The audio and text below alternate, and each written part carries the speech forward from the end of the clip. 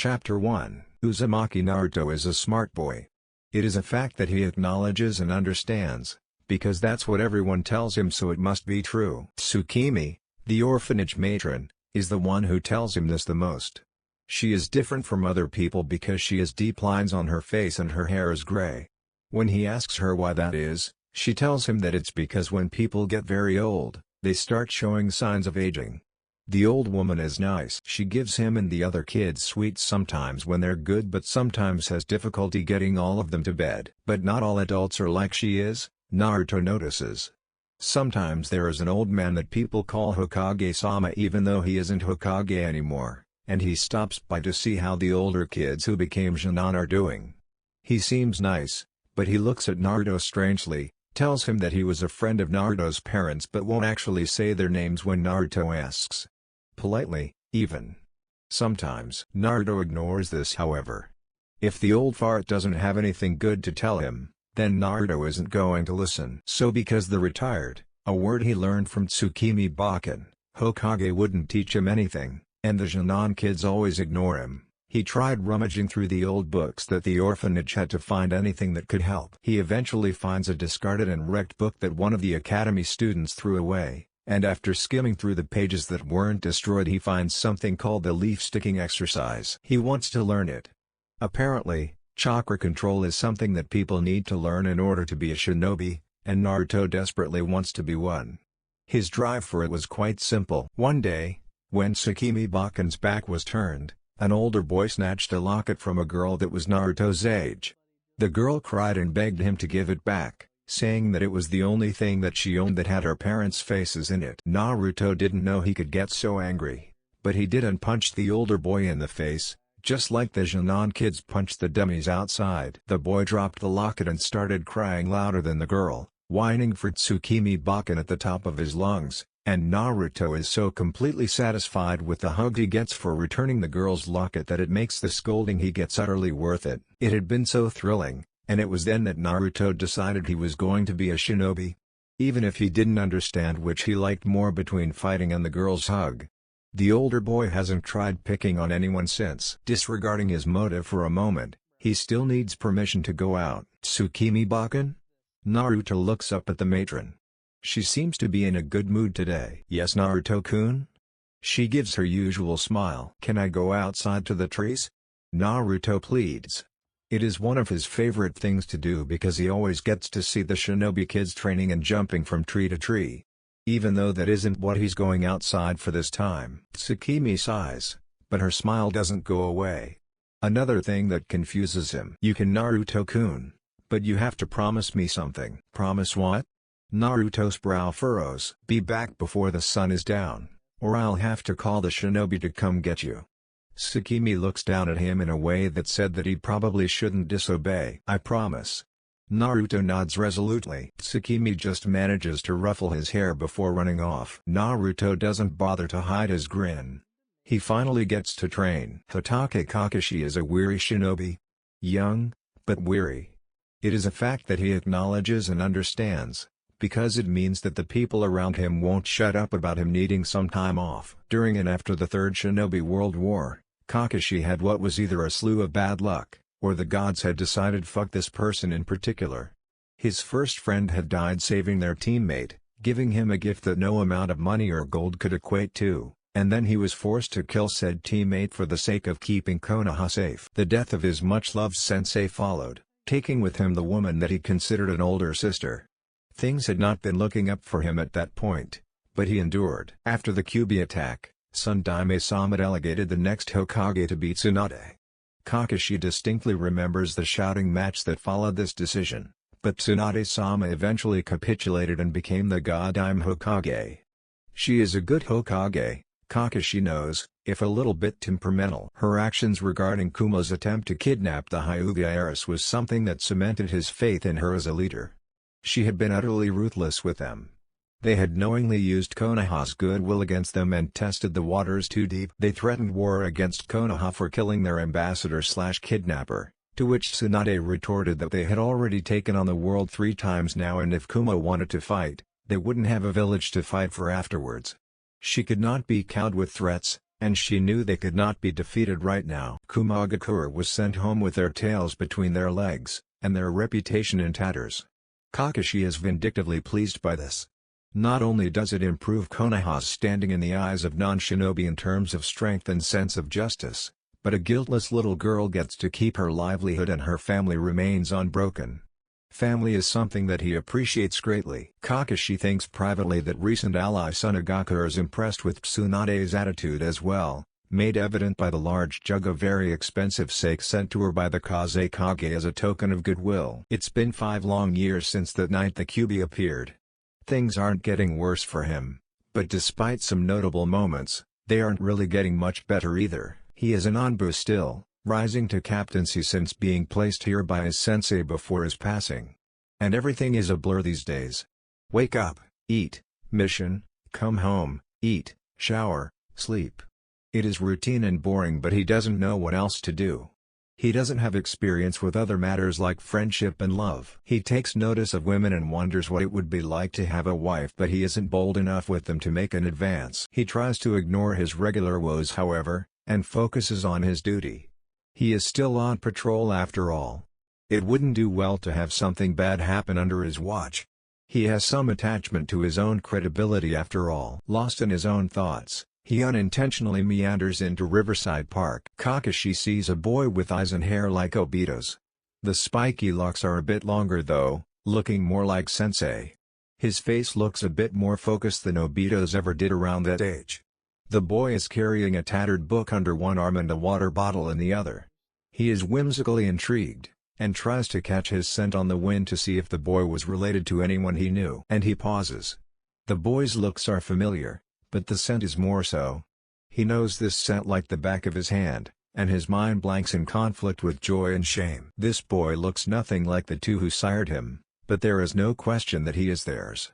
Genes were funny sometimes, but this boy was meant to be his family. Kakashi often wonders what it might have been like. Him being the older brother, Sensei being the long-suffering but stern father, and Kushina, the fiery and embarrassing but loving and effective mother. Sarutobi told him that Naruto was dead. Sarutobi was about to be dead. Uchiha Madara is older than dirt. It is a fact that he acknowledges and understands, because it means that his time is running out. He had lived far longer than any normal human being should be conceivably possible to do. Even the Uzumaki. After the battle with Hashirama in the valley and the subsequent faking of his death, he'd spent decades cultivating the DNA that he'd taken in an attempt to prolong his life and achieve the power that the stone tablet spoke of. But Madara had not been idle. In between his experiments with Hashirama's chakra and flesh, he'd been out in the world, trying to remember why he fought to bring peace to the war-torn lands of the elemental nations. And the answer came to him after many years, in the form of a stubborn crimson-haired woman and the equally fiery child she bore him. His natural protective instincts brought themselves to the surface of his mind with a vengeance. After all, the daughter of Uchiha Madara would be hunted until her last days. With some advice from his new wife, he developed a Junjutsu to be placed on Kushina's heart which would seal away her Uchiha power before it could surface. Her once black hair turned as red as her mother's, and her eyes violet. And so it was that Uchiha Kushina became Uzumaki Kushina, whose chakra was still so abnormally strong that Konoha decided that their previous Jinchuriki had run its course and it was time to replace her with someone younger and more powerful. Madara's opinion of Konoha had lowered further than he thought it could be at this point, but at least knew Kushina would be kept safe. He had already been old by the time Kushina was born, and his dear wife Haruka's health had been failing. And at least this way he could still watch Kushina from the shadows. His plan went back into motion, but he always kept his eyes on Konoha. Kushina only ever knew him as Otosan, so she remained ignorant for the most part about her heritage. Haruka sent a message to Kushina telling her that Madara had passed away peacefully in his sleep a year after her departure. She left out his actual name, but the stone on his empty grave read Uzumaki Izuna. He hoped his brother didn't mind but knew that Izuna would have liked Haruka, even if he wouldn't like the rest of the Uzumaki. Over time, Madara's bitterness for the shinobi world started to come back. Everywhere he looked, there was some form of misery to be found. His wife was falling incurably ill, the side effect of being treated with infected tools after a scuffle with some Iwa shinobi prodding Uzu's borders. Smaller nations suffered, with orphans created by selfish larger nations around every corner of the world. The Shinobi nations caused pain. Haruka's death had only made Madara accelerate his plans. By then he had awakened the Rinnegan and summoned the Gedo Mazo before he transplanted the eyes into an Uzumaki orphan whose own chakra would sustain the eyes, whilst keeping a spare eye on a boy who held greater potential than even Namikaze Minato or the Sun Daime Hokage. As time passed and Obito was in his clutches, he entrusted Kurosetsu and Obito to enact the plan and once again faked his death by using Izanagi, programmed to bring him back after 5 years. After transplanting his original eyes back into himself, he spent some time evaluating the changes to the world and one single, glaring fact stood out and made Madara's blood boil. Kushina is dead. She and her husband died after Obito ripped the Kyuubi out of her, which told Madara something else, that Kushina had also been pregnant. But apparently, Kushina had sensed that Madara didn't know she was capable of, and before the Yondaime could seal away the Kyuubi into their newborn son, she teleported it away with an advanced Shikuken ninjutsu that took the full remainder of her chakra and life force to do but left the child without any Kyuubi sealed in him. Kushina would have died anyway with the Kyuubi ripped out of her, but Madara admired that even on the brink of death, Kushina would not let her son be used for Konoha's greater good. Sacrifices needed to be made, but Konoha's reliance on the Baijuo to maintain the imaginary balance of power was pure weakness. As much as he hated the fact that Kushina was dead, it may very well have been the best decision. If she had sealed the Kyuubi back into herself, she wouldn't have been able to avoid attention from village officials that would attempt to weaponize her. It would have painted a huge target on her back for not only spiteful villagers but other greedy nations. Minato had died too in a combination of chakra exhaustion and giant claw through the stomach, but Madara didn't mourn the man. Such loyalty to a place like Konoha was enough for Madara to dislike him, and with his grandson now free of the Minato's influence, the boy could be taught to think for himself like a true Uchiha should. Madara didn't doubt that Minato would have tried to get Naruto into the trap of village above all and be self-sacrificial. Madara sighed and stood up, his ancient bones actually creaking as he did so. He knew he didn't have much time left and Hashirama's DNA would only support him for so long, but he could at least spend his last years raising his grandson and turning him into every bit the legend Madara himself was. He would make sure of it. Spiky black hair with a slight blue tint. Check. Charcoal black eyes and a fair but healthy skin tone. Check. Unnaturally powerful chakra and abnormally large reserves. Check. This was definitely his grandson. If it weren't for a DNA test or being able to sense the chakra similarities, no one would have guessed he was Kushina or Minato's son too. The resemblance between Naruto and a young Madara was startling. If he were to hazard a guess, he would say that Naruto as a 5-year-old had as much chakra as Madara himself did at almost 8. Something easily attributed to his Uzumaki genes combined with the Uchiha. Taking a closer look, he saw that the boy was sitting underneath a tree by the artificial extension of Naka River that ran through Konoha from one side to another. This area was particularly quiet regarding civilian foot traffic, which was probably why Naruto chose it for the little chakra control exercise he was doing. It didn't surprise him that such a serene place could be found in Konoha. It was a very large village and there were even a few large parks that could be mistaken as forests within the walls. A leaf was stuck to his forehead. By the bored look on the boy's face, Madara could tell that Naruto had been there a while and had most likely mastered the exercise not long ago. He inwardly praised the patience it took. With reserves like Naruto's, he'd probably been out for hours.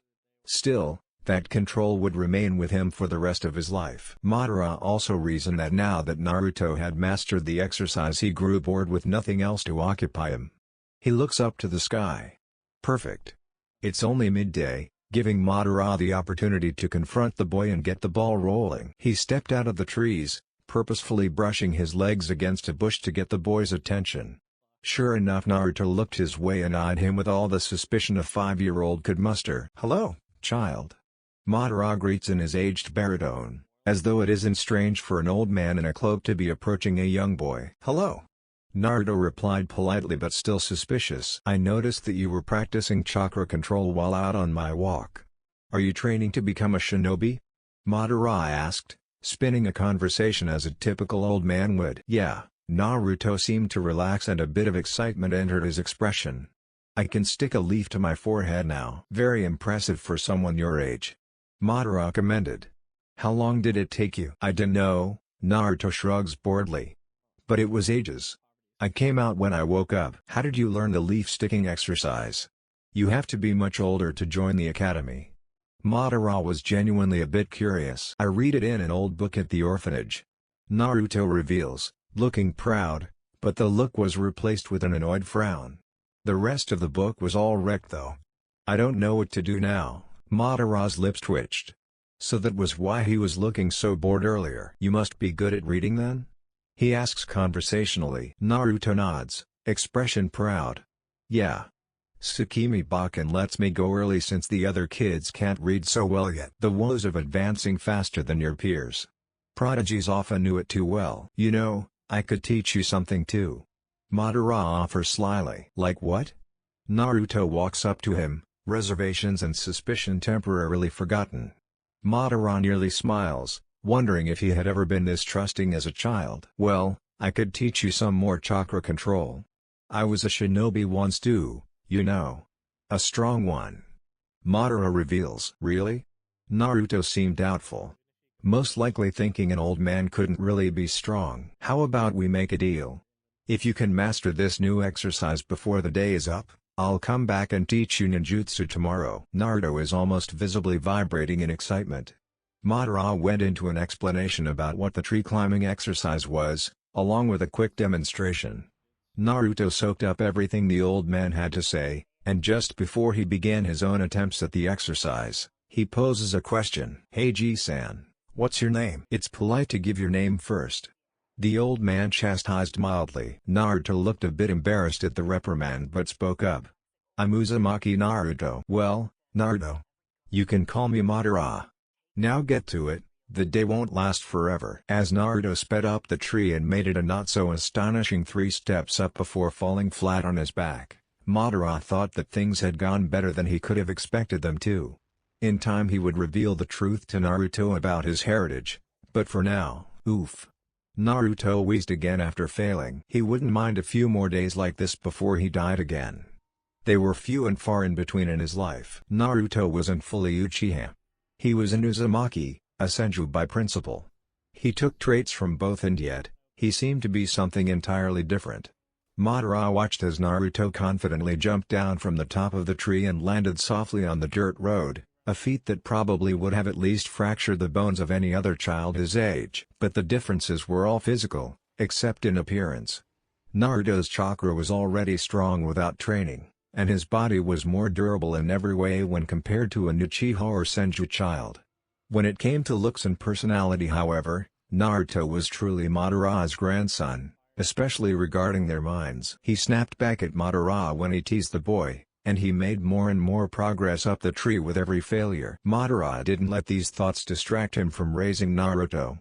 If anything, the presence of an Uzumaki body would merely enhance the boy's pre-existing natural talents such as the Sharingan and chakra strength to a greater level of potential. To what level was anyone's guess, seeing as the natural birth of an Uchiha and Uzumaki child in one had never occurred during the entire duration of recorded history, Kushina being a modified exception. On top of that, Madara was different to every other Uchiha who had ever awoken the eternal Mangekyo Sharingan. He managed to reproduce before dying. Even he couldn't predict what kind of effects that would have on Naruto, being the only descendant of someone like him. Worst case? It meant nothing. Best case would be freedom from a curse. In fact, Madara may very well have died before attaining the eternal Mangekyo Sharingan, and never discovered the solution to its crippling, inevitable blindness. He was haunted by the loss of Izuna, and in his grief took the only thing he could to continue the fight. Izuna's eyes had never failed him. Madara would always remember that day. The day he lost his last brother, and the trust of his clan. I did it. Naruto cheers, snapping him out of his thoughts. I got to the top. You said that you would teach me ninjutsu. I said that I would teach you one, and tomorrow. Madara's cracked lips twitch. It's getting late, Naruto. The sun was nearly down already. As much as he would like to spend more time with Naruto, it would be suspicious if the boy didn't go back to the orphanage. And from what Madara understood, this was the first time that Naruto had ever trained in the shinobi arts. No matter how much energy and chakra Naruto had, his body wasn't ready for that level of rigorous training yet. Madara would wait until he was certain that Naruto could handle it. Naruto looks around and notices that it's getting dark. His lips tilt down. I should go, Ji-san. Good night, Naruto. Come back early tomorrow for the jutsu. Madara nods stoically. Naruto smiles a bit tiredly, but picks up his book and water bottle and turns down the beaten path. Naruto. The boy looks back and takes in Madara's sharp expression. Don't tell anyone about me. Not even the person you trust the most. Naruto picks up on the seriousness in his tone, and gives him a nod. His expression slackens. The younger between them gives him a wave and runs off. That brat. Madara chuckles wryly. Only 5 years old and mastering Sharingan-level chakra control exercises. 2 in 1 day. That kind of determination was scary in the shinobi world, especially with a lineage like his. He hadn't asked for help, instead going purely on trial and error. He heaves a deep sigh and manages to pick himself up off the bench, using his cane for balance. Things can be taken slowly for now, but he is still plotting. He toils over a plan in his head on how to make his grandson reach his full potential. He is not a good man, but he would do anything for his loved ones. Madara does not stop thinking until he reaches the village wall and the stars are out. He is careful in making sure that no village guard sees him and taps a part of the wall lightly with his cane, just hard enough to push a panel in. A wooden hatch opens up, enough for him to duck under without too much stress on his back. He built this entrance to an underground hideout for his personal use up until he left the village. Judging by the amount of dust that had gathered and how his belongings were all untouched, it seemed as though no one had yet discovered it. No matter. For now, it was just a place to hide between the times that he got to see Naruto. He takes a seat on the wooden throne, dust exploding from the cushion despite the gentle dip, and falls into a deep sleep instantly. Naruto drops into his bed after he eats dinner and has a bath. Big day, Naruto-chan? Tsukimi teases after tucking him in. He doesn't answer, but he does let out a quiet snore into his pillow. Hiruzen has barely a chance to blink before he is picked up by his throat and slammed against the wall of his office. He does take note of a masked man with a red left eye, giving him a glare of pure hatred. Oh dear. This wasn't how he expected his evening to go. Kakashi. Sarutobi sputters, choking on his words. You lied to me. Kakashi's voice is comparatively calm compared to his eyes. Someone steps into the room and gasps in shock. Kakashi. What are you doing? The newcomer shrieks. Sarutobi recognizes it as Shizune, Tsunade's young apprentice. You told me that he was dead, so why? Kakashi's grip tightens. Did I find a child with Sensei's and Kushina's scent? The copy nin's voice rose with every word, angrier and angrier. Sarutobi cannot answer.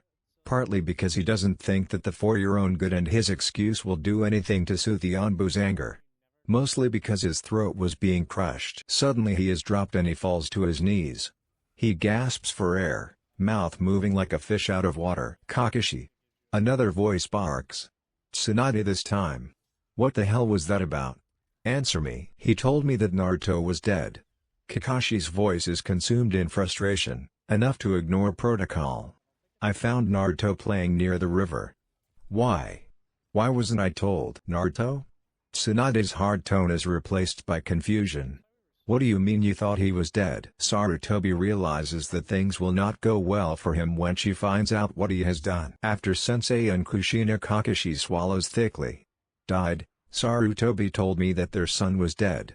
But I found him. He was meant to be my responsibility. Kakashi, I need you to calm down. Kakashi heeds her words, but does not stop his hateful glare. What's your excuse? Tsunade asks him, a bit menacingly. Lying to one of my shinobi like this? The village, he rasped desperately. The village was weak. Kakashi-kun was needed. Kakashi would be of greater use with passable mental health. You're going to have to come up with something better for undermining my authority like this. Tsunade interrupts him ruthlessly. Tsunade turns away from him in mute disgust. It breaks his heart that another one of his precious students feels that way about him. Shizune, take Kakashi to the waiting room. Tsunade orders.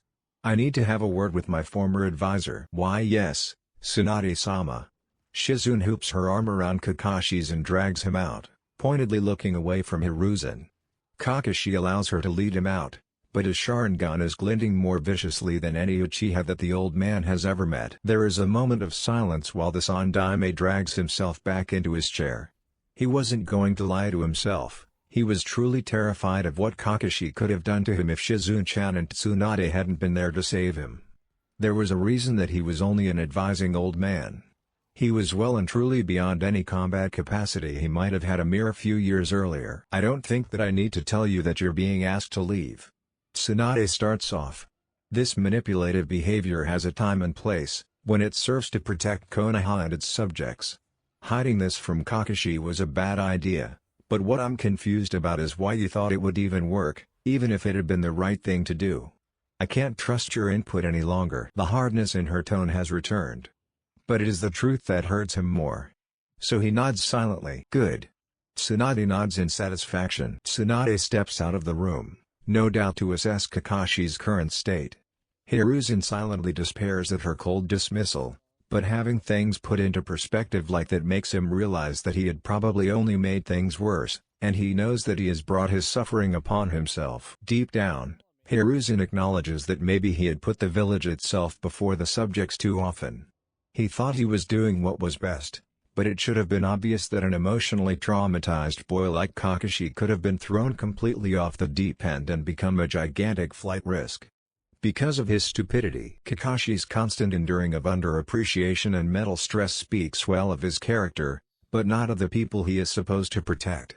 They remain ignorant of the perils he goes through each and every day. Hiruzen wipes his eyes and picks up his belongings.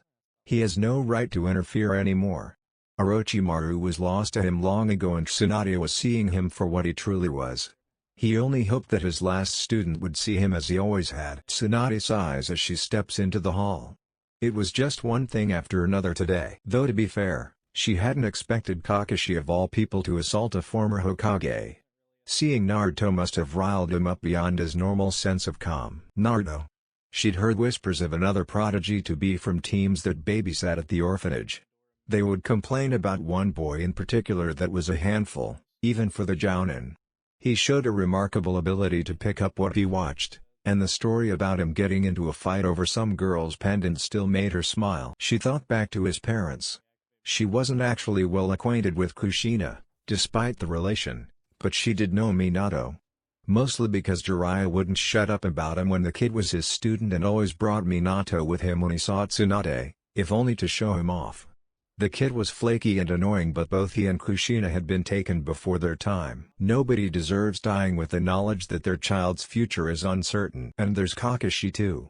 Tsunade sighs again as she steps into the conference room, where she sees Shizune chattering to a quiet Kakashi. The kid had seriously been through some tough shit. Having to look after himself after his father commits suicide and finding the body himself one night was bound to have some psychological effect on him. But then proceeding to lose two close friends, one of which he had to kill, and a sensei that was probably more like a father figure to him, it was going to get to the point that Kakashi just wouldn't be able to keep himself afloat in his own despair. She needed to do something immediately. She thinks back to Sakumo. The man had no attachment or bonds to help his mental state save for his son, but wasn't discouraged from doing the honorable thing and removing himself from Kakashi's life. With the way things were going, Kakashi may very well do the same thing as an escape from being unable to cope with his losses. Tsunade toils over it for a while, watching Shizune comfort Kakashi out of the corner of her eye, and thinks she may have a plan. She strides into the room and plants herself in front of the frozen Anbu. "Alright kid, this is how it's going to be." Tsunade puts on her best stern voice. "I'm giving you another 5 years in Anbu at maximum. After that, you're going to become a Jounin sensei." Kakashi's face becomes instantly disbelieving and he nearly shoots out of his chair to protest, but Tsunade is quick to settle him down. "You can, of course, send your new subordinates back to the academy if they fail your test, but at the end of the next 5 years, you will not be returning to Anbu. For all intents and purposes, you will be another public Jounin." Kakashi looks quite flabbergasted when she is done, making her smirk with open amusement.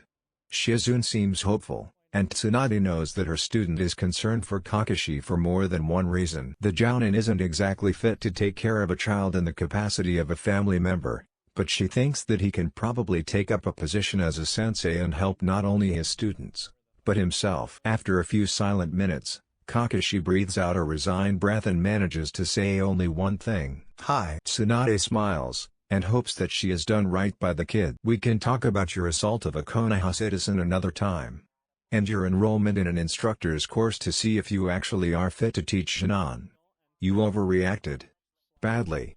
You're going to be punished, regardless of your station." Kakashi's head droops. Chapter 2. Do you even know how to use hand signs? Madara's question halts Naruto's desire to dive straight into learning the ninjutsu the old man promised him, and he realizes that no, he doesn't know how to use them. The old man sighs and mutters something about more than just blood before beckoning him over with his hand. Here, Madara stops him, but close enough to see his hands. This is the Ram seal. It's the most commonly used seal because it is the only neutral seal. All it does is speed up your chakra so that it can be used for breaking genjutsu or activating an ninjutsu that you are already skilled in. And this went on until Madara had shown him all 12 basic signs, and made him repeat them back to him while doing them.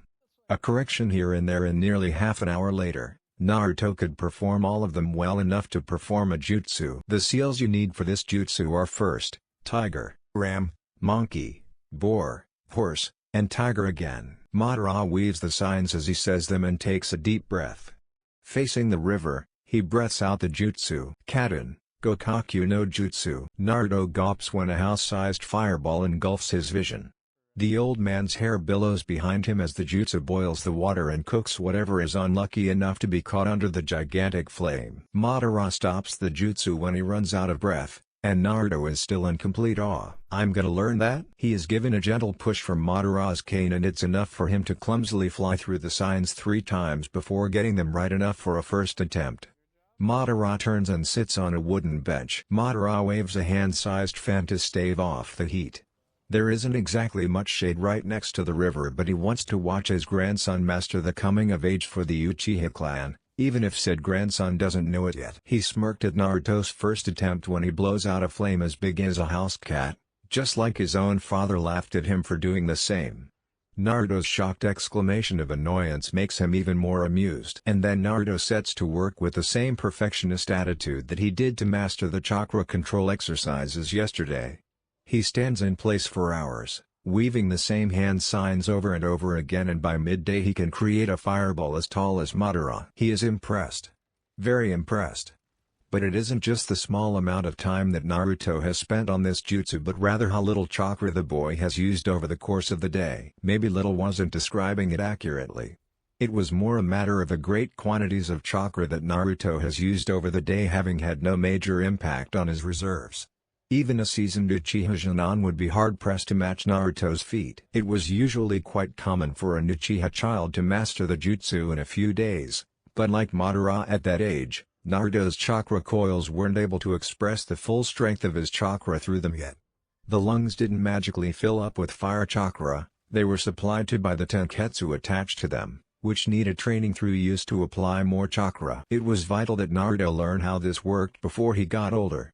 If he were to receive an ignorant teacher to the nature of chakra as a whole, then Naruto would be at risk of never reaching his full potential using it. As the hours pass, Naruto's fireball becomes more than adequate for his age, and Madara believes that he has mastered the jutsu. All that was left was to grow older in order to make him more capable of using it. "Naruto!" Madara beckons, and his grandson bounds over, face alight with joy. "I can make the fireball now." "Yes, you can."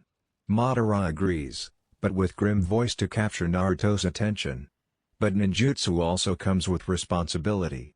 If you show off your jutsu without thinking about the consequences, you might get in trouble. Or worse, the enemies you'll meet when you grow up and graduate will have the upper hand. Naruto didn't really seem to understand, so Madara was forced to endure a good 20 Ys in a row. "So the bad guys won't know how to beat me if I keep it secret?" "That's right. Good lad." Naruto beamed. It is the first of many lessons subtly taught, enough that Naruto's young mind would keep it up without questioning it. Over the course 3 years, Madara was forced to realize that in his current condition, there were just some things he could not do for Naruto. Naruto had just turned 8, which meant he was finally ready to start Shinobi Academy. He would be bouncing if Gigi hadn't been strict about being too emotional or whatever. He was done with kiddie school. He was allowed to be happy. Tsukimi Bakken had equipped him with some flip-flops and a kimono shirt, and some pencils and books that he was supposed to need. He recognized one of them as a book he learned the leaf-sticking exercise from. It was nice looking at a new one instead of the tatty one he had before. Gigi always said you should take care of your belongings, especially your equipment that you need. There were lots of kids around. He guessed they were going to be his classmates. It was kinda funny how they all looked like baby versions of the adults standing with them. Was that normal? Maybe he needed to ask Bakken. Gigi knew a whole lot too. Uzumaki Naruto. His name is called by a man with a scar on his face. He steps forward, arm raised. Here. Several adults look at him. It makes him feel a little shy, the way they speak to each other in hushed whispers. Naruto doesn't like it. Who can tell me the two founding clans of Konohagakure no Sato? A pink-haired girl raises her hand. Your name again please? Iruka-sensei is very polite. Not like the previous teachers. Haruno Sakura. She chirps, standing up.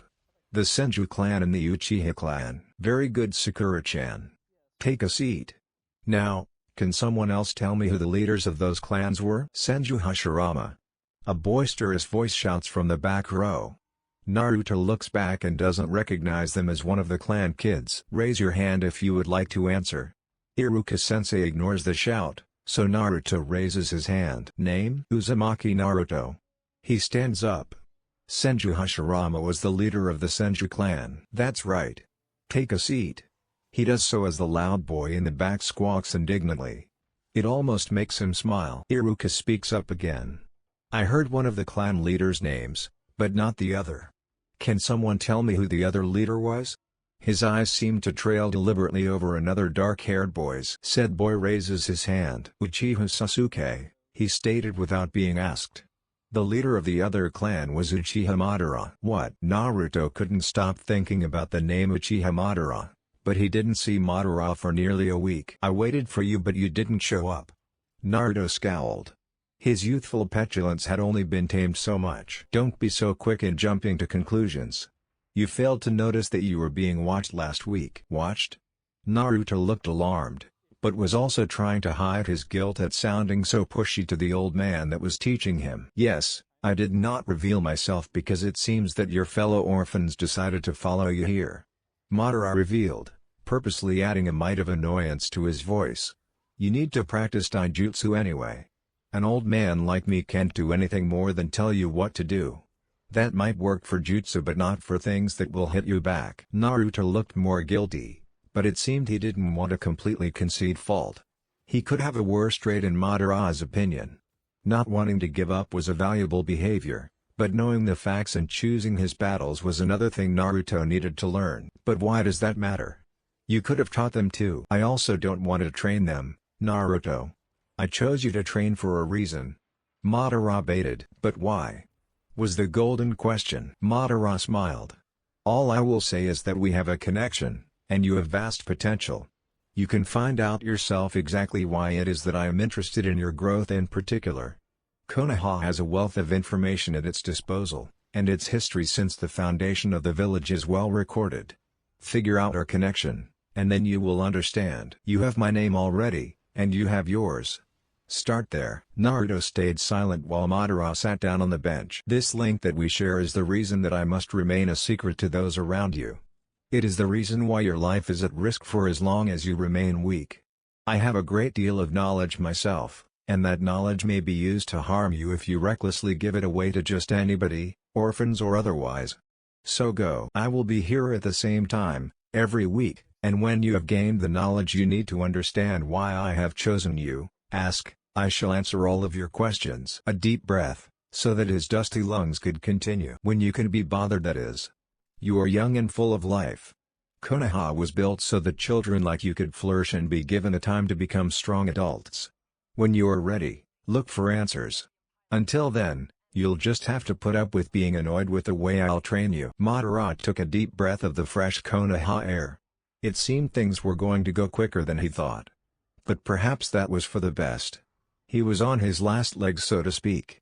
A man more bone and dust than anything else. Naruto was a citizen of Konoha, and that afforded him a service in the form of caretakers and friends that could help him adjust to modern parlance and social cues, and it gave Madara the ability to focus on actually teaching Naruto abilities, and providing educational hints on what might be a good thing to believe in order to preserve and advance what he cared about. He felt that while Naruto was too young to impart his age-earned philosophies and beliefs upon, he could set puzzle pieces in the mind of his grandson, so that when an event occurred that was related to something he spoke of, a piece would fall in place and Naruto would unintentionally understand something that he might not even remember being taught. It was like teaching him to walk, he liked to think.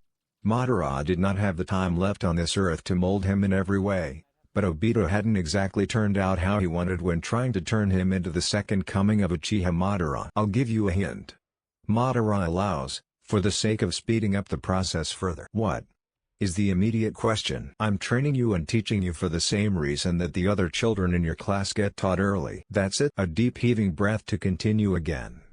That's all you're getting from me, brat. Naruto lets it go, but he does give distracted and concerned glances towards Ji-san. Occasionally the coughing and raspy breathing doesn't stop and Madara can say goodbye sometimes before he leaves. Tell me what you learned today. Madara's voice can barely escape his mouth. Iruka-sensei and Mizuki-sensei showed us how to throw kunai. We can't have our own yet, they said, but Iruka-sensei said I was really good for someone who never threw one before. Madara's breathing calms, and he listened with a smile as Naruto recounts his day. Naruto can't help but wonder, is this old man the Uchiha Madara? Are you gonna die? Naruto asks quietly, voice somber but steady. Tsukimi is not surprised at Naruto's question. He has always been quicker on the uptake than his fellow orphans. She could hardly lie to him. Yes. She croaks. It was inevitable. She was old, there was no medicine for that. Not that she would buy it. Every bit of money she had would have to go to the children if they weren't going to be provided for by Konoha's council. And if they did, she wanted what money she had to go to her granddaughter who rarely had time to see her given her busy life trying to get her bakery up and running. Do you have any family? Naruto poses another question, and she would not be surprised if he had managed to tell her thoughts from her expressions. Tsukimi smiles at the concerned boy. Yes dear, my family is very beautiful. I miss them when they aren't here. Naruto fidgets with the line of his shorts, looking down. What's family like? She smiles wider. Family is wonderful, Naruto-kun. Words can't describe to you the love and happiness family brings you. One day you're going to have a family of your own, and you'll realize too that there is nothing you won't do to protect and make them happy too. She goes on to tell stories both funny and sad at Naruto's behest, and unknowingly impresses upon him. Family is wonderful. Naruto and the other orphans are not woken up by Tsukimi the next morning, and Naruto has decided it's his responsibility to let someone know. His first and only stop is the Hokage's office. He doesn't bother going to the academy for the rest of the week. Tsukimi Bakken died. I don't know what to do now. Shizu kneels down before the crying boy and pulls him into a hug. Don't worry sweetie, everything's going to be fine. Naruto is one of few that are given their own apartment, with a caretaker that stops by once a week with some frozen meals and teaches him how to cook and clean. He is one of the only kids at the orphanage who isn't placed into foster care after the process is rushed following Tsukimi's death. And he thinks he knows why. His first encounter with death is something he remembers intensely. Jigi. Are you my grandfather? Yes Naruto. I am. Single Tomoe Sharingan meets triple Tomoe. Training barely changes, but Madara is going in full force teaching in comparison to before. It is true that small chakra reserves are easier to control at first. Madara agreed after listening to what the academy instructors had to say about it from Naruto. However, easy doesn't always mean best. Some chakra control exercises can't be learned unless you have a certain amount of chakra. People not born with the potential for large reserves like you or myself could never hope to achieve the utmost perfected chakra control. Why can we learn it and other people can't? Naruto asks astutely. Madara had known at some point he would need to explain exactly what made them different to normal people. He hadn't expected Naruto to catch on so quickly. Shared smarts was a blessing and a curse. I will only explain this to you once. You must never tell anyone what I am about to tell you until you are powerful enough that it won't matter. Do you understand me? Madara's question was firm, and his eye dangerously sharp. Naruto only nodded in response. His Sharingan read Madara's lips so that he could remember forever. Good, Madara sighed and leaned back into the wooden throne. I will first need to tell you the history of the Uchiha and Senju. And it went on for nearly 2 hours. Naruto sat patiently but enraptured with Madara's tale. The Uchiha bloodline's origin, the link between the Senju and Uzumaki. Just what it was that he and Madara were different from the rest, with an embarrassing speech on how babies were made thrown in. To Naruto, it may have well been torture. He regretted asking after the first 5 minutes. Your mother, while not showing it in any way, possessed my genes which were passed on into you. That is why you look so different to your parents, because you look like me instead. But why aren't they here? Naruto asks morosely. Why did they die if they were so strong? Madara stays silent for a few moments, looking at his hands on the top of his cane. It is because of me. Madara states in monotone. My dream to bring peace upon with world drove another like-minded man to take up my goal. Tsukinomi. What? Tsukinomi was my plan to force the world into an inescapable, perfect genjutsu. One that would control all beings to submit, and each person would have their individual utopia to reside in forever. The problem with my plan was that I needed the Rinnegan, the combined DNA of Uchiha and Senju, along with the 9 Baizhu, and a lifespan that would allow me to fulfill the plan at the correct time. I did not have that time, so I made an apprentice out of an Uchiha to fulfill it for me. What's that got to do with Kasan and Tosan being dead? Naruto asks, stomach dropping. Madara looked up from his hands, and Naruto is reminded that the old man isn't strong enough to keep the Sharingan on all the time anymore. A fading charcoal eye looks him in his crimson ones. Naruto held his tongue. He wanted to shout out all of the anger that was boiling in him. He didn't want to say something that would turn the only person he had against him. Naruto. Madara calls, softer than he ever had. No matter what I have done, and how evil I may appear to you now, you can always trust that from now on, I would do anything in my power for you. How am I supposed to believe you? Naruto leapt to his feet, face red with fury. You still haven't told me why they're dead and now it feels like you might have killed them. I haven't done anything since meeting you to make you believe that I am your enemy. At least listen to my words before you decided to kill me. Naruto looked stunned. I wasn't going to. He trails off, unsure what to say to something that hadn't even crossed his mind. Madara looks like he misjudged the reaction too by the way he sucks his lips in, a semi-frustrated expression. So he begins to talk again. My apprentice killed her innocence. Extracting a Baizhu from a person kills them. They may manage to last a short while without dying afterwards, but there has been no record of anyone actually living. It is only because of how powerful your mother's chakra was that she managed to survive so long after the extraction, and if she had been given medical attention then she may have lived long enough to raise you. The problem is that a female Jinchuriki's seal is at its absolute weakest when they are giving birth. My apprentice took advantage of that to obtain the QB sealed within her. I don't know how he knew where she would be. That information should have been kept secret. Giving birth to you, having the strongest Baizhu taken out of her, and then not receiving medical help because the threat of the QB destroying the village was all too much for her to live. If she had the choice, she would have stayed with you as all parents want. Madara breaths deep, ancient body not able to deal with so much talking at once. Your father understood that there was no hope of your mother surviving, so he sought to make a new Jinchuriki. I'm a Jinchuriki? No. Madara denies. Kushina took over the sealing ritual, and used the power that your father was going to use in order to send the QB away. She couldn't bear the thought of you suffering as she did, regardless of what Konoha needed. On the brink of death, she made a decision that would leave her despised by village officials, but at least give a better chance of her son living happy and healthy. Both of your parents suffered terrible wounds to save you from the QB. Given that your father lived long enough to attempt turning you into the new Jinchuriki, I would wager that he was strong enough to either kill my apprentice or leave him to lick his wounds for at least a decade later. It probably didn't matter either way. Zetsu was still at large, probably plotting. Being a tool and created in his darkest moments, it wouldn't stop until it fulfilled its purpose. If you had the chance, would you change anything? Naruto asks, somewhat rhetorically. There is no point in dwelling on what I would change. Even if the things I have done remain secret and not a single person knows, it would still be the truthful past, least of all the past that has had a tangible effect on our reality today. Naruto is quiet, toiling this information dump in his mind for several dozen minutes. "Old man," Naruto begins his declaration, drawing Madara's eyes to him. "Train me to be the strongest. I'm gonna have a family one day too.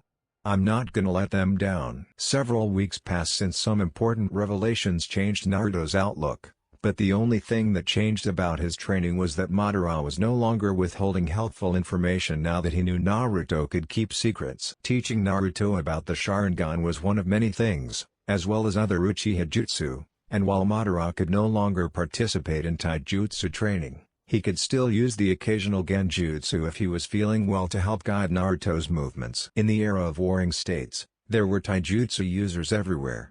While fewer in number, they have not changed. They still remain weak in skill and power, and the true taijutsu masters were the only ones in the spotlight. Madara lectures.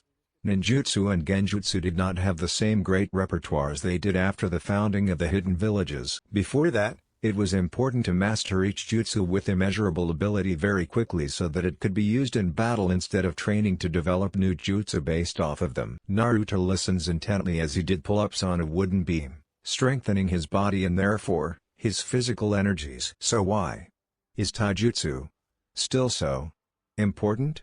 We have those jutsu now. Naruto barely articulates his sentence through each pull-up. Taijutsu is more an umbrella term that governs all things physical in combat. It is not just forms of martial arts, it is the chase as an enemy runs, it is the speed at which you evade kunai, shuriken, sword strikes, and even jutsu. Most shinobi use ninjutsu and genjutsu as their first and last resorts when it should be the opposite. Using taijutsu conserves your chakra for when it is needed, and the chakra in your body automatically converts itself into the appropriate energy for fueling and repairing your body in the midst of combat. It is more than fine to use your chakra when you see fit, but do you understand what I am trying to tell you? Naruto drops from the beam and grabs his bottle of water, taking several small sips at a time as to avoid spewing it up. He has learned his lesson from the first time he did. He answers his grandfather's question, putting that thought away. "Don't leave gaps in your skills," Naruto states. "And what do you mean by gaps?" Madara presses, making sure that his charge had practice in conversation and also to find out if he had taken his teachings to heart. If you rely on any skill too much and it doesn't work, you might not have any other options to win. Naruto sits down, legs sprawled out. You can't do anything if the only thing you're good at keeps getting countered. If you're not the best as you can possibly be in a world where people can pretty much do anything with chakra, there is always going to be someone better than you to take away everything. Good. Madara leans back in his chair, but not taking his eyes off of Naruto's exhausted but thoughtful face. Something was clearly bothering him though. Could he have the right answer, that took him so long to discover himself? "What bothers you, my grandson?" "Ji-san," Naruto addresses quietly as he looks up at Madara. "Can your chakra get stolen?" "Close. So very close." "It depends on what you mean." Madara indulges. "I mean, taken away forever. What if I couldn't use chakra anymore?" "Perfect." "Possibly," Madara replies. "But it is not a simple matter of just being unable to use chakra ever again. Chakra is built into our bodies from conception, to birth, and to death. If you took chakra away from someone who wasn't a shinobi and never learned to use it, the same effect would be created by doing the same to people like us who train our lives to use this power. They, and we, would die." Naruto looks a bit disturbed at that, and with good reason. "I thought Naruto cuts himself off. Didn't you say that the Rikudo Sennin gave humans chakra? Why would he give us a weakness like that?" "I told you the legend of how the Rikudo Sennin brought peace to the world, by giving humans chakra and teaching them ninchu for cooperation and the active facilitation of peace," Madara corrected, inwardly thrilled that he actually has someone to talk about the point with. "You say legend like you don't believe that's the truth," Naruto observes, dark eyes showing curiosity and not disregard or rejection. "Legends are often derived from actual truth," Madara acknowledged. "But just the same, they are hardly ever the real truth. You observed yourself just now that the glaring weakness of all beings is that their chakra can be drained from them, killing them, so it stands to reason that we should question why exactly that is. Did the Rikudo build this weakness into us on purpose? Or is it something necessary tied to our biology that we need to have this weakness for the Rikudo to teach us how to use chakra in the first place? Naruto considers this for a few moments. I think both could be as likely as each other. Naruto thought aloud, eyes narrowed in thought. I don't know anything that could say that the Rikudo Sennin was really a good guy fighting for peace. Maybe he used pain and death to terrorize people into submitting to his will of peace? Reasonable, given the information I have taught you. Madara admits. But the Rikudo would have left a darker legacy upon the world had that been the case. After he died, his sons continued a legacy of war between them, as evident by the never-ending conflict between the Uchiha and Senju, and it could easily be argued that they are the cause of the 1,000-year strife in the era of warring states. It was they who showed the world how to use chakra against your fellow man. It could have been that they were using what they were taught by their father, but it is more likely the reason behind that conflict was because of personal behavior instead of their father's legacy. Why is that more likely? The sage is just a legend now. It's not like there's anyone left that still practices ninshu. True, Madara admits. But consider what I told you before. It is not as though the Rikudo left a legacy of suffering on the world. The hearts of the people he brought peace to did not change, only their perceptions of his sons. He went far and wide, to every corner of the world to spread his religion, and they passed on their knowledge to their offspring, teaching them that the sage was a man of goodwill and that his sons were misguided and irresponsible, and that is a legacy that was still visible in the world until less than 100 years ago. The Uchiha and Senju were regarded as nothing more than warmongering tribesmen, undeserving of the power they were born with. But then they forgot. Naruto realizes.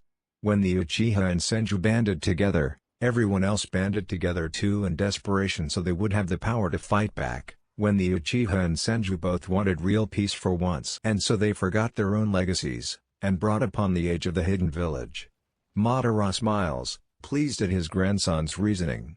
They sought more and more power and then forgot why over the span of 100 years, before sinking into the same pit they sought to never fall in. Might is right. They became even worse than the Uchiha and Senju ever were. They employed tactics such as attacking small and harmless communities to provoke responses from other villages, and kidnapping children with Kekkei Genkai in order to give themselves strength, instead of earning it on their own. Like Kasan and the Hyuga girl. Indeed. Was all Madara had left to say on that matter. But back to what I was saying earlier. Everything has a weakness. Individual jutsu have weakness in opposing chakra natures. Genjutsu can be broken, but only think on this weakness of possessing chakra that could be stolen as something you need to improve all of your skills for. Chakra can only be stolen by jutsu more powerful than the chakra itself. It is a natural weakness in your body, but it can be improved, even though the answer for the occasion may not be as simple as having stronger chakra. We have talked about this. Do not rely on a single thing to save you, or that thing will betray you by not being what you need it to be. Not even the Sharingan can be the key to open every lock. A labored breath. Perhaps it's better that you experience it for yourself. Combat will be revealing for you. Madara hands the boy a fresh-looking, small book. Bingo book, Land of Fire South. Pick your mission well, and do not leave until you are certain you are ready to. Getting blood on your hands for the first time is no simple matter. A terrible incident involving their distant relatives occurs, and Madara has little good to say about the dead. He seemed to have a view on family that kept his immediate relatives in higher regard. They got what they deserved. How cruel, grandfather.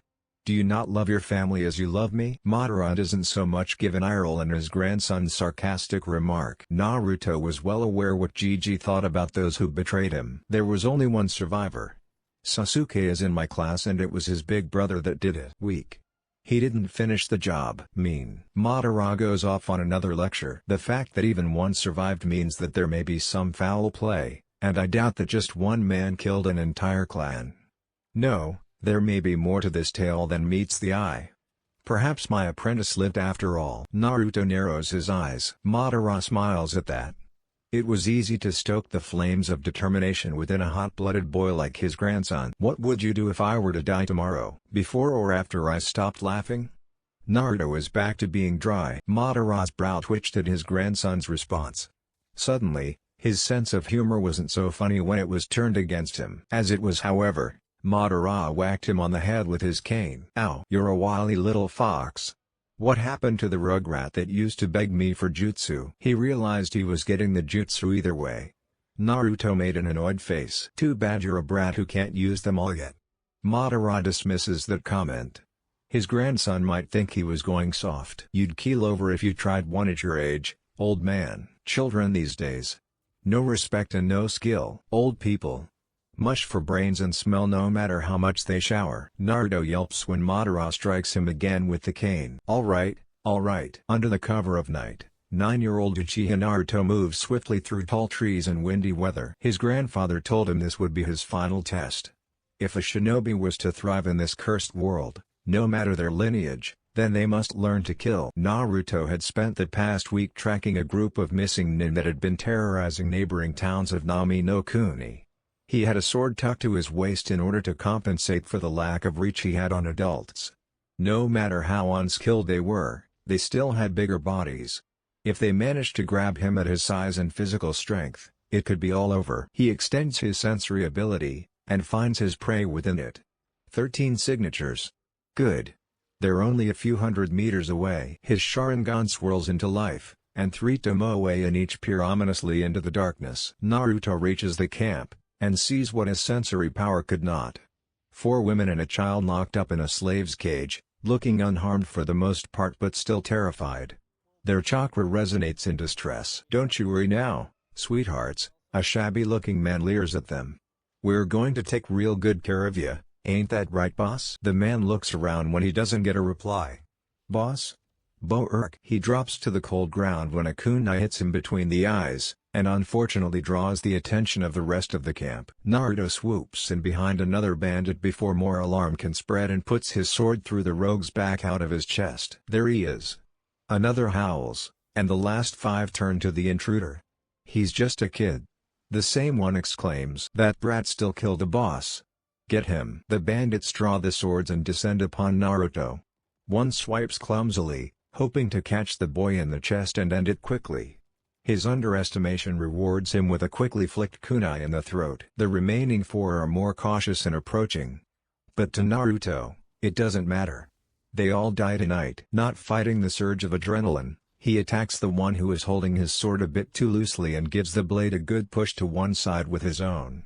He quickly makes a chopping motion against the bandit's hand, lopping off several fingers. He is forced to dodge an incoming kick from another before he can finish the man off, and reels back when the erratic swipes attempt to make him flee. His attacker resembles a weed in the wind with how haphazardly his arms are moving, and all Naruto needs is one swift cut to the culprit's head, going straight down vertically from the top of his head, and when the sword stops, it is resting in between 2 halves of the nose. The last 2 attackers halt in their tracks unwillingly, and drop to ground like puppets with their strings cut upon gazing into Naruto's hypnotic eyes. Naruto has a perfect line to finish of the 2 unconscious bandits and the other one currently screaming his head off after losing his fingers. He sheathes his sword and weaves his hands through several hand signs as he takes a deep breath. Kaden, Gokaku no Jutsu. The screaming intensifies for only a moment, and disappears before their ashes do in the wind. Naruto escorts the terrified women and little girl to the nearest village, where he turns in the heads of the missing nin and receives a hefty reward that he needs to seal into a scroll in order to take back home. They were bad people, Ji-san. Naruto reveals in a solemn tone.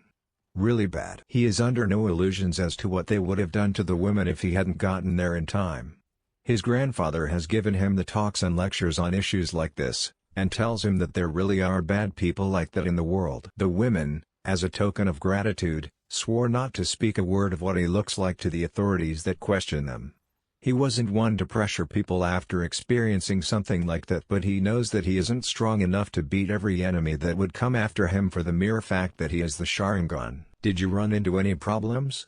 As usual, Madara is more concerned for his grandson than for some strangers, but he wasn't so callous to the point of being unsympathetic. Not a problem. Naruto stuffs some food into his mouth that Madara prepared for them both.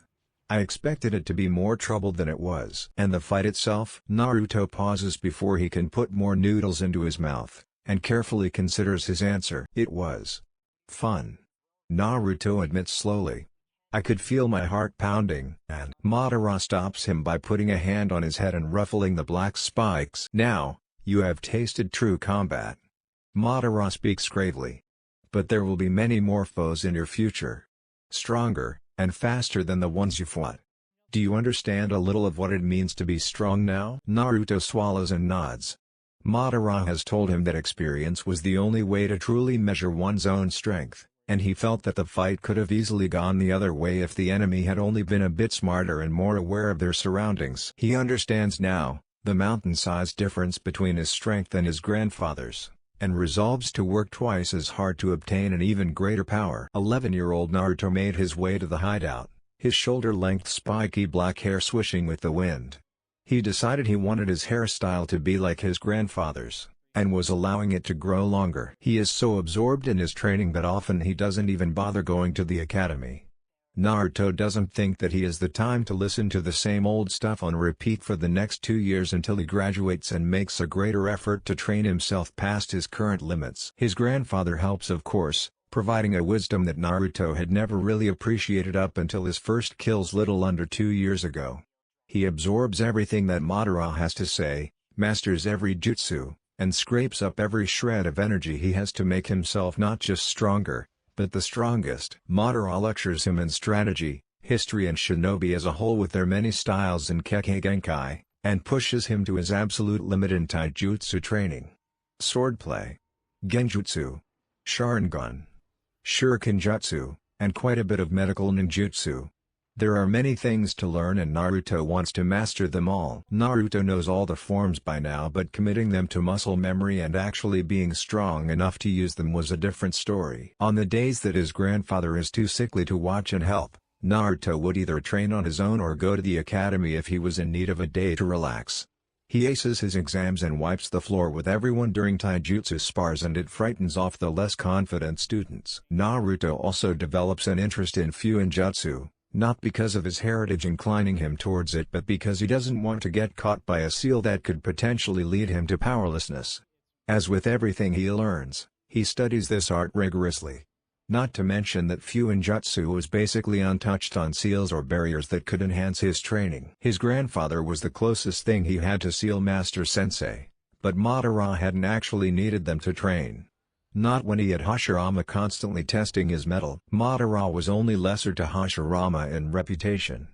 Konoha had made sure that it forgot how Madara had once been Hashirama's equal, rivaled him blow for blow, and was once regaled as an unstoppable monolith of power, even having Hashirama on the receiving end of what was possibly the only instance of Uchiha mercy up until that point. Better in a great many fields, taijutsu a mere one of them, but Hashirama gained a certain something that outclassed Madara. Senjutsu. If he had known where to learn Senjutsu at the time, perhaps he would have beaten Hashirama in the state he was without the Rinnegan or the man's cells hitching a ride in his body to keep him alive. As someone with similar powers to Naruto, he made the perfect teacher to reach his full potential, and what he could not teach, Naruto had the time gifted from youth to seek out his answers. Eventually, Naruto just quits going to the academy. He was required to sit in a meeting to discuss his future with the Hokage and 4 academy administrators to make it evident that the program was not helping him grow, and since early graduation was prohibited after the Uchiha incident, he had nothing to do in class besides go over the same points he already knew several times a day. Mind-numbing. Tsunade agreed easily, telling him only to train even harder with the time given to him. And as she did so, the academy admins folded like wet paper and their arguments disappeared into nothingness. He was still required to show up for at least 6 months a year in order to make sure his literacy skills were up to scratch, and also to instill some of that Konoha spirit. But 6 months a year to train in exchange was a worthy sacrifice. So he had 2 years to train himself as much as possible before being tossed into Jonan life. He hoped that the pay was alright. Looking around to make sure he wasn't being followed, and sensing around for good measure, he carefully enters the hideout as usual. Something was off though. Gigi was weaker, but he could still usually at least feel his presence. He couldn't feel his grandfather's chakra. "Ji-san?"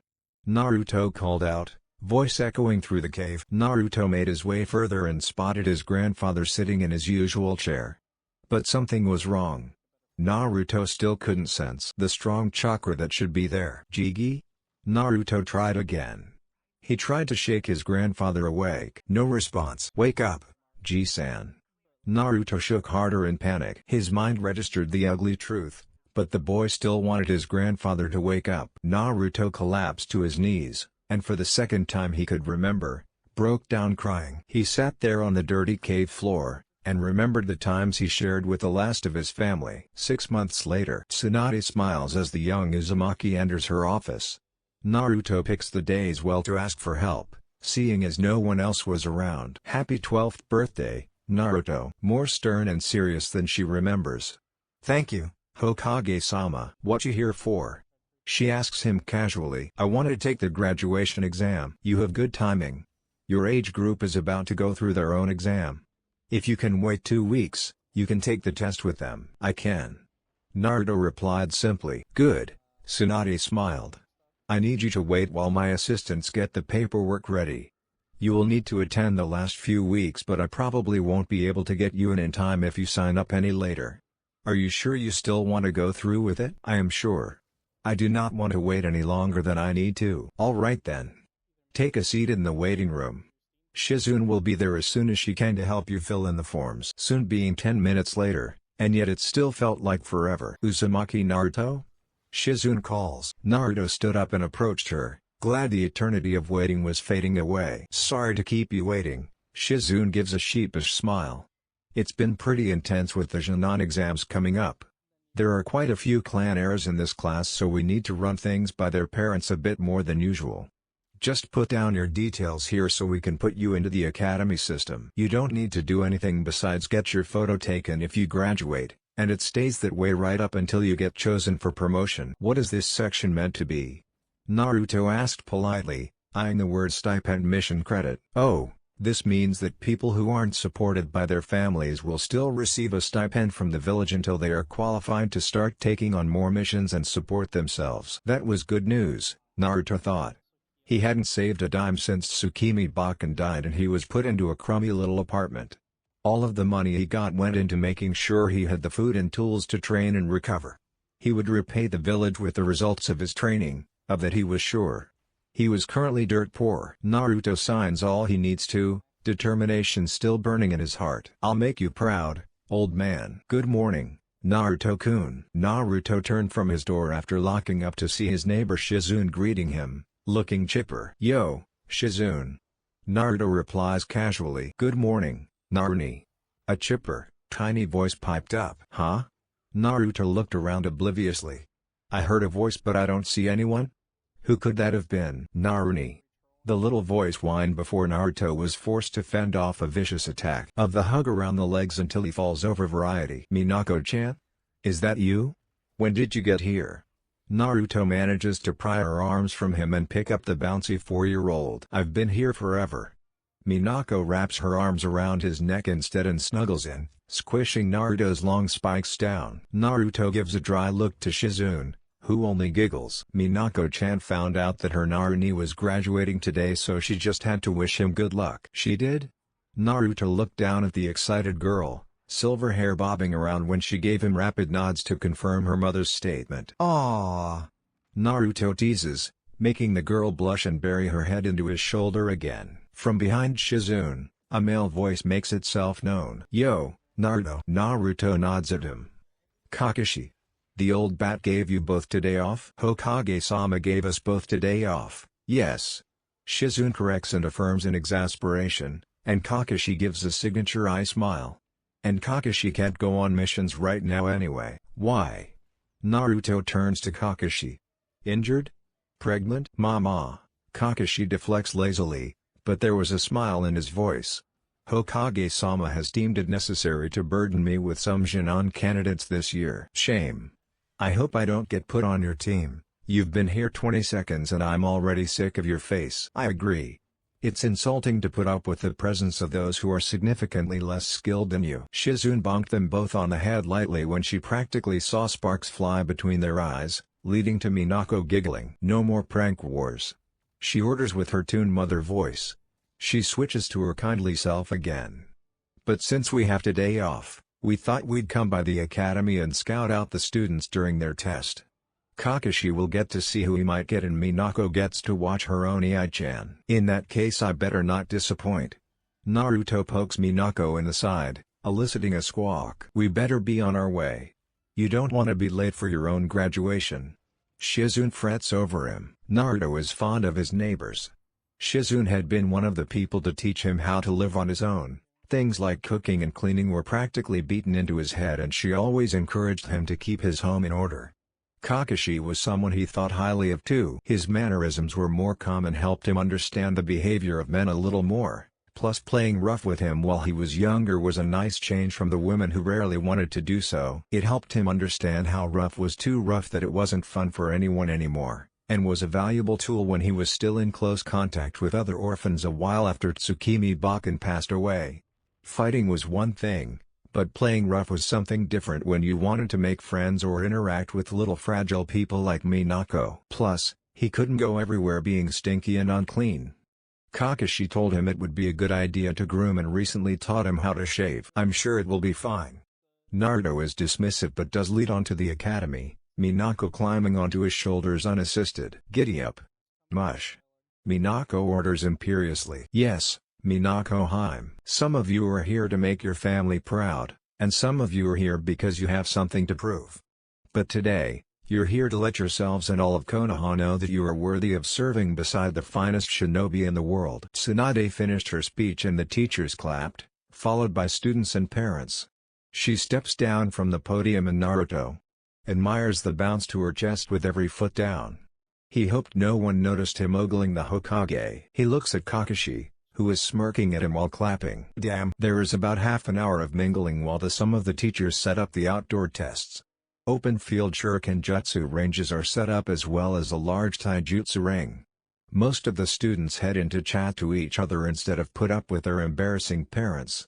Naruto is watching it all and basking in the sun rather than head in just yet, and Tsunade decides to approach him. I'm looking forward to seeing what you can do today, Naruto.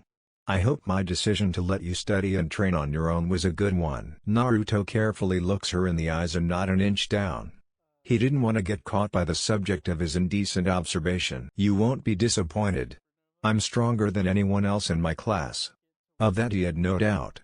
Teachers included. Then your confidence won't be unearned then. Tsunade smiles at his bravado. She turns to face Kakashi and Shizune, who had just finished talking with some civilian parents. Her smile becomes almost motherly at the sight of Shizune holding the squirming child. She turns her attention to them and Naruto heads into the academy. Tsunade-sama. Kakashi and Shizune greet in unison, giving a respectful half-bow. I see you decided to see who you'd be sending back to the academy this year. Perhaps I'll be unfortunate enough to have a good batch instead. Kakashi jokes back dryly and Shizune pinches him for it. Tsunade smiles, though her attention is still drawn to their child. And here's a little munchkin. Tsunade leans in as preparation to issue the cute child with affection, wanted or otherwise. Minako snuggles into Shizune, hiding her face momentarily. Shizune tries to coax her out to say hello. Mina-chan, Tsunade-sama is talking to you. What do you say when someone says hi? A small, cold shiver works down Kakashi's spine. Kakashi looks up slowly to the small stairwell Naruto paused on before he stepped into the academy. The boy wore a smile. One of nightmares. One of pure evil. He turns back around and walks through the door. The Jonin's stomach dropped and he turned slowly to his daughter. Her face peeks out after watching Naruto look back at her and seemingly received a transmission of confidence from him. Tsunade-bachan. Minako chirps up at her. Kakashi's heart stopped. Shizune's jaw dropped. Every other parent and family member in the courtyard is looking at them now. That little boss. Aren't you adorable? Tsunade-sama gushes and scoops Minako into her arms. Simultaneously, every person in hearing range gave the same reaction. My mom was getting clan stuff done yesterday at Hokage-sama's office, and guess what? What is it, Ino-chan? The little voice could be mistaken for a whisper. You know that Naruto guy? The tall one who's never here? He gets to sit the Sharingan exam. He got to skip academy while we all had to suffer doing this boring junk. Ino throws her hands up in the air, clearly frustrated. Naruto-san had been coming to the academy for the last 2 weeks, and while there was no chance that he would get Rookie of the Year by any means given his attendance record, some of the boys were frustrated that someone who was away so often was effortlessly defeating them in taijutsu spars and class activities. Even Sasuke-san couldn't hit Naruto, but at least the former never complained openly and came back at Naruto with more zeal every time. Oh. Little voice responds, unsure if she was meant to be feeling indignant at the truancy of someone she didn't know very well. I don't think that Naruto-san needs instruction. You're so lucky, Hinata. Ino interrupts and slumps back into her seat in a mood flip, face sitting atop her forearms with an overdramatic frown. You're probably gonna get Shino or her mood flips again to dreamy. Sasuke-kun. Hinata is overwhelmed. She doesn't want Ino's oppressive personality to make her more skittish than she already was. Father already probably considered her a lost cause as it was, and she didn't want to disappoint him further, she thought morosely. Ino still has more to say. Annoyingly. Meanwhile, I'm gonna get stuck with that lazybones Shikamaru and too busy eating to win Choji. This sucks. Maybe they realize that you're as hopeless as they are. Ino's head snaps around to the smirking pinkhead across the room. If looks could kill, there'd be one less Shinana aspirant today. Hinata practically shrinks, frozen on the spot. She knows that a fight is on the cusp of breaking out. As if summoned by the ghost of school fights past, Iruka-sensei waltzed into the room as if there wasn't the next Shinobi war about to start in it. Good morning. Everyone take your seats. He goes ignored. The yapping refuses to stop. Students, take your seats. His voice is not as chipper. The volume goes up. Hinata covers her ears. Sit down and shut up. Silence. Blissful silence. Hinata sighs in relief. Back to your seats. Iruka glances over the students suspiciously before his expression evens out. Don't make your last day here a bad one. You still need to pass this test, so I want all of you to act as befitting a shinobi. Professional. Do you understand? Yes, Iruka-sensei. The droning chorus confirms. The door opens immediately after, and Hinata recognizes the tall boy who walks in as Naruto. The mostly truant student. You're late. Iruka-sensei seems resigned. He has probably tried and failed many times to get Naruto to show up on time. The test has started? Naruto asks, his voice a smooth and pleasant rumble. Iruka-sensei shakes his head. Just take a seat, Naruto. Clearly not making a fuss about it, he probably didn't think it was worth it in the end. Naruto walks up the steps to the open spot next to her, and naturally, there are spiteful boys sticking their feet out to trip him. He steps over them easily and without looking silly. He takes a seat next to her and crosses his arms over his chest. His muscular chest. She hopes he didn't notice her eyeing him up. He looks at her and she sees his visible eye wink at her. Damn. Thankfully, Mizuki-sensei is already passing out the written tests and she isn't afforded the opportunity to blush at being caught. You will each have 1 hour to complete your test as well as you can. If you are caught cheating in any way, shape or form, you'll be disqualified immediately. Hinata nearly gulps at the size of the test. Every page was completely filled out with questions. She takes a look at the boy sitting next to her and sees that he is unconcerned as he writes his name down. She wishes she could have his confidence. No. She sucks her lips in nervously. I have to do my best. Be like Naruto. She looks at the questions on the first page again. It would be a long hour. Half of the students don't even finish the exam. They'd still have the opportunity to catch up in the practical tests, but it seemed that the only people that would be getting decent written marks would be Naruto and Sasuke, who finished by a significant margin, as well as some of the other clan children. Plus Sakura. Iruka and Mizuki collect the papers, and Susume-sensei, who is usually delegated to Kunoichi in espionage training, is the one who gets the grueling task of marking all of the tests. All of the students are led out to the training field, and the parents who had been mingling or taken their other children away to play had returned and were ready to watch the last stages of graduation. I don't recognize the tall one. Did he fail last year? Nara Yoshino asks, standing in a group with her fellow Inoshikacho matrons and other mothers. Shizune huffs at the rude question and Kakashi nearly rolls his eye. Ma, that's Uzumaki Naruto. Tsunade-sama gave him special permissions to train on his own since students aren't allowed to graduate early anymore. Kakashi answers instead. He must be very skilled then. Yoshino replies with a somewhat dubious tone. Kakashi smiles and replies, preventing Shizune from saying something. I'm sure we'll get to see shortly. He claps politely on seeing a civilian student get an above-average score, along with the rest of the parents. And they do. Once Sasuke displayed his own impressive shuriken jutsu, Naruto was quick to match his perfect score shortly after. "Go Naruni!" Minako cheers joyfully. There was a smatter of laughter and another round of polite applause. Next up is ninjutsu. Iruka leads the students to a more open area, and the parents shuffle along the boundary of the children so they could all watch clearly. The students come forward in the same order they were called previously, and Shizune has something to say about one particular candidate. She has remarkable control for someone so young. She comments admirably. Haruno was it?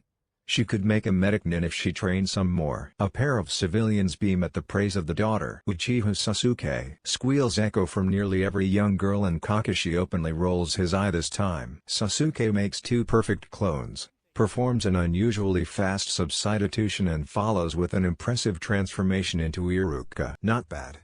Kakashi gives his own comment. The kid was pretty good at the jutsu provided by the academy at least.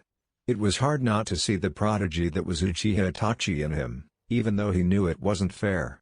Kakashi wondered what kind of potential he had, and how far he could have come under the guidance of people who could teach him better than what he was currently receiving. Kakashi doubted anyone besides Sasuke's own family could have taught him to use his gifts. Uzumaki Naruto. Naruto steps forward, ignoring the jeers from his male peers. Bunshin no Jutsu.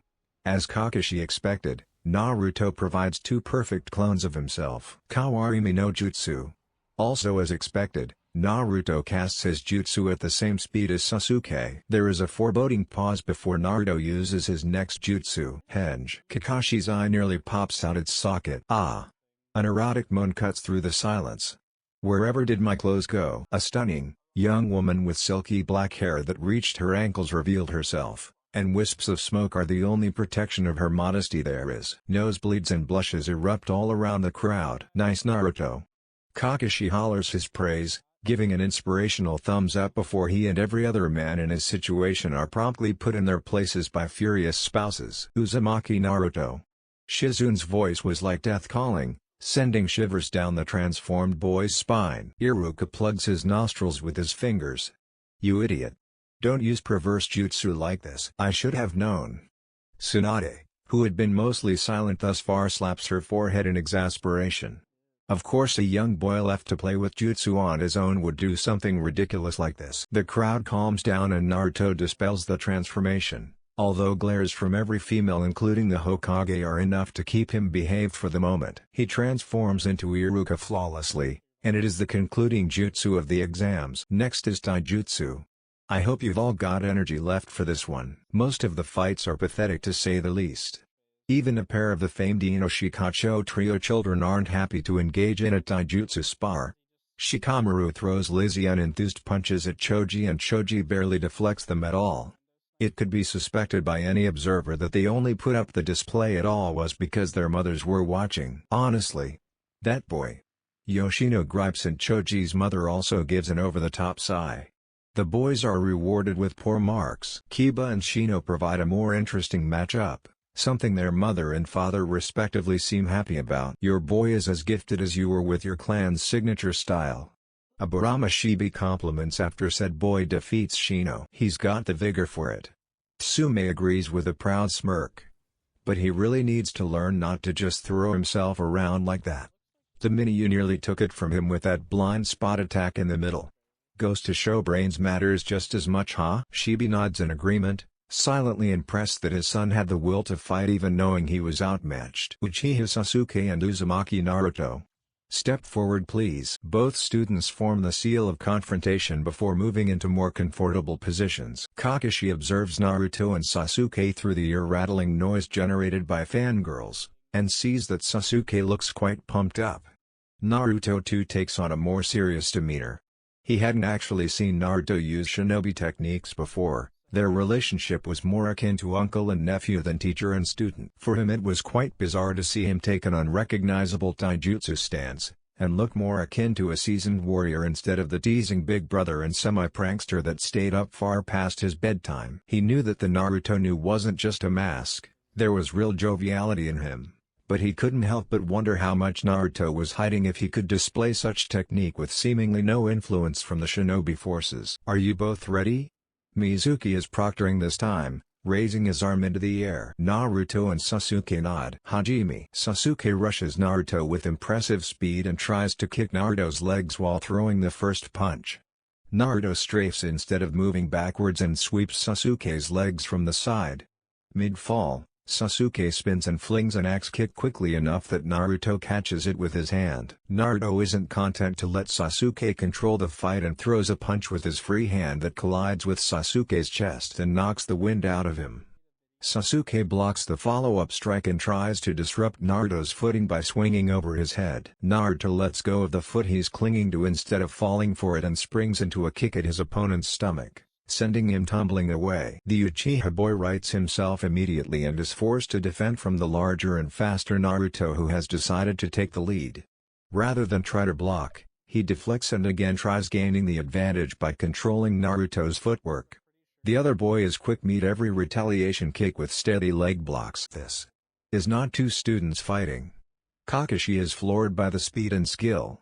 This isn't even two Genin fighting. Sasuke strafes and dips low. He goes for a strong kick to get Naruto in the air, but it doesn't work on the faster boy. Naruto reeled back instead of blocking and attacks as Sasuke reaches full extension.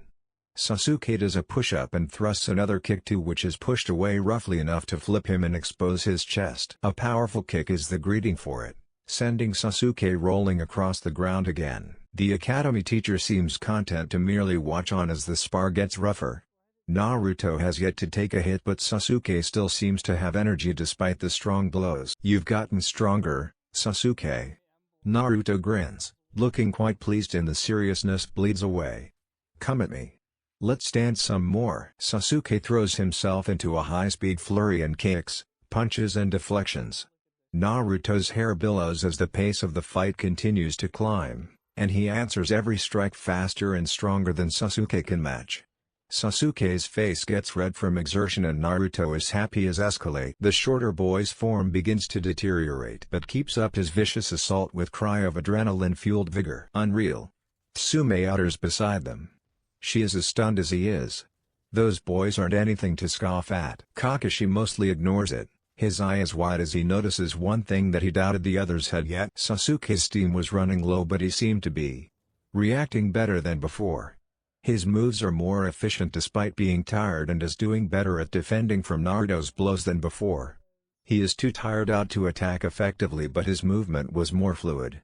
He immediately realized what had happened when the glint of Sasuke's eyes was revealed. This spar has gone on too long. Shibi disapproves, probably having caught on as well.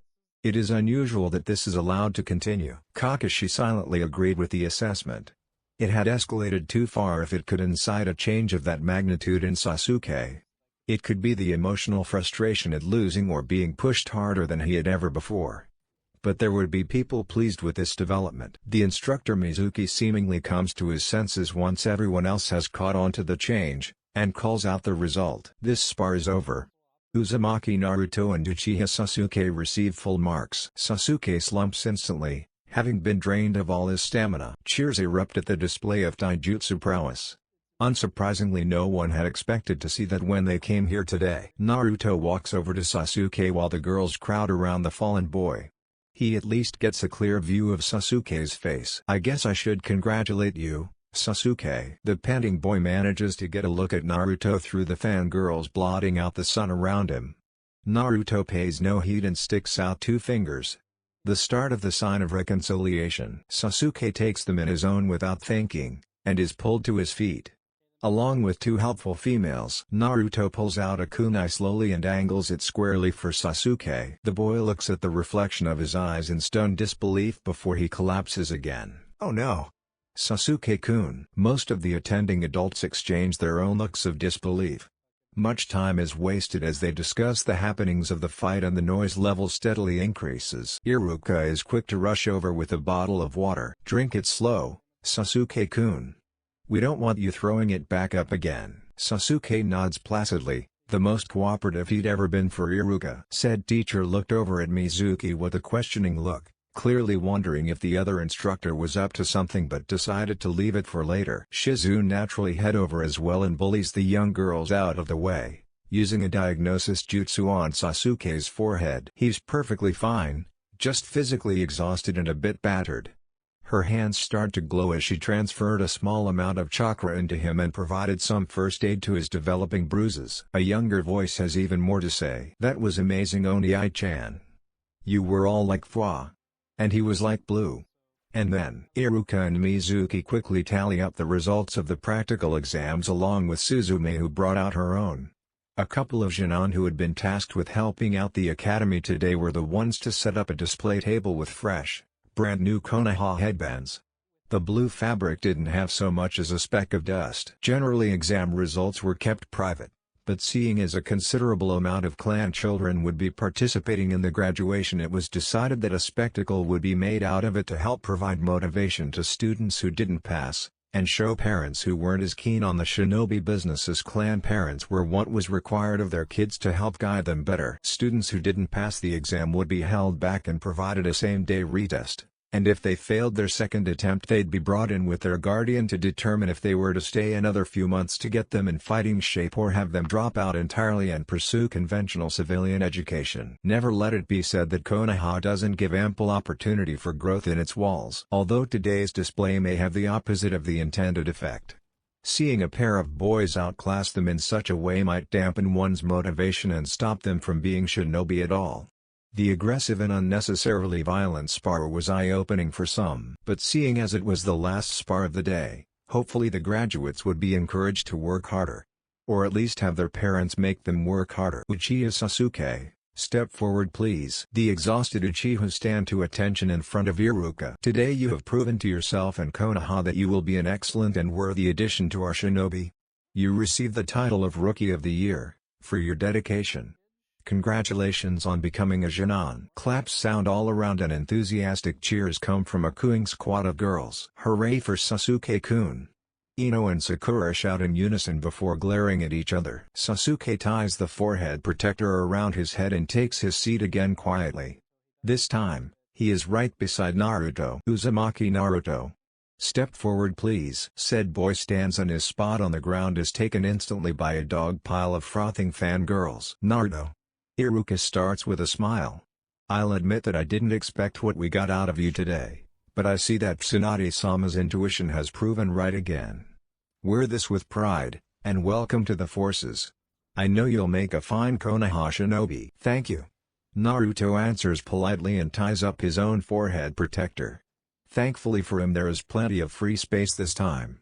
There is applause for him as well. That concludes your graduation. I am honored to have taught such fine young shinobi. Iruka is soft-hearted, and can't help the wide and proud smile. You've only got one day left, I swear. Come back tomorrow morning for your assignment to your Jinan squad. Naruto is accosted by the people he arrived with. My goodness. When were you going to tell us you could do that? I wasn't.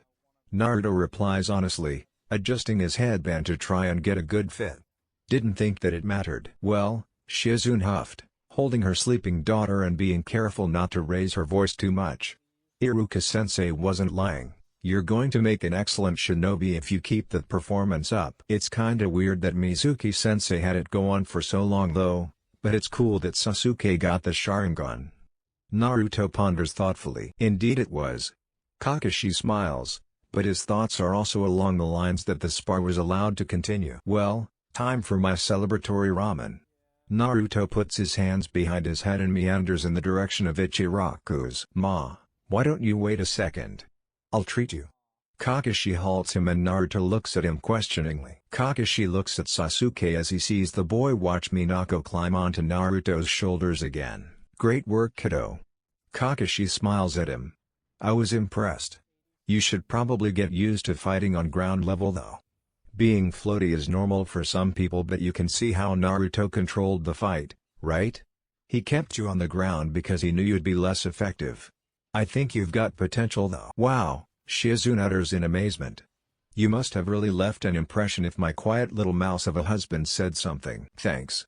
Sasuke says only, not really sure what else to say when a legendary shinobi like Hitake Kakashi gives him a taijutsu tip. Kakashi smiles again and leads their little group away. Sasuke watches enviously for a moment before he leaves as well. So Kakashi, why don't you tell me why you want Naruto and Sasuke? Kakashi nearly snorted, seeing as every other instructor had wanted at least one of them. The Jonin who were to become instructors were lined up in the late afternoon to discuss last-minute changes that may need to be made. They're good for each other from what I've seen. Naruto is clearly gifted and Sasuke lacks a rival that can compete with him. Naruto would be that and more. According to this, Kakashi gestures to the academy profile of Sasuke.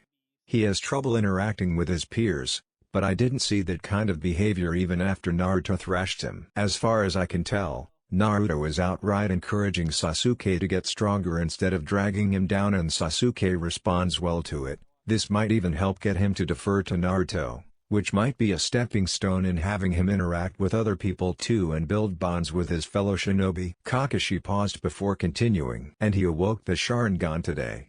Something that I at the very least have more knowledge on than others right now. Tsunade looked to be considering it. And I want Sakura too. For obvious reasons. He tacked on, no doubt having been on the receiving end of an earful by his wife. Alright. Seeing as you're the only sensei here who gave me a good reason instead of just wanting a prodigy that could learn on their own and do less work teaching, you're approved. Other teams will be as follows.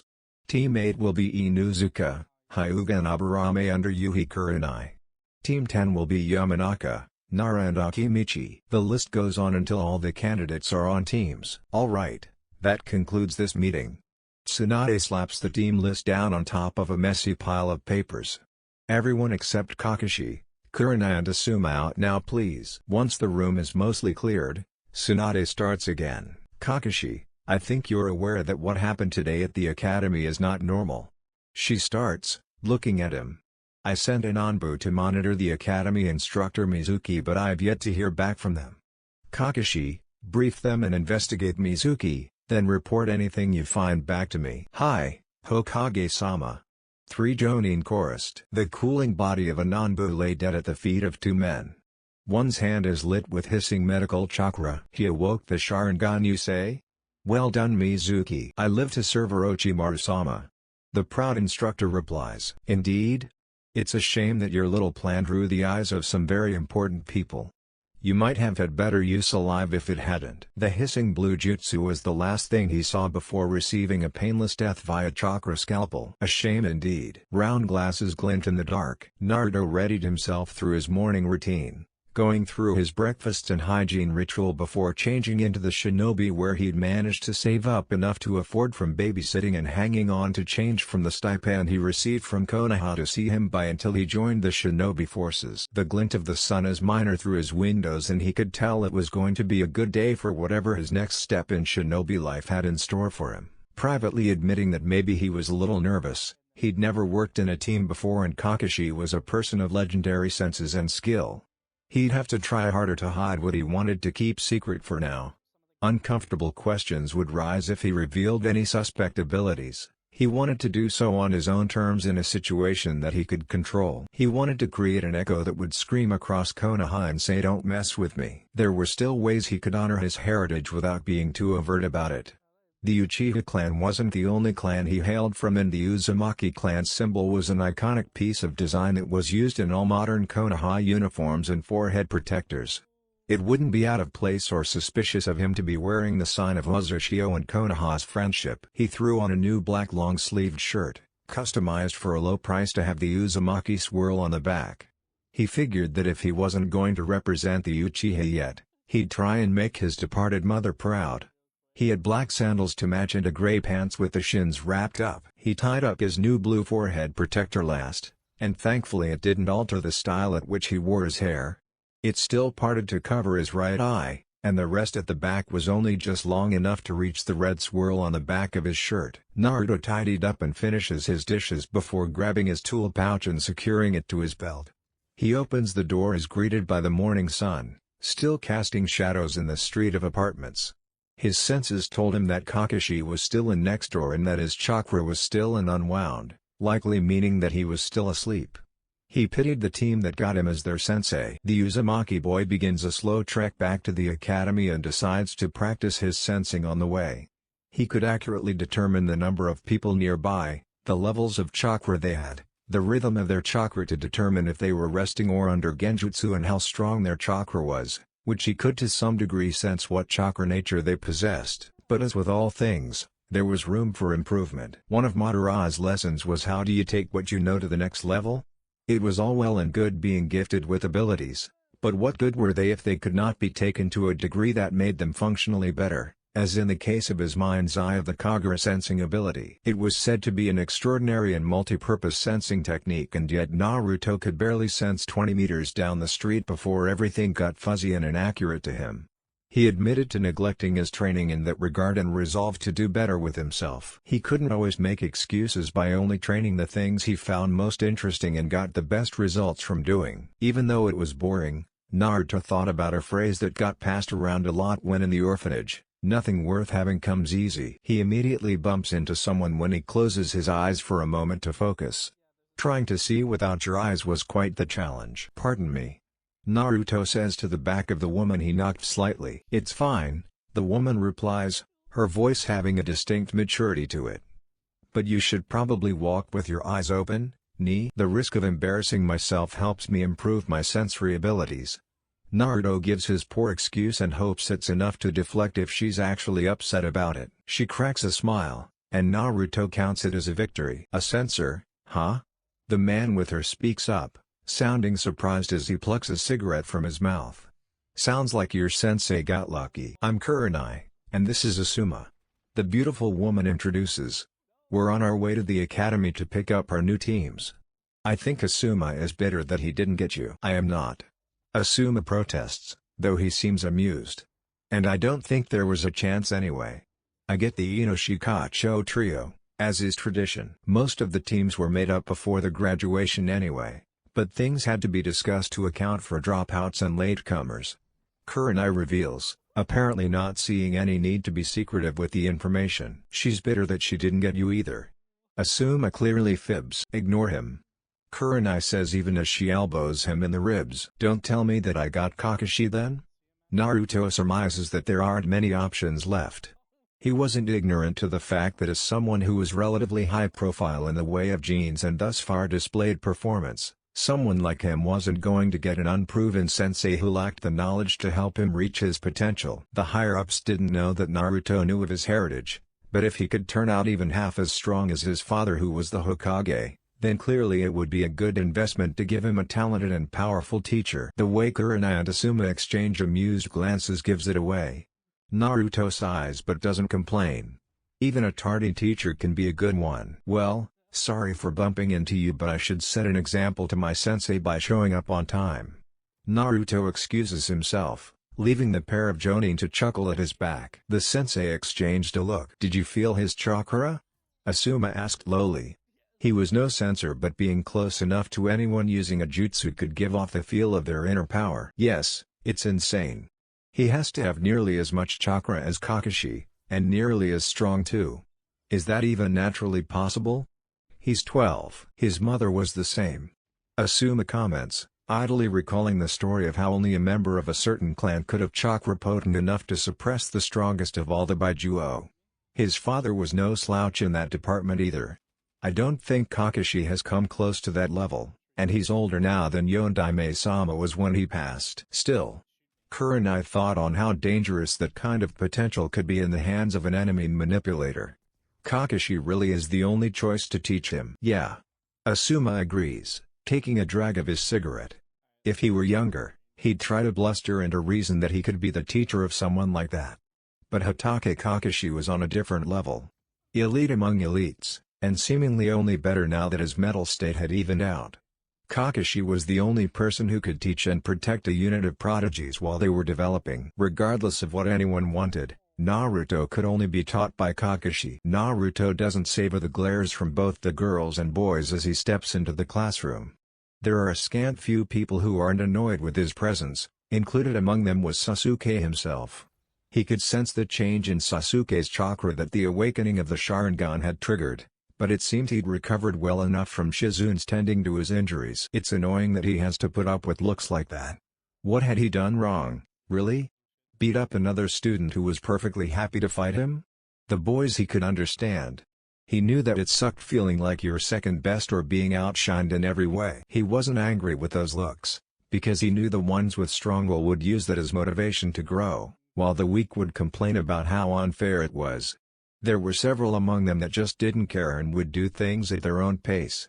He could see reason in that, at least, even if he couldn't see himself doing the same. Sasuke hadn't been holding back, and Naruto saw opportunity there. The other boy wasn't afraid to use his strength.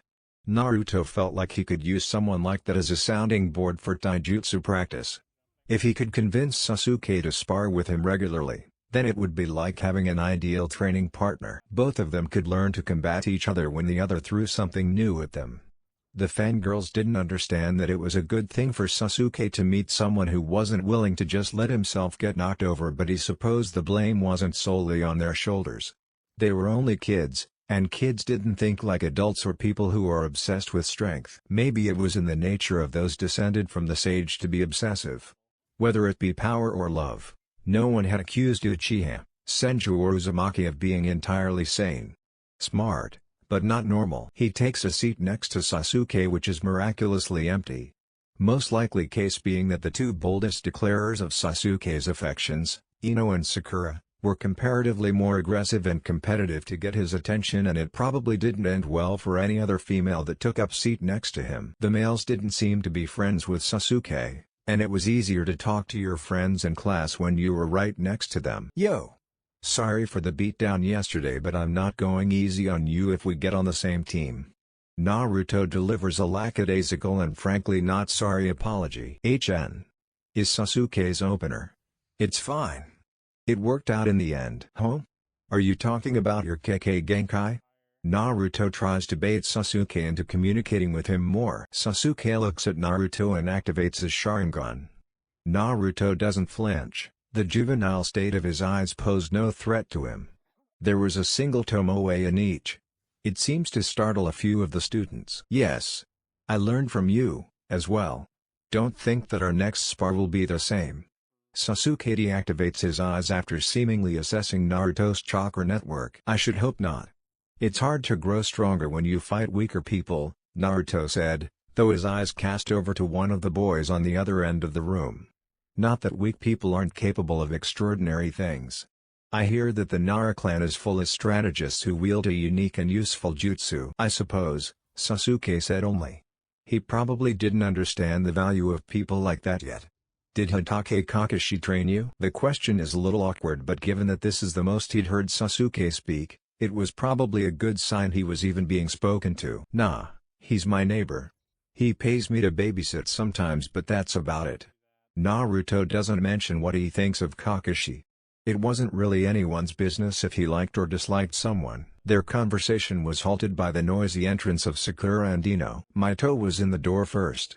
I win. I sit next to Sasuke-kun. Like hell, forehead girl. Stomping up the steps to where Sasuke was usually seated, their violent tendencies are halted by the sight of Naruto in the chair they both wanted. Sorry ladies.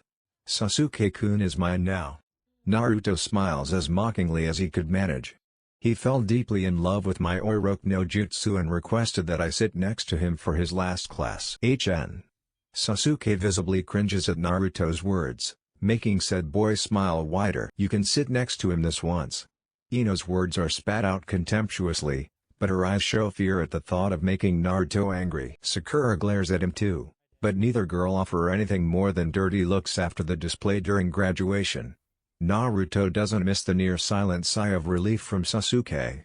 It seemed Naruto was his savior. Iruka walks into the room and prevents the awkward glare down about to start between the two outspoken girls. Alright, I think I've kept you all waiting long enough. Iruka begins to call out the team list.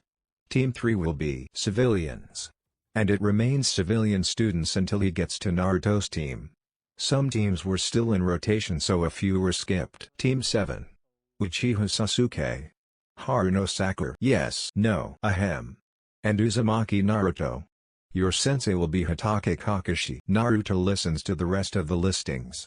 Classic Ino Shikacho, a recon tracking squad, and some other teams likely thrown together based on teamwork capacity rather than skill sets. Slowly but surely, each sensei comes to pick up their teams, and Naruto knows that Team 7 has the misfortune of having to wait for Kakashi, who he knows is still asleep. This sucks, he says, mostly to himself. You said he's your neighbor.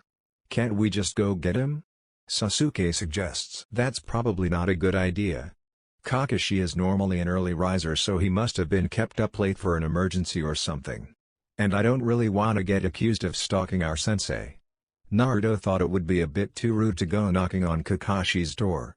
In any case, nobody said we couldn't utilize this time. I think I'll practice my sensory jutsu.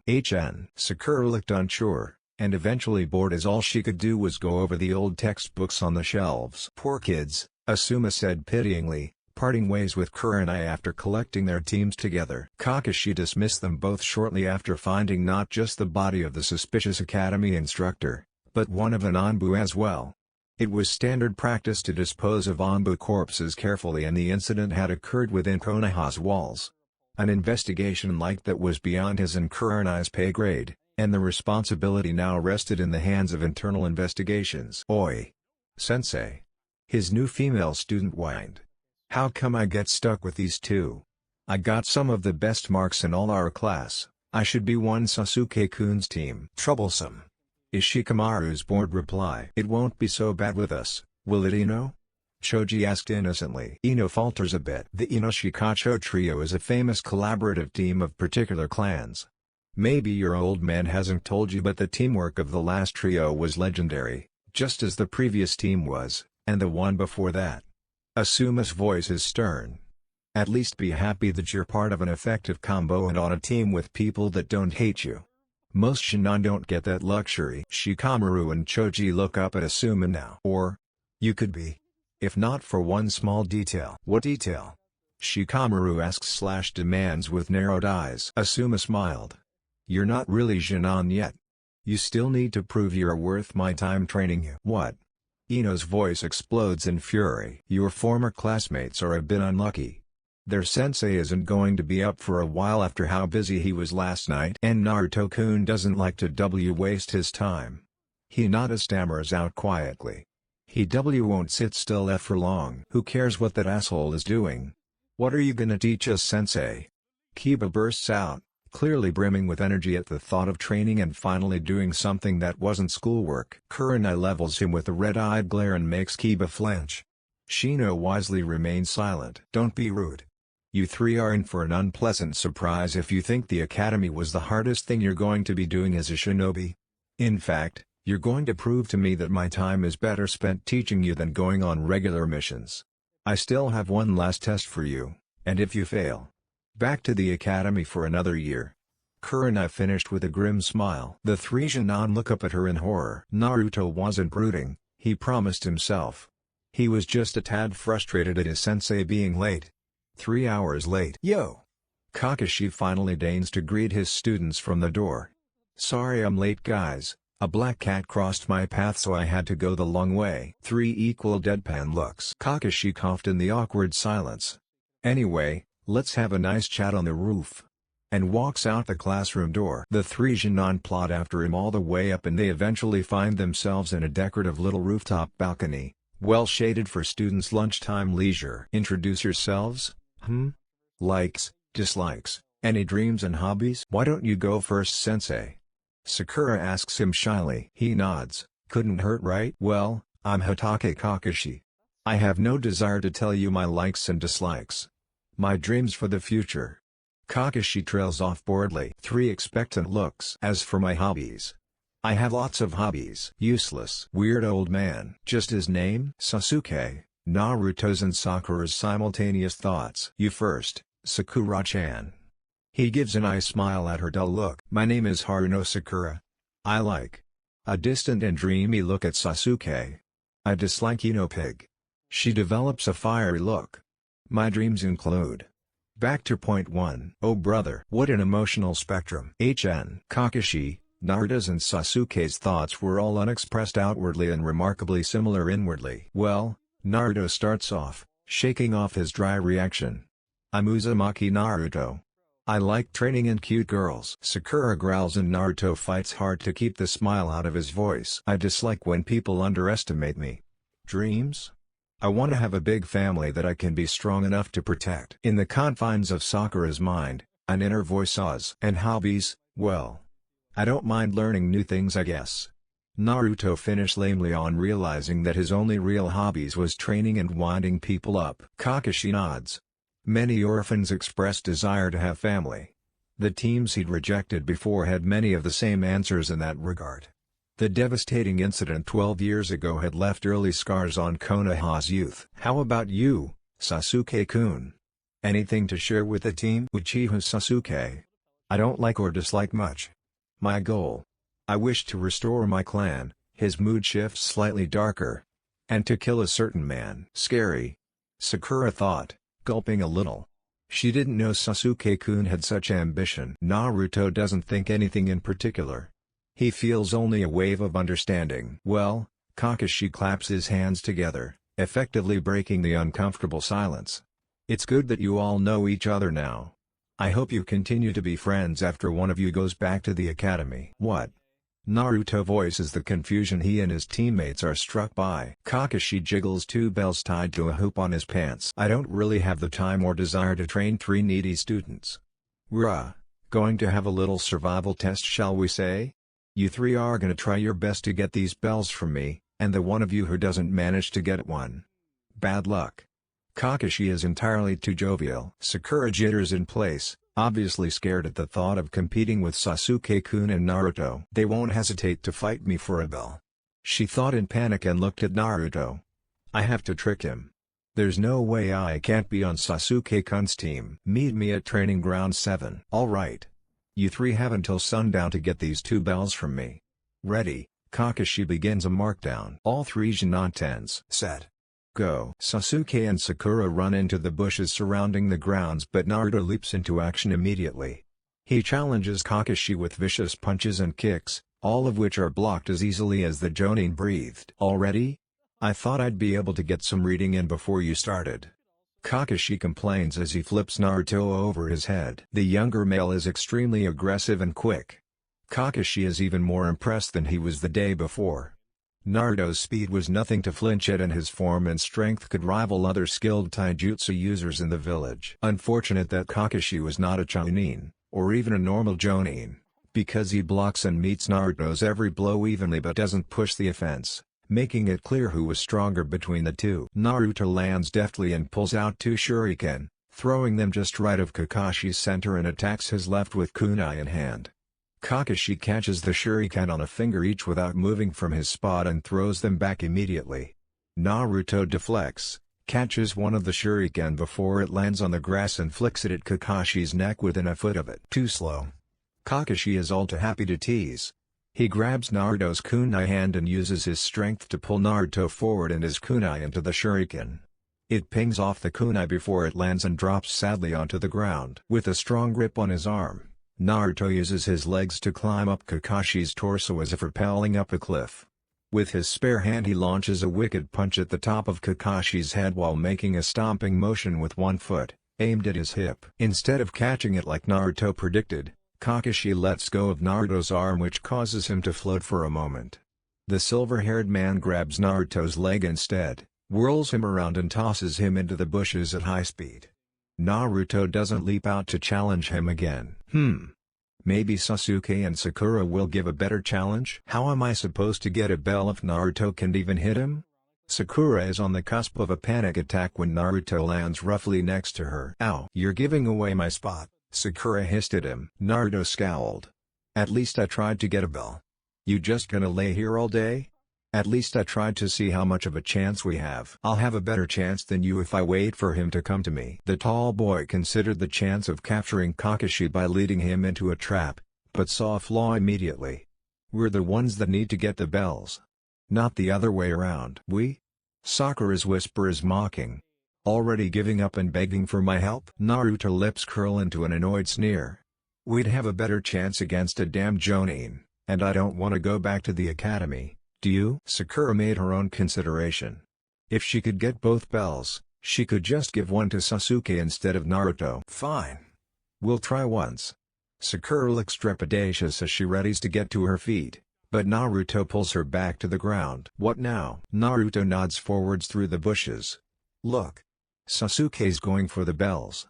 Let's watch and make a plan before we strike. They watch as Sasuke throws a kunai from Kakashi's other side. The kunai cuts through a rope and sends multiple more kunai from a spring wire trap out of the trees. Guess he wasn't idly watching. Naruto approved, spotting Sasuke's Sharingan, which probably helped the precision of the throw. Sharingan out already? Kakashi calls him out on it too. Sasuke doesn't wait for Kakashi to dodge the kunai before engaging him in taijutsu. His attempt isn't as fast or spectacular as Naruto's, but he seemingly maneuvers Kakashi into standing still for a second. He weaves hand signs before Kakashi turns around. Katen, Gokaku no Jutsu. A Jonin using a Katen jutsu? Kakashi could feel the impressive chakra emitted. Sasuke watched as he cooked the Jonin, but his wishful thinking is deflated by a puff of smoke, showing the Kawarimi no Jutsu. He is immediately thrown around like Naruto was and goes back into hiding. Kakashi is almost surprised when a storm of shuriken are flung at him from two different parts of the foliage. Naruto is behind him and wraps his arms around Kakashi, holding him in place for the shuriken. That is what actually surprises him. Where were the other shuriken coming from? He lets the shuriken hit him, while his real self observes from the branches. He spotted two Narutos, one approaching in tandem with Sakura and the other holding down his cage bunshin. It seemed Naruto knew some valuable ninjutsu as well. Naruto blocks Kakashi's cage bunshin from protecting the bells and Sakura rushed in for the take. Yes, I have them. Sakura cheers, before they disappear with a poof in her hand. Huh? Too bad. Kakashi's clone dispels in the same way. Not bad. The real Kakashi thought. He wondered if they were starting to catch on. He watched as Sasuke approached his other prospective teammates. We need to work together.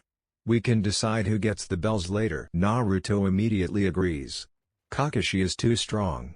There's no way we can fight him alone or 2-on-1. Sakura is all too happy to agree with Sasuke, but internally frets at the thought of Sasuke giving a bell to Naruto. Interesting. Kakashi mutters before finding somewhere else at ground level to stand and wait. Kakashi is leaning against a tree next to a beautiful river when they find him again. You found me. I was wondering if you were going to give up. Naruto appears to be alone but is backed up by 4 other selves. They all rush Kakashi. Kakashi's senses are quick enough to keep track of the real Naruto in a mess of cage bunshin, and takes down each clone swiftly. While he is distracted, Sasuke arrives and attempts another Gokaku while Naruto was still dangerously close. Kakashi internally disapproves of the tactic or putting a teammate at risk. They'd have to do better than that. Kakashi vanishes and reappears in the tree, watching the scorching fireball decimate the ground and force Naruto to cartwheel back. While in the tree, he is met by what he is beginning to understand as the only thing Sakura can currently do, thrown shuriken until she runs out. Disappointing.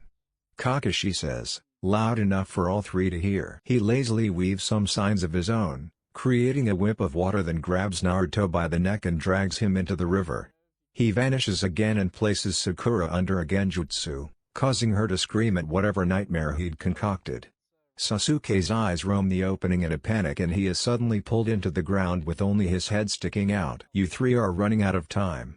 Kakashi pulls out a book and walks away. Sasuke is the only one that can scowl at him. Naruto looks like a drowned cat when he reunites with his fellow Jonin prospects.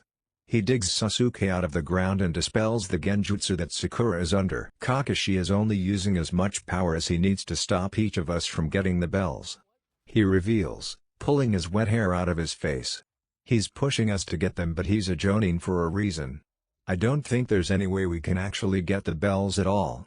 And if he wanted us to get them, then one of us would have won by now. Sasuke nods, seeing that Naruto may be onto something. The test probably isn't about getting the bells then. He lied to get us to compete for them. There's a hidden meaning that he's letting us uncover on our own. But what haven't we tried yet? Sasuke asks pointedly. Maybe a plan? Sakura suggests nervously. We keep throwing ourselves at him and it's not working. Naruto nods to the suggestion and offers more of his own input. We all attacked together and it looked like we were getting in each other's way to him. I think we need to show him that we actually can work together, not just that we're willing to. Any ideas? He's just standing there. Sakura offers up a simple plan, but both Naruto and Sasuke were frustrated and beyond caring about how simple it was.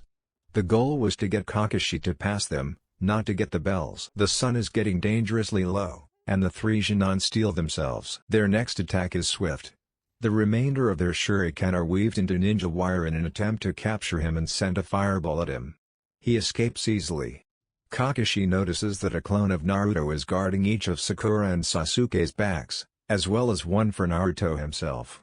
Clearly a prevention method to stop Kakashi from taking them by surprise at the rear. Every time he dodges, they push him into another trap of logs, taijutsu assault or ninjutsu. Kakashi weaves through them all before he is body slammed by the exhausted Jonin.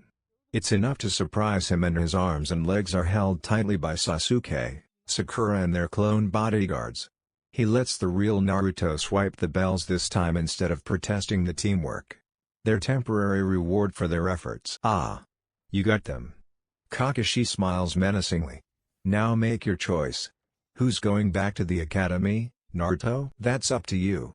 Naruto retorts, and he drops the bells at his feet. All of us, or none. Kakashi gives a genuine laugh, and it carries his happiness easily across the sunset grounds. I guess I have no choice. Kakashi's pose is ridiculously dramatic.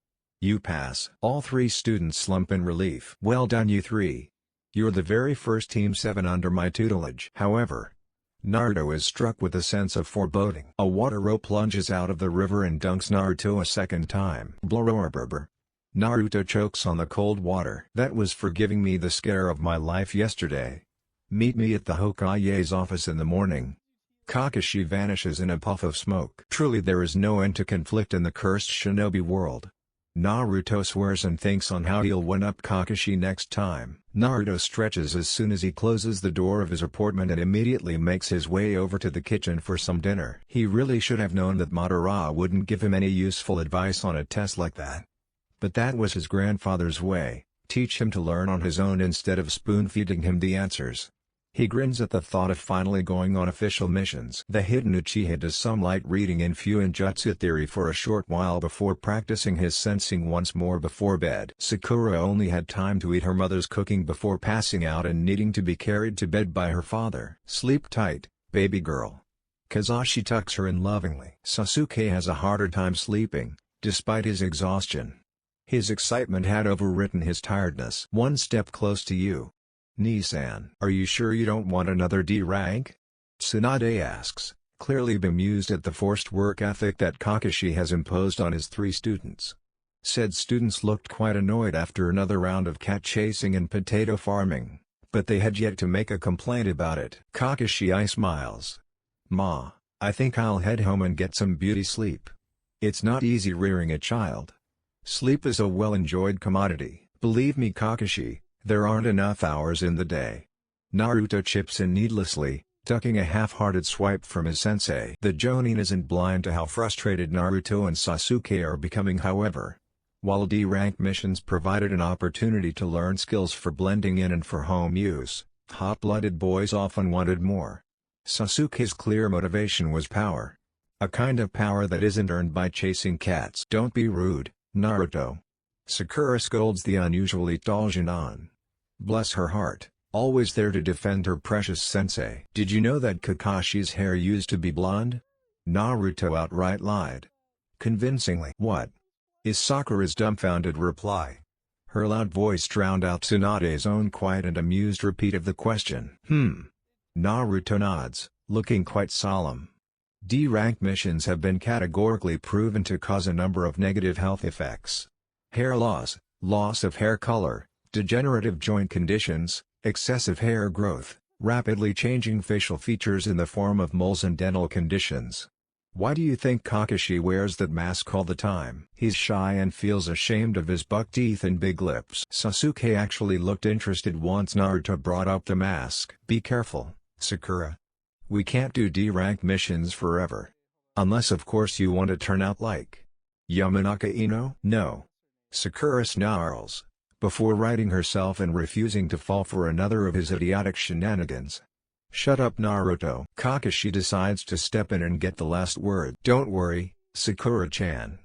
What Naruto forgot to mention was that the sensei of any Jonin squad knows the address of all their Jonin, and therefore they have nowhere to hide for surprise midnight revenge D-ranks. And as a Jonin unit, the other members of that team are also obligated not to leave their misbehaving peer behind. Naruto's visible eye twitched, and he seemingly struggled to maintain his innocent idiot look when his two teammates turned to glare. Ahem. Team 7 turns to the bemused-looking Hokage. Come back tomorrow for another mission. Dismissed. The silver-haired Jonin observes his cute little students. Kakashi doesn't consider himself ignorant to the fact that he has certain liberties as a Konoha shinobi, but as with most powerful shinobi in Konoha, all of them are given leeway for their eccentric behaviors under the unspoken grounds that they serve Konoha and only Konoha. It's this minor tidbit of knowledge that he uses to assess his most peculiar student, Uzumaki Naruto. So far, the boy hadn't shown anything to him besides just being better than even the prodigious Uchiha Sasuke. Sure, he could throw around Cage Bunshine with enviable ease. And yes, Kakashi has never seen a boy that age of such prowess in taijutsu.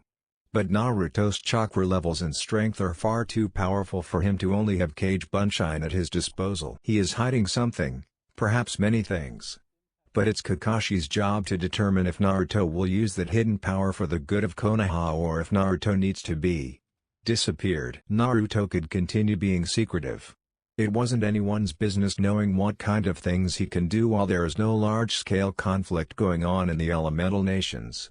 Naruto was the only person that these secrets are actually hurting. He could be given more leeway and allowances if he proves to Tsunade and the other higher-ups that he is someone worth controlling. And he is taking more opportunities away from himself by keeping things too close to his chest. But that's Naruto's decision and responsibility.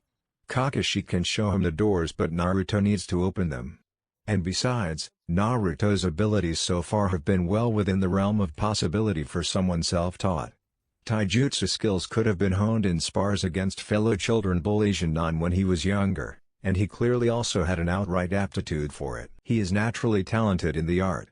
And Cage Bunshine, while a forbidden jutsu, is clearly used frequently by skilled members of the forces throughout the village. It isn't a stretch to assume that monkey see monkey do could be applied, and without anyone to teach him the responsible use of ninjutsu and the importance of not attempting anything without knowing what it is, Naruto could just be lucky to have a high chakra threshold and could use a jutsu like that without just dying instantly. Naruto's behavior isn't so easy to read.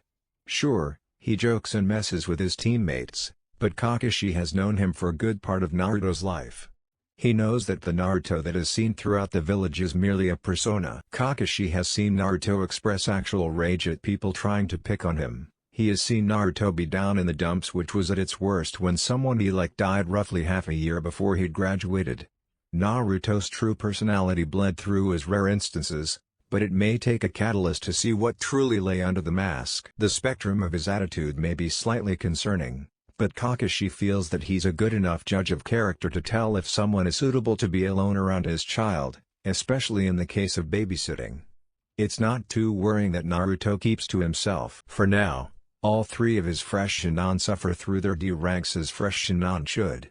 They do their teamwork drills at the end of each mission, something that Kakashi insists upon in order to evaluate how long it will take for them to be C-rank ready. Sakura is making the most obvious progress. She is perfectly willing to cooperate with Sasuke and has at least warmed up to Naruto considerably over the course of the 2 weeks they'd been in a team. The two boys are a slightly different story. Naruto and Sasuke are both very independent. They are only going through the teamwork drills to appease their sensei, that much is clear. The whole team is on the cusp of being ready for a C rank, and he can only hope that the information he'd been trying to impart upon them was sinking in. Neither of them liked doing drills or learning formations and Shinon class combo attacks when they could be doing their own very vigorous training. It's too deep into their lifestyle to expect either of them to change just from a few lessons in working together, but Kakashi didn't think it would take something catastrophic to remind them to watch each other's and Sakura's backs. Kakashi took a breath and pocketed the book he'd been too distracted by his own thoughts to read. Team 7 had packed up their gardening tools and were clearly waiting for instruction. He takes in Sasuke and Sakura's marginally disgruntled looks and compares them to Naruto. He seems rather unfazed at the menial labor. Kakashi was reminded that the stipend that independent miners received from the village was said to be quite small and that Naruto in truth was probably relishing the increased income. Sasuke has deep coffers to support him and Sakura has working parents, but Naruto needs these missions, which is why they end up doing one once a day. Kakashi hasn't interacted much with the other Jounin sensei since the team was placed in his hands, but he expects that Team 7 has the highest mission count among the rookies. Good work Team 7. Kakashi offers his praise. Positive reinforcement. I'm deciding to treat you today. To lunch? Is Naruto's immediate inquiry. Nope. Kakashi refuses cheerily. We're going to be doing some combat training. Sasuke expectantly perks up. Come along then, my kawaii Shinon. Kakashi chirps. Time to tire you out proper. Sakura is hit with a sense of foreboding. The team slowly makes their way to the same training ground that was used in their bell test. The Shinon make quiet conversation on the way. Do you think Kakashi-sensei wants us to spar? Sakura asks nervously. Probably.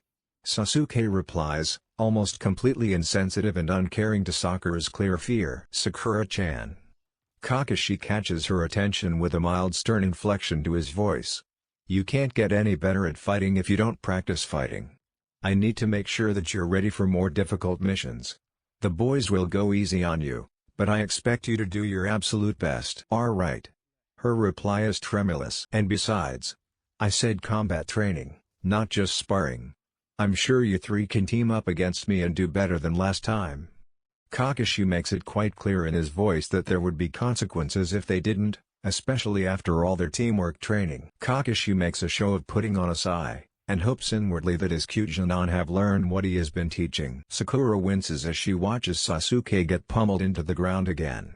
She wants to get up and cheer Sasuke-kun on, but stacking some sparring with the boys on top of the Shinon vs Jonin exercise they'd started with, has left her barely able to move. All she can do is sit against the tree trunk, patting down the sweat and silently hope that Sasuke-kun beats that infuriating Naruto. Unlike the previous team training sessions, Kakashi-sensei is permitting the use of ninjutsu and genjutsu. Sasuke hasn't had much opportunity to show anything off with Naruto hounding him with his superior taijutsu ability. Oh, how she wondered at what kind of powers Sasuke was keeping secret. The mystery just makes her to know more. She starts as Sasuke leaps to his feet and tries to get away from Naruto. Naruto seems surprised as well. Sasuke is puffing and doesn't take his Sharingan off Naruto for even a second. The intensity makes her slightly nervous. Kakashi-sensei also watches beside her and gives a thoughtful I need to keep my distance. Sasuke thinks to himself, acknowledging that he can't make use of ninjutsu or genjutsu while Naruto is in control of the fight. Naruto is too quick for Shuriken Jutsu alone to work, but maybe he could. He weaves through several signs that are ingrained in his memory and lands lastly on a tiger seal. Katen, Gokaku no Jutsu.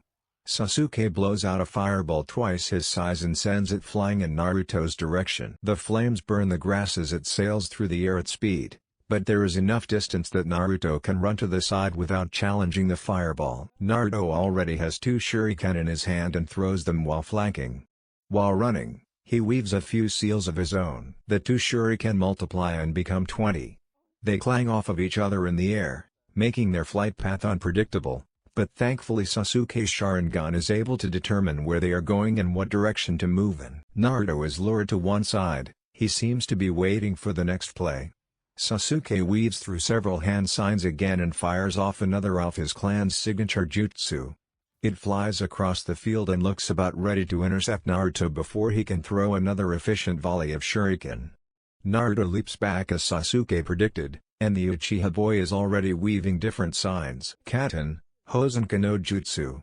From his mouth, 5 smaller fireballs whirl around each other randomly. Sasuke whips out 5 shuriken in each hand and throws them to the sides of the swirling Katen jutsu. The shuriken did not hit each other, but did sway in the air as if attached to the end of a flag. The spin made them unpredictable, and the combination of shuriken jutsu and his Katen made a wide area of effect that Naruto wouldn't be able to dodge without leaping up into the air, in which case he'd be a sitting duck for another attack, or by going underground. Go, Sasuke-kun. The impressive display invigorates Sakura's spirits and she cheers for her beloved teammate. Kakashi readies into a position to assist if Naruto isn't able to dodge, but pauses as he senses Naruto's chakra swell. He observes Naruto use only a single sign, but the amount of chakra infused is enough for him to brace. Sakura-chan, I'd get behind the tree if I were you. Not bad. Naruto thinks it's annoying to hide his abilities, but throwing shuriken wasn't going to work in the grand scheme of the fight. But he's too competitive to just lose and let it slide. Sasuke went through much effort to get him this far, maybe he'd reward him with a strong counter. Nothing as flashy as what his opponent had just done. The attack is encroaching on him too quickly to give it much thought, and he casts only a single bird sign. He infuses chakra into his lungs and it burst out in a one-shot pop from his mouth. Futon, Daitapa. An enormous wave of wind chakra obliterates the advancing attack. It levels the ground as it tears across the training field and approaches Sasuke. The fireballs sputtered out almost pathetically and instantly, and Sasuke was given no choice but to duck and attempt to dig his arms into the ground, anchoring himself. The skin on Sasuke's face is pulled back as the wind slams into him, and all of the grass and rocks around him are blasted away. The jutsu is quick and brutal. As it passes over him, some bushes are uprooted outright and tree branches snap off. Sasuke digs his arms out of the ground, but it is clear that he is concussed.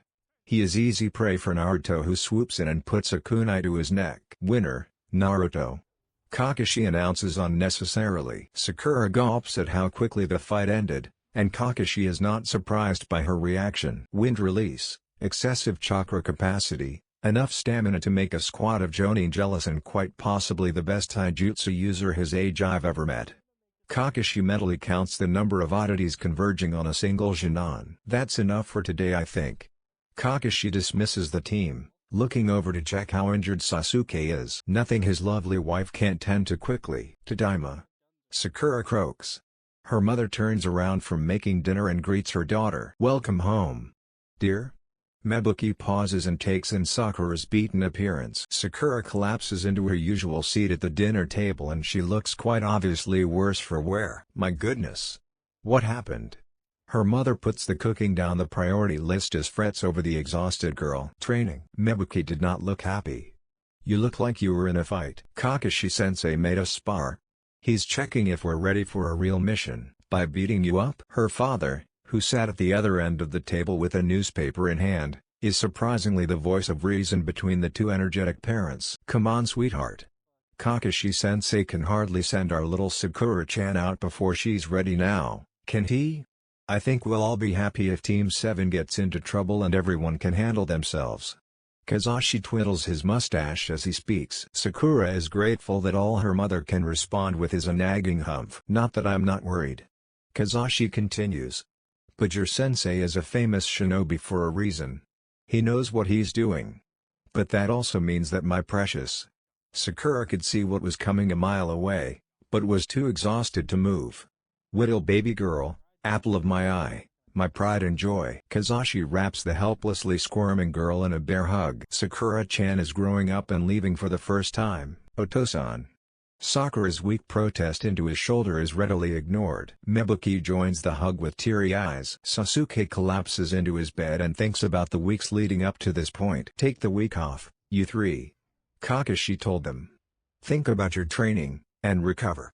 I think it's high time we took on something a little more than digging weeds. I for one, am going to spend this week with my family. If you have anyone that might miss you, then I suggest you say goodbye. The Uchiha boy does exactly that. He lets the young couple who own the bakery he visits know that he's leaving, and gives them his apartment keys, as is the usual practice for shinobi leaving the village for possibly extended periods of time. Sasuke likes the couple and has come to trust them somewhat. They do not sneer at his goals, they do not ridicule him for being born into a legendary clan, and they do not try to control his life. Sasuke is cautious, but these things also happen to be traits of his newly found rival, Uzumaki Naruto. Naruto is certainly an anomaly to him. Unlike his other peers, Naruto didn't ignore him or make mention of his goals. Naruto didn't seem to care. All he wanted was for Sasuke to get stronger. He had been tempted to ask Naruto outright why, but he knew that Naruto could be infuriatingly evasive, seemingly for no reason other than his own entertainment. If Naruto wanted him to know something, he would just say it. So Sasuke had to try and understand for himself just what Naruto's motive is for encouraging him. But the conclusion he came to makes him feel bitter. Naruto has no equal in their age group. Once, it had been Sasuke in that same position. His peers are far too weak to provide actual challenge. Soft whetstones make for dull blades. Anyone stronger than him was a superior officer that wouldn't spare the time to train with him, or if there were any people his age willing to spar, He hadn't met them yet. Joint sparring sessions between teams seemed to be a rare occurrence due to often conflicting mission schedules and external factors like family life. Until Naruto came along, Sasuke didn't have anyone stronger than him that was willing to train with him even without Kakashi's influence.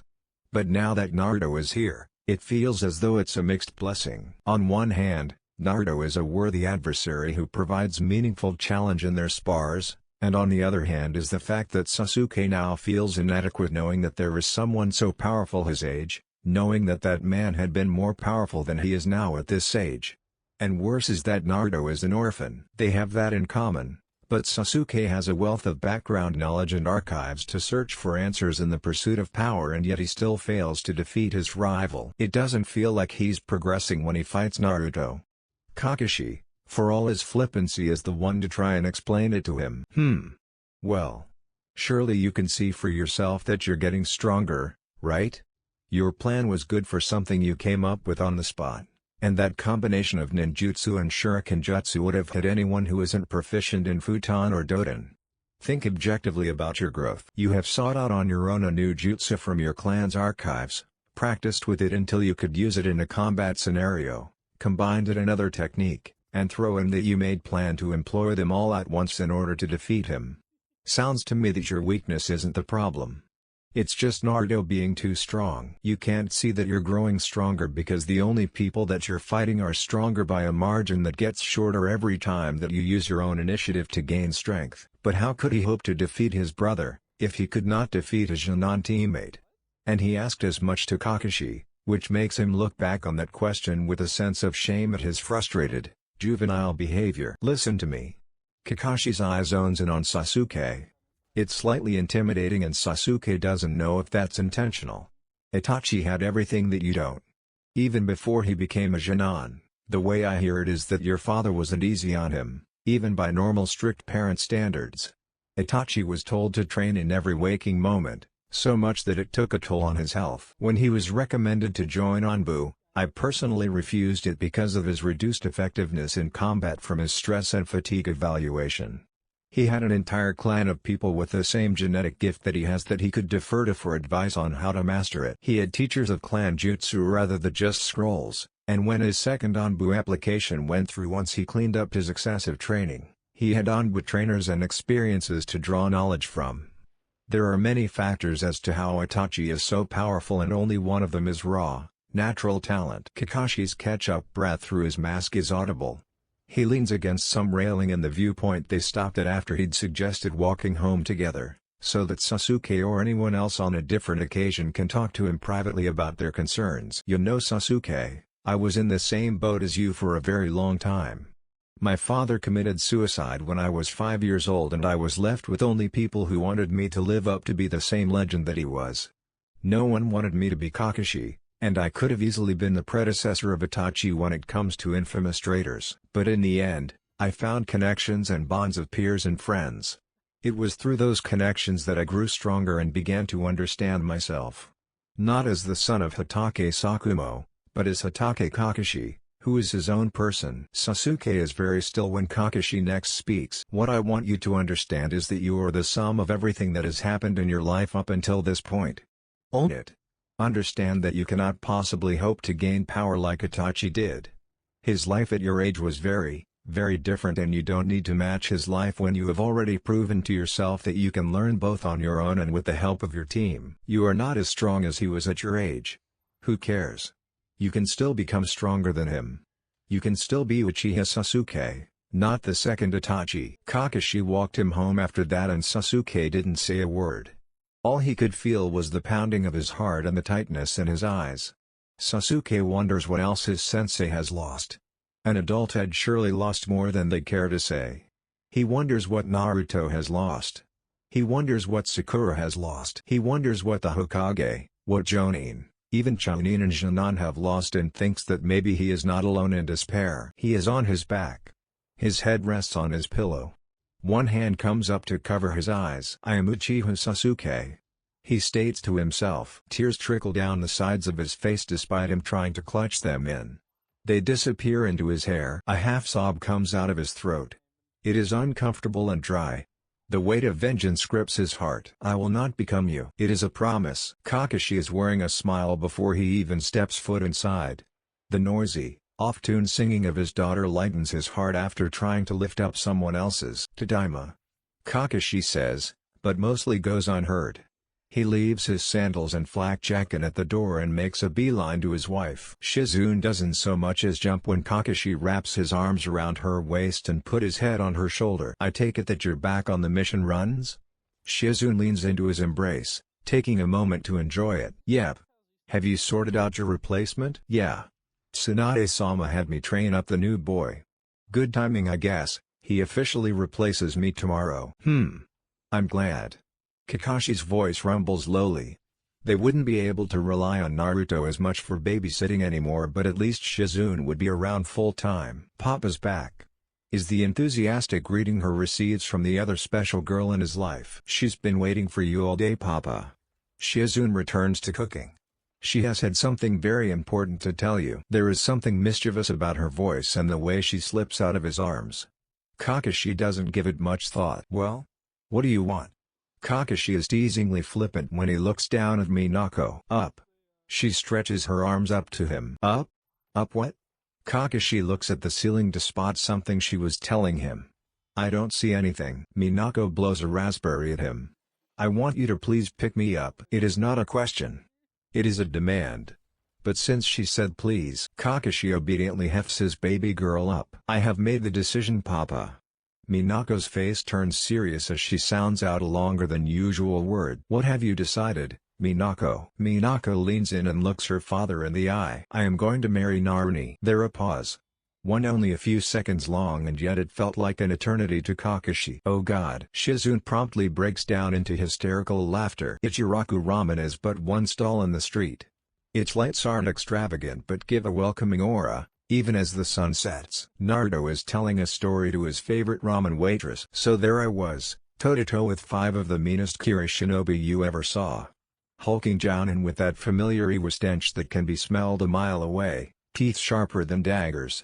Slowly, all 10 of them surround me, but do I surrender? No.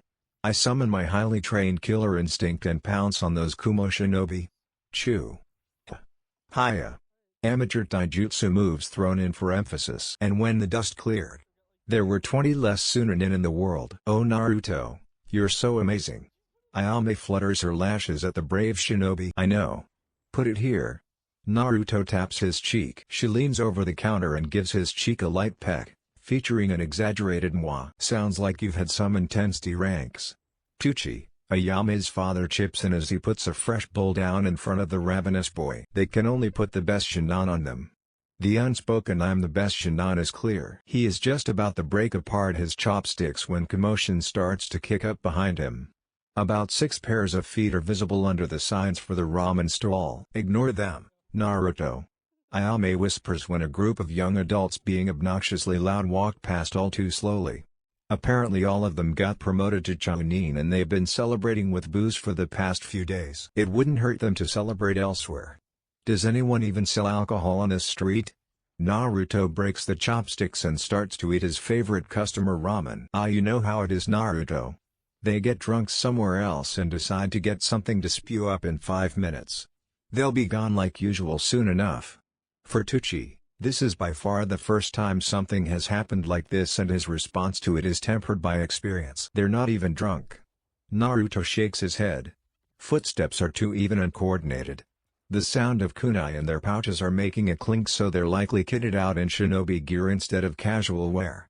Their speech isn't slurred or affected by alcohol either, so they're just being noisy for fun. Flaunting their Chunin vests, probably. Ayame and Tucci blinked at him. You can tell that without looking?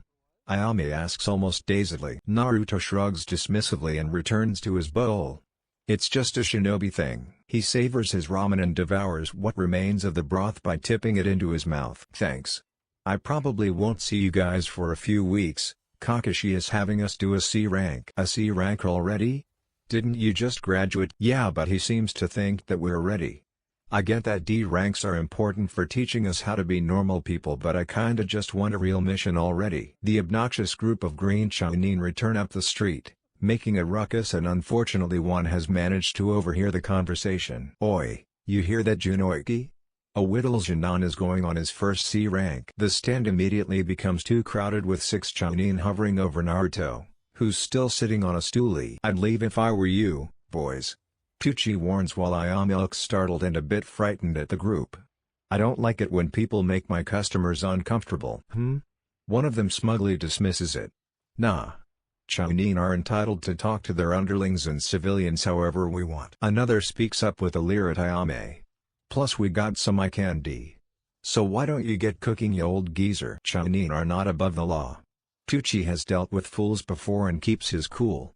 "Jounin are your superiors, and a complaint to just one will have a group of newbies demoted for abusing officer status." "I don't see any Jounin around, old man." The first speaker laughs, and the other 5 join in gladly. "You think we're just gonna let you run and get help from the big kids? I think I might have some fun with that fine waitress of yours too." Tucci shuffles in front of his quivering daughter. "You're going to wish there were." The dark threat from the boy who'd been silent up until this point catches them off guard and reduces the noise level to near silence. Spectators in the street were preparing to look for help but watched for a moment when the Chunin close in around Naruto. "Oh? What did you say, Jinan-chan?"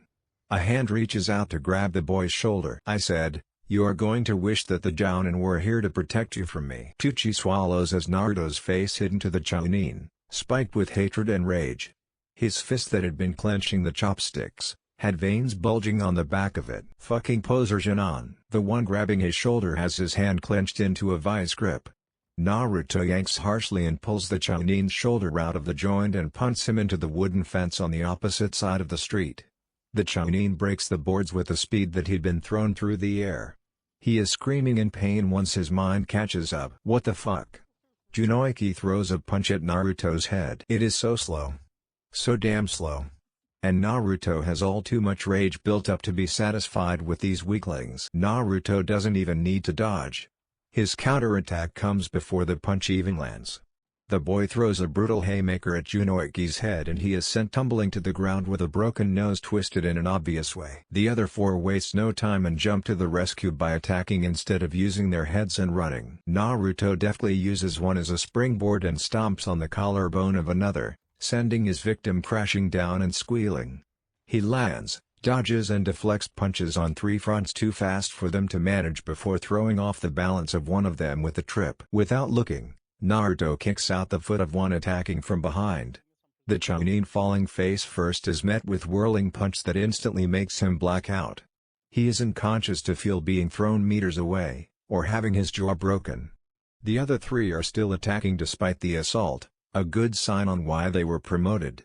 They are quick enough to be Chunin for sure. A shame that their steps are too weak to dance with him. Weaving his way behind one of the 3 remaining, Naruto is quick and strong enough to throw the young man's legs up, making him fall backwards.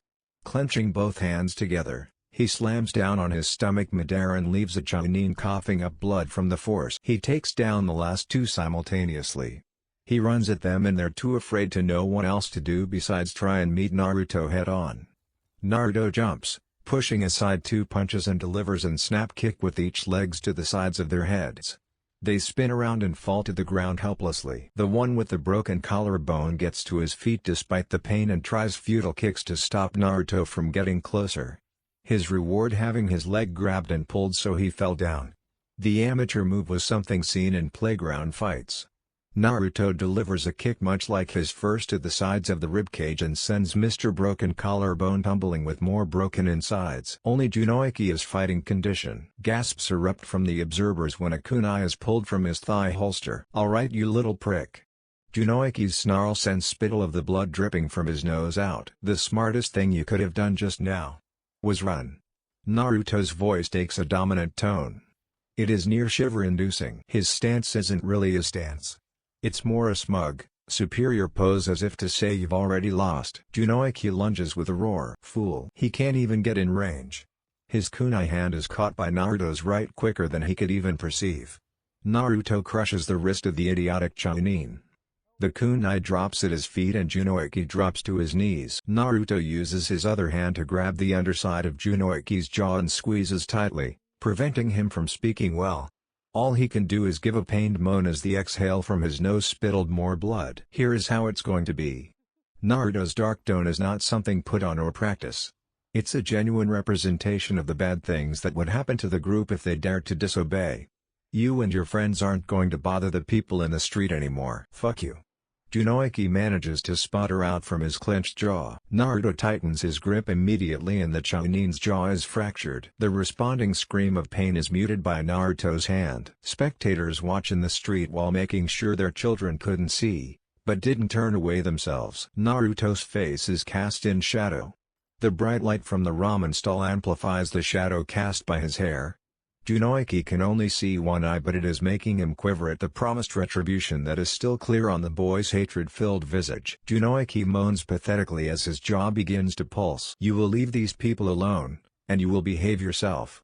If you so much as dare to mutter an insult under your breath, or look at these people in a way that I find disrespectful, I will end you. The Chunin nods fearfully, unable to speak. Naruto nods, good, and shoves him to the ground. Nice work, kid, is the mutter he hears from the crowd, although the others remain in silent awe. A Jounin is soon on site after someone called for help, and he collects the reports from witnesses.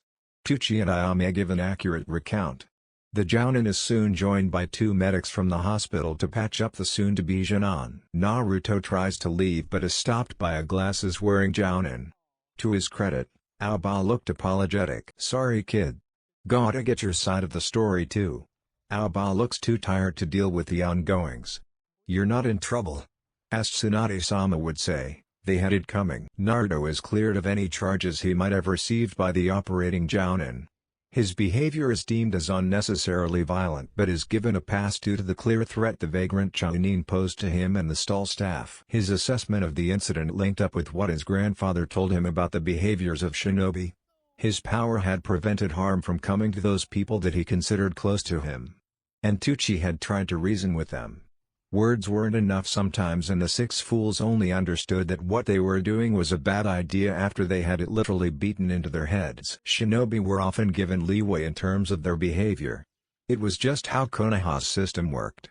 Keeping Shinobi loyal by giving them certain freedoms, and then keeping them in line using the ranking hierarchy that was based on the power and talent of those in the higher tiers of Konoha's network. When Shinobi misbehaved too much, the next highest ranking person would be the one to put them in their place, and so the importance of strength and responsibility in the cage of a village was placed in maximum importance to the ecosystem of the village. He came to realize that the only reason that he'd gotten away with what was essentially assault by civilian standards, was because he was strong enough to defeat 6 Chunin. He was worthy of being a Konoha shinobi. He'd be of more use in the field than in a jail cell. It was as though he'd had a eureka moment. As if he was finally understanding something that he was taught long ago. Team 7 unites in the early hours of the morning on the same day, 1 week later. Tsunade starts reading out the available D ranks preemptively. Actually, Tsunade-sama. Kakashi interrupts her as politely as he can. Team 7 is ready for a C rank. The Jounin have had a week to prepare for their mission. Naruto and Sasuke look as perky as can be, but Sakura regresses into a fearful visage. Tsunade looked surprised before she shrugged and smiled. Alright. You're the first of the new batch to ask for a C rank. They've been nabbed up by a few experienced teams today, but I'm sure we have something here. Tsunade pushes the intercom button. Are the new mission scrolls ready yet? Yes, Hokage-sama. Shall I bring them in for you? A young adult male answers professionally. Bring them in. The young man walks in with a scroll carrier in one hand. He refills the near-empty stacks from the bottom and refreshes the supply for the empty C and B ranks. Will there be anything else, Hokage-sama? No thank you, Kabuto. Return to your duties. Kabuto bows politely and takes his leave. Shizune's replacement? Kakashi asks rhetorically but gets an answer anyway. Yep. Tsunade pops the P and leans back lackadaisically. Kid's good, damn good medic too. He can give Shizune a run for her money, that's for sure. Really? High praise indeed for someone so young, from the Hokage herself no less. Now, your mission. Tsunade takes the first C rank off the top and starts to inform the team. The client is a bridge builder from Nami no Kuni. His primary concerns are local crime syndicates causing trouble for him and his workers, and so he needs protection from a more skilled security detail than non-shinobi nations can provide. You'll be escorting the client back to Nami, and oversee the remaining work until the bridge is finished. 2 weeks at most, but the client has impressed on us that the deadline needs to be met without further delays. Tsunade pushed the intercom again. Kabuto, send in Tazuna. Not a moment later the bridge builder enters the room. He is an older man reeking of alcohol and looks none too impressed with the selection of shinobi before him. "This is what I paid for?" Tazuna's voice is nearly slurred. 3 brats and a cyclops? How the hell am I supposed to be safe? You are entitled to a refund, of course. The nearest shinobi village is a mere 3 weeks away if finishing your bridge isn't as urgent as we were led to believe. Tazuna wisely shut his mouth. Why don't we just get on with the mission? Kakashi suggests, and bows shortly to Tsunade. Thank you, Tsunade-sama. Good luck. Come home safe. The group can only move as quickly as the client. That means no leaping between trees, no great lengths of sprinting, and most certainly not getting to the site that the client wants to arrive at within a reasonable period of time. But such is the way of escort missions, so the Genin would just have to learn to deal with remaining alert in order to protect their speed challenge charge. The first day passes without incident. They set up camp and take short watches so that everyone can get enough sleep, and by morning they're ready to get back to it. The group walk down the beaten path with Kakashi at the rear. Sakura tentatively asks Tazuna about the importance of the bridge that he needs to build. Tazuna-san, why is it so urgent that your bridge gets finished in time? I thought Nami no Kuni has trade partners that use ships? Tazuna has a short swig of ambiguous liquid before replying to the girl. No harm, right? Ah well, business on that front is a bit stilted right now. Our trade partners are having a tough time getting ships out of the bay because of pirates, and since we're cut off from the mainland, we got no other way to sell what we need to. Families are starving and we're losing jobs because we can't trade. If that were the whole story, then you'd just save your resources for yourselves and wouldn't need shinobi guard. Naruto thought of the obvious inconsistency in the story. You've got plenty of fish in the sea. Clients lying about what's waiting for us. But Kakashi doesn't say anything. A mission is a mission, and C ranks don't often warrant sassing the client for details about their struggles. Unless Tazuna outright stated something incriminating, then they would continue unabated. So what kind of things do Nami trade?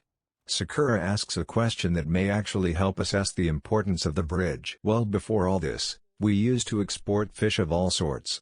Tuna, salmon, you name it. Our fishing boats are tip-top. But more importantly is that we import timber and building materials that we can't get ourselves. Once we finish the bridge, more possibilities for trade and tourism open right up. I can believe that at least. Naruto returns to observing the surroundings. Following the short conversation is a long few hours before the environment shows its own inconsistency. The trees in the strip of the area they're traveling through are taller than what they'd passed up until this point. Normally, would make the squad look up for the increase in hiding spots for potential ambushers, but 2 puddles in the road were not ignorable to Naruto on a day that there wasn't any rain. He extends his senses. 2 chakra signatures. The tactic would have been more impressive on a day that the weather favored them, but given that this is the tactic they chose means that they probably didn't have other stealth skills. Likely Chunin then, that they could employ a strategy like this but not have the foresight to learn to do something else. But there's no point in acting prematurely.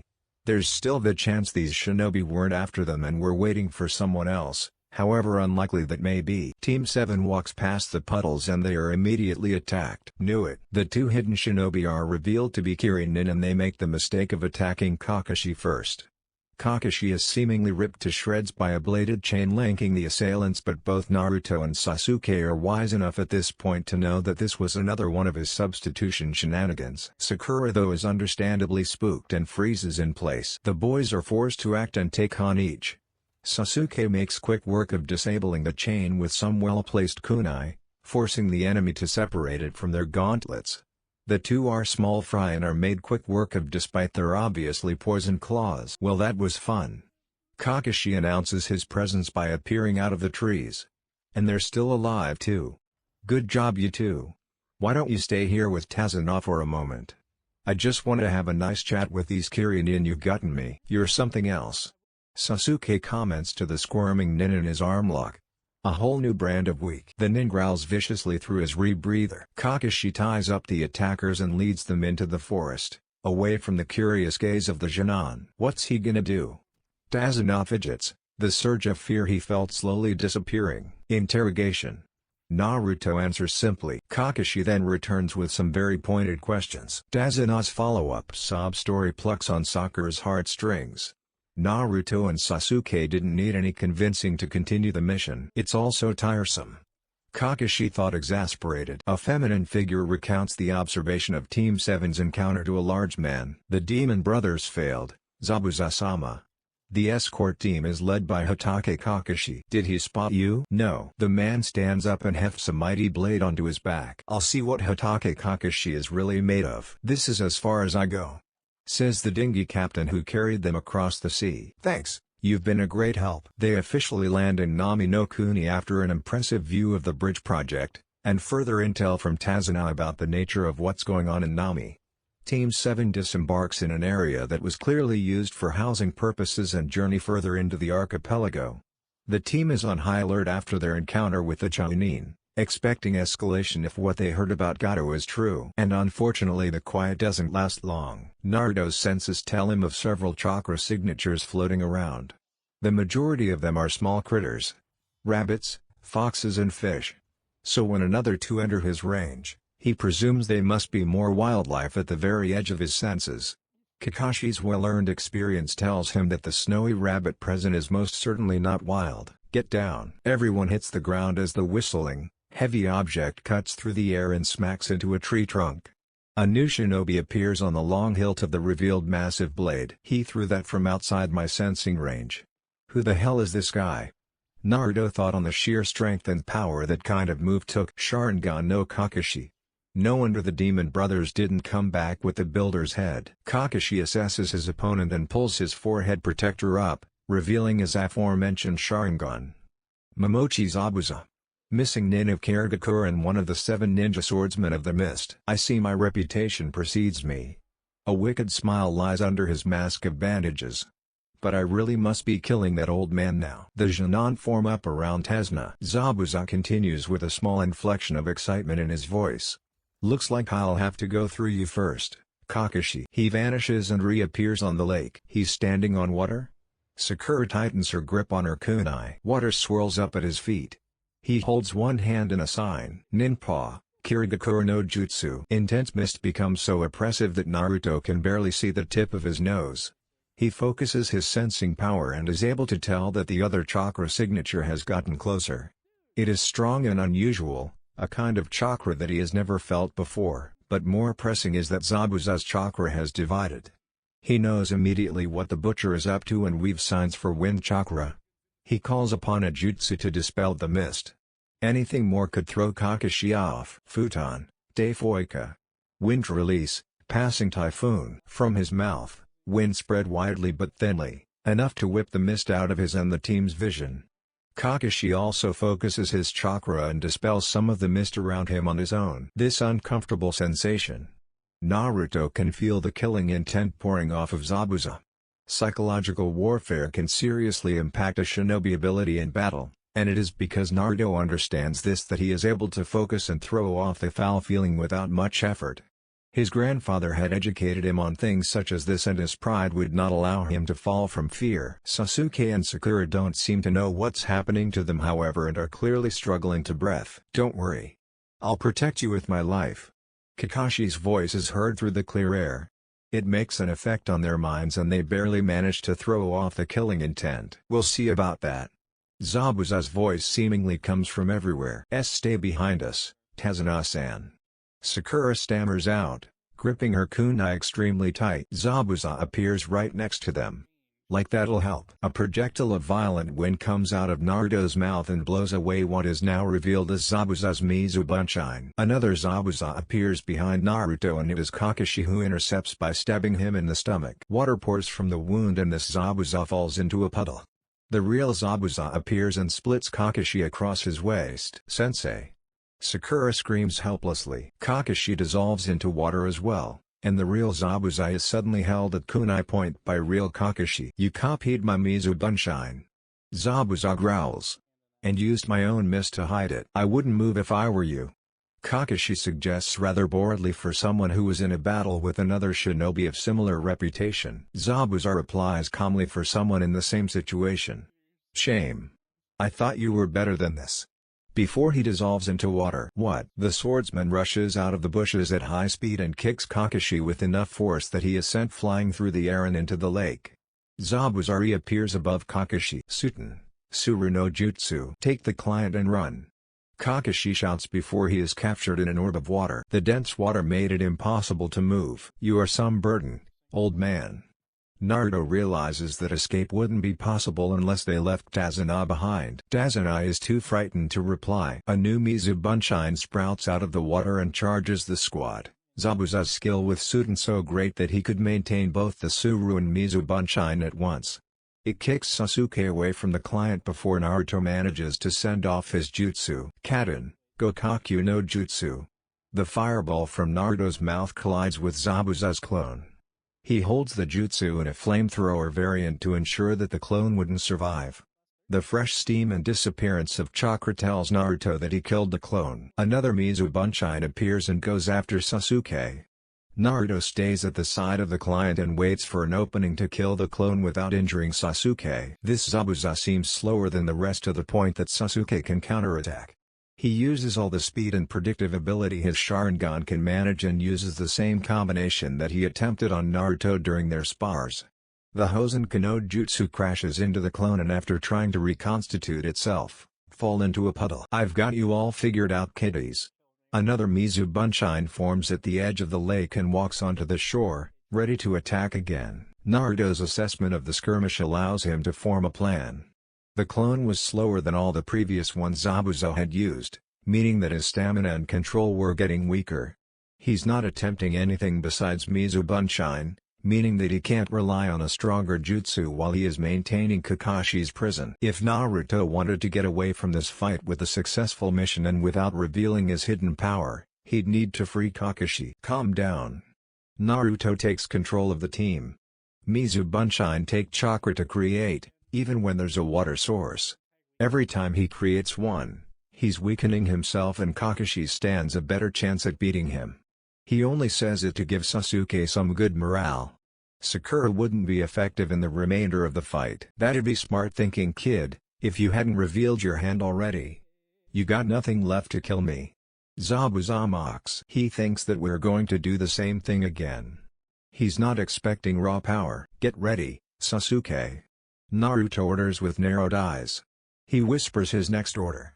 Follow me up with something to get at Zabuza's hand. Sasuke nods. Hand hidden from Zabuza's view behind most of his body. Your clone should have hidden in the water if you didn't want to lose that power.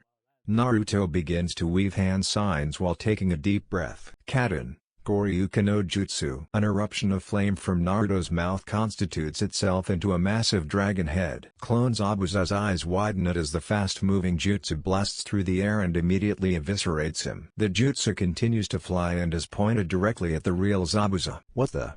Zabuza moved behind the water prison, needing to maintain it instead of letting go so that Kakashi couldn't escape. If he sank into the water, the chakra pulsing through his body to maintain the water prison might skitter across his body and make an orb size that he couldn't maintain. The best thing he could do was take cover. His jutsu wouldn't break so long as he maintained control. The Goryuka smashes into Kakashi's cage and water funnels upward to replace and strengthen the jutsu. The water orb is broken enough that Kakashi can just get a quick breath of air before the high-level Suten reconstitutes and barely manages to disperse the flames. The jutsu protects Kakashi, although he definitely felt some hairs singe. Zabuza too, is mostly unharmed. Some brat you got, Kakashi. Zabuza snarls at him through the steam. That jutsu would have obliterated anyone else's Suten. Kakashi is thinking a bit more clearly. The air he'd gotten was not going to waste. If it weren't for the fact that we're fighting on a lake, we'd both be toast. Naruto. You're really something else. Kakashi catches a glimpse of a tiny shadow with the refined vision of his Sharingan. He nearly smiles and trusts Sasuke to take advantage too.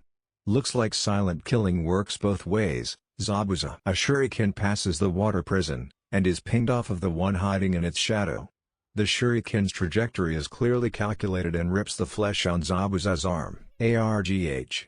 Zabuza wrenches his hand free from the water. Kakashi falls into the water once the prison breaks down. Zabuza sees that his advantage is lost, so makes his final move. He draws his Kubikarabocho and makes a last-ditch rush to assassinate Tazuna. Hold your ground. Naruto orders. Zabuza is closing in and Naruto weaves the signs for a concussive Utan jutsu just in case, but it's already clear. He knows that this fight has turned in their favor. Kakashi explodes out of the earth before Zabuza can land the killing blow. He kicks Zabuza's hand enough to throw his arm and the blade backwards and follows up with another kick that had enough force to put Zabuza back on the water. He gets back on the water despite the field advantage that Zabuza has. Clearly, he has predicted the outcome of the fight. He starts weaving the same signs as Zabuza, at the exact same speed. Are you reading my mind? Kakashi finishes, and catches Zabuza off guard by changing the hand signs he was using to a different jutsu. He uses what stamina and chakra he could throw into it. Suten, Daibakufu no Jutsu. It was as if the entire lake turned against Zabuza. The water forms a whirlpool in the air in front of Kakashi and grows in size and speed, and the maelstrom is too massive and fast for Zabuza to flee. He is pummeled by concussive barrages of water and nearly drowns against a tree. The eruption of water chakra uproots much of the foliage and leaves the Jonin in genuine amazement at Kakashi's skill. Zabuza coughs and sputters and has no counter to Kakashi when the Konoha Jounin is pointing a kunai to his neck. Can you see the future? Zabuza vomits up some more water. Yes. And your future is death. Two senbon to the neck do the deed before Kakashi can finish him off. What? A hunter nin? So now you decide to act. Naruto thought, though the outcome of the hidden ninja killing the missing nin was not entirely what he expected. I thank you for your assistance, Hatake Kakashi-san. The voice is surprisingly young. Now that he is closer, Naruto can tell that his chakra is more powerful than expected. I'll be recovering Zabuza-san now. Kakashi doesn't move away and instead checks for Zabuza's pulse. Dead. He confirms and makes a weary retreat to his team on land. The hunter takes Zabuza's corpse and vanishes in a Shunshin no Jutsu. Kakashi breathes an obvious sigh of exhaustion and relief. Alright team, I think we need to have some rest. Kakashi falls face first. Naruto runs to collect Kakashi and puts him safely on the shore of the lake. We're not far now. Tazuna's voice is shaky. I've got somewhere we can put him so he can recover. I've never been so scared in my life. These kids, they really are shinobi. They make it to Tazuna's home as quickly as they can. Naruto is dull enough that he can at least keep the barely conscious Kakashi up by slinging Jounin's arm over his shoulders. Kakashi can only manage small steps in his exhaustion, but probably wouldn't be making them at all without Naruto propping him up. Seems like the Sharingan takes quite the toll on your body. Passing several dilapidated buildings on their way to Tazuna's home, the team spots people giving them weary glances. As Tazuna said, the people are visibly hard-pressed for money judging by the condition of their clothes and closed shops and warehouses. Naruto tries to focus on potential ambushes instead but can't help his mind wandering to the fight. Naruto is impressed at the abject ability that Zabuza has for fighting on and in water. This is definitely something that he can learn from and use in the future, but the fight also made him frustrated. He knew that he couldn't join in without revealing his Sharingan, something that he was saving for a special occasion. It made him consider just showing his team so that he could fight unabated. Unfortunately, the existence of several factors in Konoha's power hierarchy made it unlikely that Team 7 wouldn't be able to keep that ability secret between them. Mission reports would change drastically based on newly revealed abilities and may be made obvious that Kakashi would be trying to keep something under wraps. Naruto couldn't trust that he wouldn't become the center of attention instead of Sasuke and have his eyes stolen by the faction responsible for cleaning up the Uchiha incident before anyone else knew that he had it. If he revealed the Sharingan and further Uchiha power publicly, it creates such a fuss that it would be impossible to ignore that he is an Uchiha. He would be placed under public scrutiny, but that meant friendly eyes on him, and making a move on him for his Sharingan would be political suicide. A mission with only a handful of people didn't warrant using his full power, regardless of the strength of Zabuza. While he'd been thinking, they approached Tazuna's place on a riverside. It was homely all things considered. Tazuna at least seems to take care of his family. Tsunami. I'm home. Tazuna announces before getting to the door. Footsteps can be heard pitter-pattering on the wooden floor before the door is opened wide. Tosan. Tsunami lunges into his arms. It's good to see you. Tazuna returns the hug. Where's my grandson? Out on the pier, like usual. Tsunami's smile falters. Tazuna grumbles a bit before stepping aside and giving room for the shinobi to step in. Follow me, we have an empty room out back where you can put your sensei down. Oh my. Tsunami looks at the shinobi with thinly disguised interest. She seems concerned that Naruto is carrying the only adult among them. Naruto sets Kakashi down on a makeshift bed that Tsunami quickly laid out for him. He sits down next to the indisposed Jounin, who quickly faded into unconsciousness. That sucked, is all he can say. What do we do now? Sakura wrings her hands nervously after sitting down. We need to make sure Kakashi recovers. This mission is going to be a whole lot harder without him. Sasuke points out reasonably. He's taking it pretty well, all things considered. I thought he'd be out long before we got here. Naruto nods in agreement. But we still have time. It will take a while to replace Zabuza, so we have some time to move freely through Nami. Sakura, check Kakashi's pouch for soldier pills. If he has any, then they'll have been made by his wife. She's a skilled medical kunoichi. I'm going to set up traps around the house. Sasuke delegates that job to himself and exits the house swiftly. Don't go anywhere without me, Tazuna. Naruto orders the bridge builder. I know that you want to rest and catch up with your workers, but the situation has changed. Alright. Gotcha.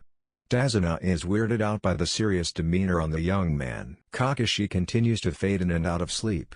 Sakura was looking at Naruto while he addressed Tazuna and didn't see their sensei quickly pull down his mask and flick the soldier pills out of her fingertip grip on them. Eh? Sakura completely missed the movement. Thanks, Sakura. Kakashi smiles before falling back again. You're not making this easy for us, Kakashi. Naruto rolls his eyes. It takes Sasuke an hour to set up traps in the trees, in the water and under the jetty of Tazuna's home. They'd been made deliberately with enough wiggle room that only normal civilian exit and entry was possible. Anyone trying to sneak in by jumping on the roof or coming through the water would be in for some nasty surprises. He is soaked when he returns, but Tsunami praises his efforts and gives him several towels to dry himself off before coming inside. Having got a better view of the woman while she was fretting over him, Sasuke almost looks like he'd seen a ghost. Reminder of the lost? Naruto asks, quietly enough that Sakura couldn't hear. She looks like my mother. Sasuke reveals just as quietly. He is relatively somber, but it's easy to see it as just being grumpy for being in the water. It slowly fades and he begins to look thoughtful instead. Naruto sees Kakashi stir back into consciousness. He looks much more aware than he did when they arrived. You're okay? Sakura looks nearly ready to cry. Kakashi smiles, wincing a bit when he sits up. How long have I been out? A few hours at most. Looks like your soldier pills work the charm. Naruto answers offhandedly, relaxing a bit now that their leader is lucid enough to talk. That's Shizune for you. Kakashi props himself up against the thin wall.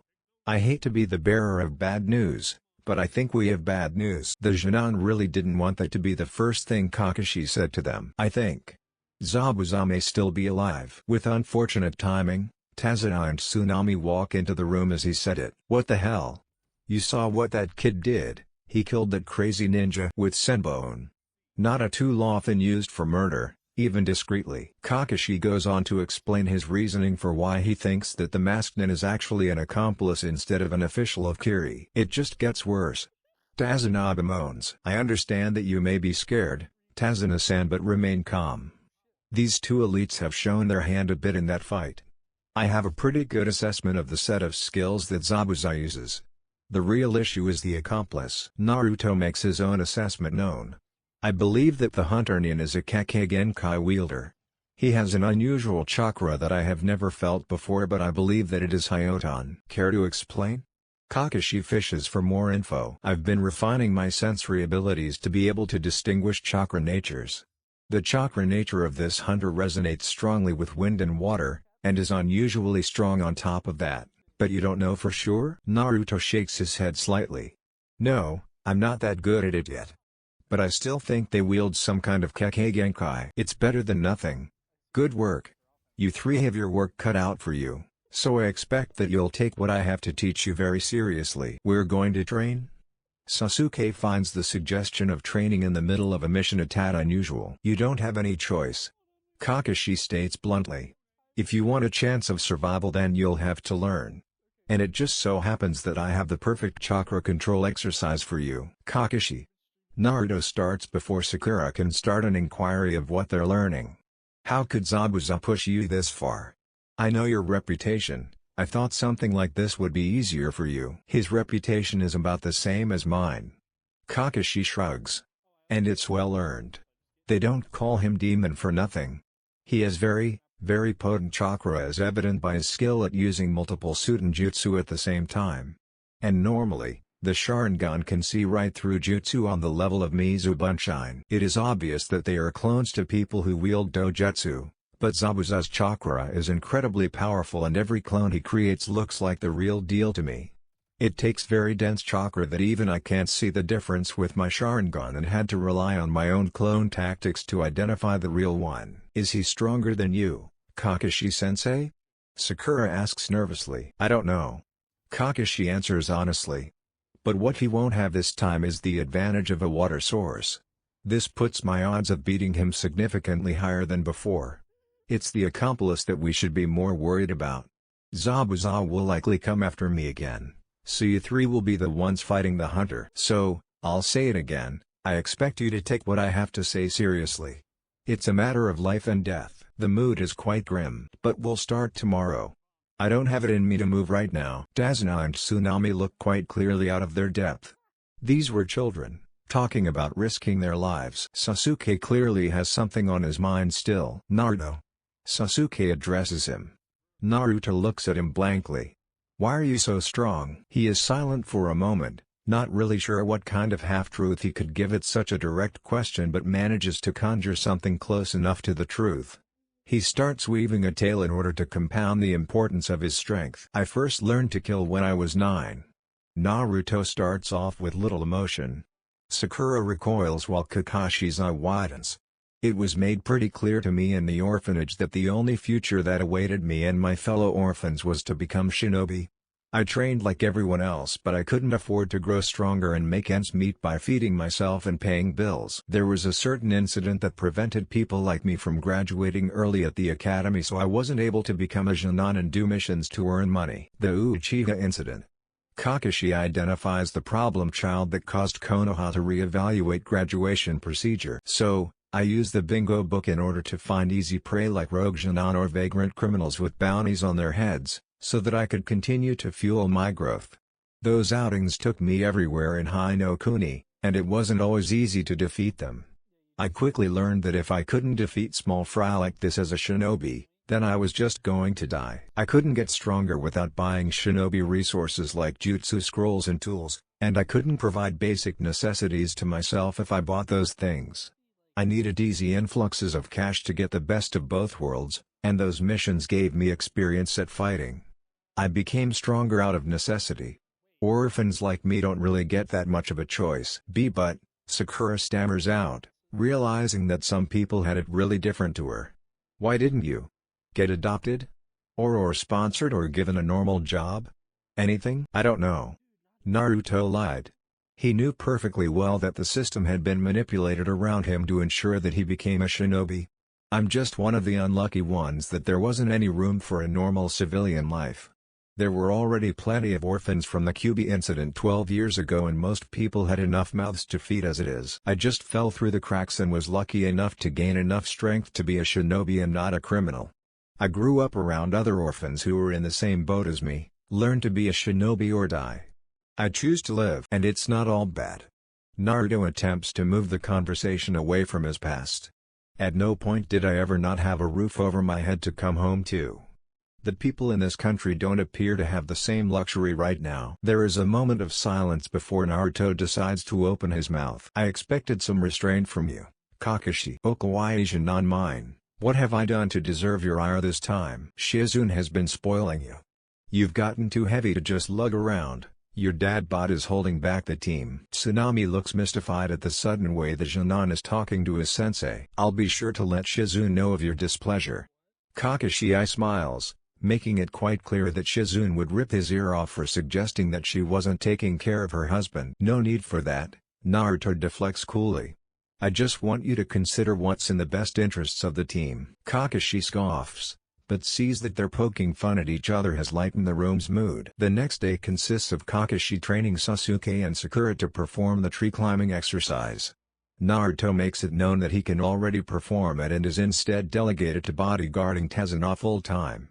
Sasuke has enough jutsu under his belt to make use of the chakra control exercise and instead merely struggles to perform it until mastering it by evening. Sakura is put through her paces after making it obvious that the exercise is too easy for her, and is instead taught a diversionary genjutsu by Kakashi, topping it off with some light taijutsu pointers to make sure she's up to scratch.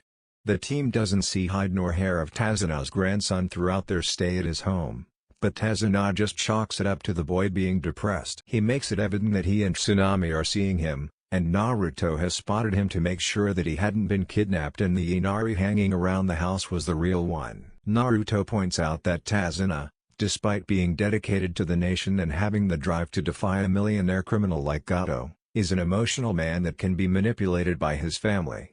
He suggests that Tsunami and Inari should be hidden, and one of them should take their place in disguise in case Gato sends men after them. Naruto is the only one capable of using Kage Bunshin that could also use Henge, and they could hardly leave Kakashi behind when Zabuza was still on the prowl, so naturally Naruto would remain in Tazuna's home. They make this plan discreetly and without Tazuna's knowledge. Tazuna's reaction would be genuine if Naruto disguised as his family were brought to the bridge, which would therein make the kidnappers cocky. Unless Naruto killed them before reaching the bridge if they went too far, of course. Kakashi had recovered quickly. It made Naruto suspect that Kakashi had held back in the fight in order to gauge what his team would do. He picked a hell of time to do it if his suspicion was true. Nothing happens for a full week before drama starts to unfold on the bridge. Tazuna and Team 7 sends Naruto left early. After leaving, Naruto enacts the plan of having a Kage Bunshin escort the family to the section of housing they arrived in when arriving in Nami initially. The real Naruto and another Kage Bunshin remained and waited at Tazuna's home, transformed to look like Tsunami and Inari. The oppressive mist rolls in. The Jonan duo tighten their guard around Tazuna. The workers evacuate by climbing down long rope ladders and jumping into boats that head back to shore. Knowing that they are at a disadvantage if Tazuna goes with them in the water, he and Team 7 remain on the bridge. "Looks like you're one Jonan down, Kakashi." Zabuza's malicious grin is visible through his bandages. "I wouldn't be so concerned about him if I were you. You and your accomplice have enough to worry about as it is." "Ha!" Zabuza throws on a blustering laugh. "Haku isn't some small fry Jonan like your little team. He may even be stronger than I am." "Then I'll be sure to end you quickly before that strength can be put to use." Kakashi voices no nonsense and confident, like he has nothing at all to fear. Zabuza looks caught off by the demeanor. He looks into the Sharingan of his current opponent and wonders if the man is greater than the legend. "Haku. Get rid of the Jonan." "Hi, Zabuza-sama." Sasuke has locked Haku into a stalemate. The hunter has revealed the secret of being an ice release wielder, just as Naruto speculated. Sasuke's Sharingan is strong enough now to be able to predict the flight path of Haku's jutsu and is always able to dodge at the last second. Unfortunately, Shuriken nor Kaden had any effect on the ice ninjutsu, and that became painfully evident when the masked hunter unleashes a secret technique. Makyo Hyoshu, mirrors of ice surround Sasuke entirely and cut him off from the outside. He is now singularly dependent on his ability to intercept Haku whenever he attempts to attack. Taijutsu seems to be the only viable option. Haku can't land any blows, but neither can Sasuke, and unfortunately Sasuke can feel his stamina and speed dropping slowly. He employs some rudimentary chakra control to increase speed in his legs to try and finish things off before he got too tired, but Haku has become wise to his strategy and is attacking cautiously rather than expediently. "If this goes on, I won't survive much longer." Desperation begins to claw at Sasuke's mind, and unnoticed to him, his Sharingan gains an extra tomoe to cope with the life or death stress. He can't predict Haku's attacks without it, but it's draining his chakra even more now. Naruto. Sakura is happy that the strongest of the Jonan has arrived on the bridge. "Not Naruto. A Kage Bunshin."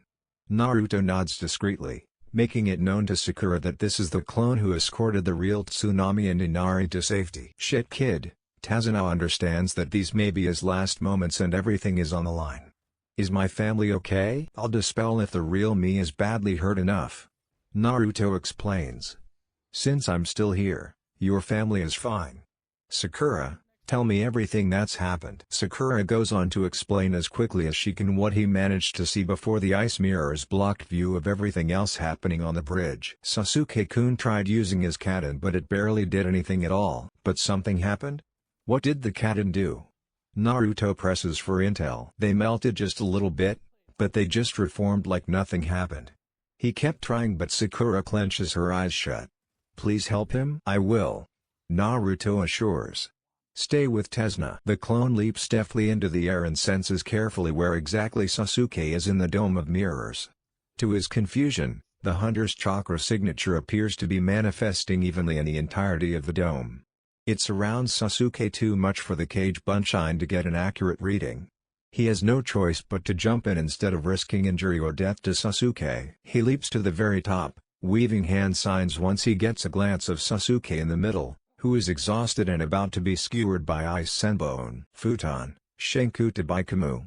Wind release, vacuum dive. Naruto's clone is sucked down by swirling wind chakra around his form, through the gap at the top of the dome. The rapid vacuum-enhanced dive builds up more wind chakra and as soon as he lands next to Sasuke, streams of the wind chakra blast out from his legs before forming into a rapidly expanding spinning dome of wind.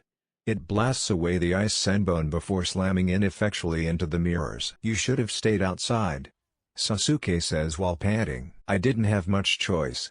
After this is over you can thank me with dinner. Sasuke doesn't have a response to that and instead focuses on staying alive. The hunter makes his opinion known. It doesn't matter if there's 2 or 10 of you. I will not fail Zabuza-sama. This guy, Haku. It's like you said Naruto, his Kekkei Genkai uses strong chakra.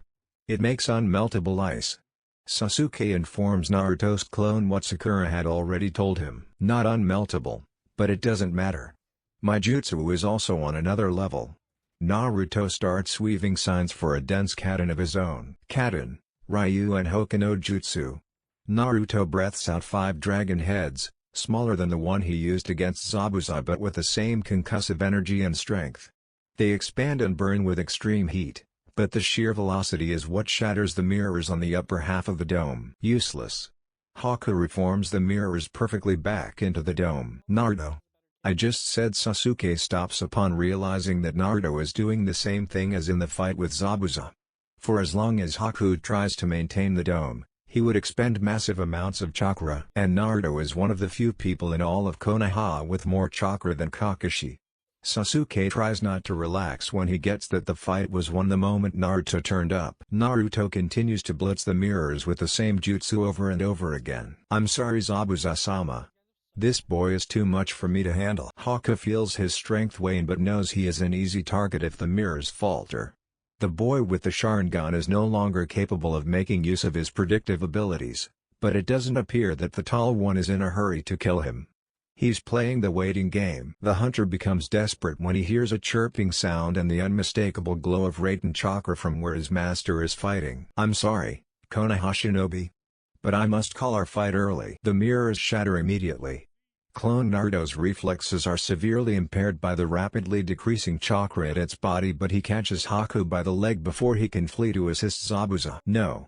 Haku screams. His wild chakra spurts out of his body and the icy surface of the bridge encases clone Naruto in an iceberg. It is too late however. The time that Naruto brought Kakashi proved fatal to Haku's master. Haku stops on the spot when he sees Zabuza, held completely immobile by a pack of dogs and with a palm of lightning through his chest. There is a pregnant pause. Haku stands completely still looking at the final moment of his master. And then, a howl of despair and anguish sends chills down their spines. You! Haku screams at the frozen clone. He breaks out into a sprint. Sasuke hobbles his way back to Tazuna, but Haku doesn't make it that far. The cage Bunshine encased in ice violently explodes, sending out shards that bury into Haku's stomach and arms. He is sent flying and lands midway between the explosion site and Kakashi. His death is quick. He is unconscious by the time he lands and shards buried in his flesh are scraped out from rolling across the surface of the bridge. There is a long trail of freezing blood. Haku is dead within a minute. It is an unspectacular death that made Sasuke's stomach churn. Kakashi calls them over and away from the end of the unfinished bridge. Tsunami and Inari do not jolt on receiving new memories. The guards surrounding them on the dinghies they had commandeered seemingly have nothing to fear. A small army of mercenary criminals lead them up the workers' ladders to the end of the bridge. They are 30 strong and armed with basic weaponry. And even Gato himself is present, gloating loudly from his yacht before deigning to be the first to climb up to the top of the bridge. With some assistance. His pathetic, stubby little legs were incapable of doing so without help. Naruto imposes a subtle genjutsu on his guides. One to make sure they kept their blades sheathed. He puts on his best acting face. "Tou-san. Run." Tsunami screams at her father. "Tsunami? Gato. You monster." "Kia-hey. This little game of cat and mouse is done." Gato grins confidently. He walks forward and stumbles upon the corpse of Haku. "I should have known you'd be useless, hee hee." Gato kicks the body with a little giggle. "You sick fuck." Sasuke curses and his internal fury burst out of him hatefully. Kakashi's hand on his shoulder prevents him from doing anything. "I don't know why I even bothered to bring your family here." Gato strolls over Haku. The mercenaries rally behind him. "Looking at you now, so pathetic and beaten down. It reminds of that son-in-law of yours." He grins again. "Very nostalgic. And like him, you've been a pain in my ass for too long. I'm glad those tools of shinobi I hired were enough to tire your bodyguards." "Nami no Kuni is mine as it rightfully should have been from the start. The battle for this country." Tsunami vanishes and reappears to whisper in Gato's ear. "Is over?" Gato whirls around to a puff of smoke, revealing that Tsunami was in fact a disguised shinobi. "Get him, you fools!" Gato screams in fear. Inari's transformation dispels and reveals a cage bunshine of Naruto. Mercenary civilians are but like chopping through academy students. The clone makes use of their own weapons against them. It doesn't so much as bother to use ninjutsu. They cannot advance and the gruesome display of butchery takes apart the traitors to their nation. These men were once citizens of Nami and their greed had nearly destroyed it. There would be no mercy from Naruto. Gato drops his cane and stumbles away from the real Naruto. Naruto walks sedately while Gato attempts to flee down the bridge, continually looking over his shoulder at Naruto who on practically on his heels with no effort. Kakashi lets go of Sasuke's shoulder. The crime lord looks back once more to see Naruto has stopped, and is promptly skewered in the back by two kunai. "Rot in hell, you monster," are the last words Gato hears from Sasuke before he departs this world. He drops unceremoniously to the unforgiving cold concrete. Naruto's clone dispels after mercilessly slaughtering Gato's army.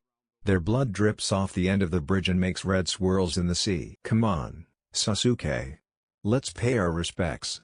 They both walk up to Haku's body. Naruto is filled with a sensation of sympathy and respect, but it is not comfortable in the slightest. Here was someone who had failed to protect his loved one, his precious person. It invigorates his desire for power even more. Naruto has killed many times in the past, many despicable men and women who committed crimes against people for enjoyment. He has never felt so uncomfortable killing someone who he felt that in another life, he could have been friends with. "I hope you have better on the other side." Naruto respectfully arranges Haku's body so that he didn't look like just some other casualty. Sasuke on the other hand has seen himself in this Hyoton shinobi. He stares down at the corpse that previously attacked Naruto with unimaginable animalistic vigor. He sees that this boy was hurting so much that he essentially threw away his life after losing his purpose. The intense love he felt for his master turned to stronger hatred. Is this what he would become? Would he throw away his life for the sake of taking another? Should he learn to preserve himself instead, and preserve the Uchiha clan through other means? It is a conflicting conundrum. He begins to see defeating Itachi as a means to an end instead of his goal, his purpose. For as long as that man lives, any legacy he may try to rebirth through the ashes of his clan would be at risk. Itachi must die. Not because he slighted Sasuke, but for his duty to protect the future of the Uchiha clan. Sakura doesn't step even a foot away from Kakashi. She hugs her sensei, finally breaks down after this nightmare mission has traumatized her. Dazuna respectfully stays silent until Team 7 come to terms with the situation. No work was done on the bridge for the rest of the day. Tazuna finishes the bridge in a shorter than expected time frame after the citizens of Nami are invigorated with good morale following the death of Gato and his mercenary army. Naruto, Sasuke and Kakashi bury Haku and Zabuza. Sakura makes a pretty and natural display for the wooden marker on Haku's grave, while Zabuza's headstone is his sword buried into the earth. They pay their respects silently to Haku. On the day of departure, Team 7 stands ready to cross the bridge on foot and return home. Tazuna makes a speech about the grand shinobi he'd hired before shooting off names for the bridge. "How about it, the mighty Tazuna Bridge?" "No," is the overwhelming consensus of the crowd. Naruto cares very little for staying a moment longer and starts walking. Sasuke and Sakura are in similar moods, so they follow. Kakashi waves over his shoulder but gives no further formality. They are out of view when the bridge name is officially decided. "Alright, fine. We won't name it after anyone. How about the Great Salvation Bridge? For honor of our return to normalcy." "Yes," is the overwhelming consensus of the crowd. Team 7 arrives at the gates of Konoha.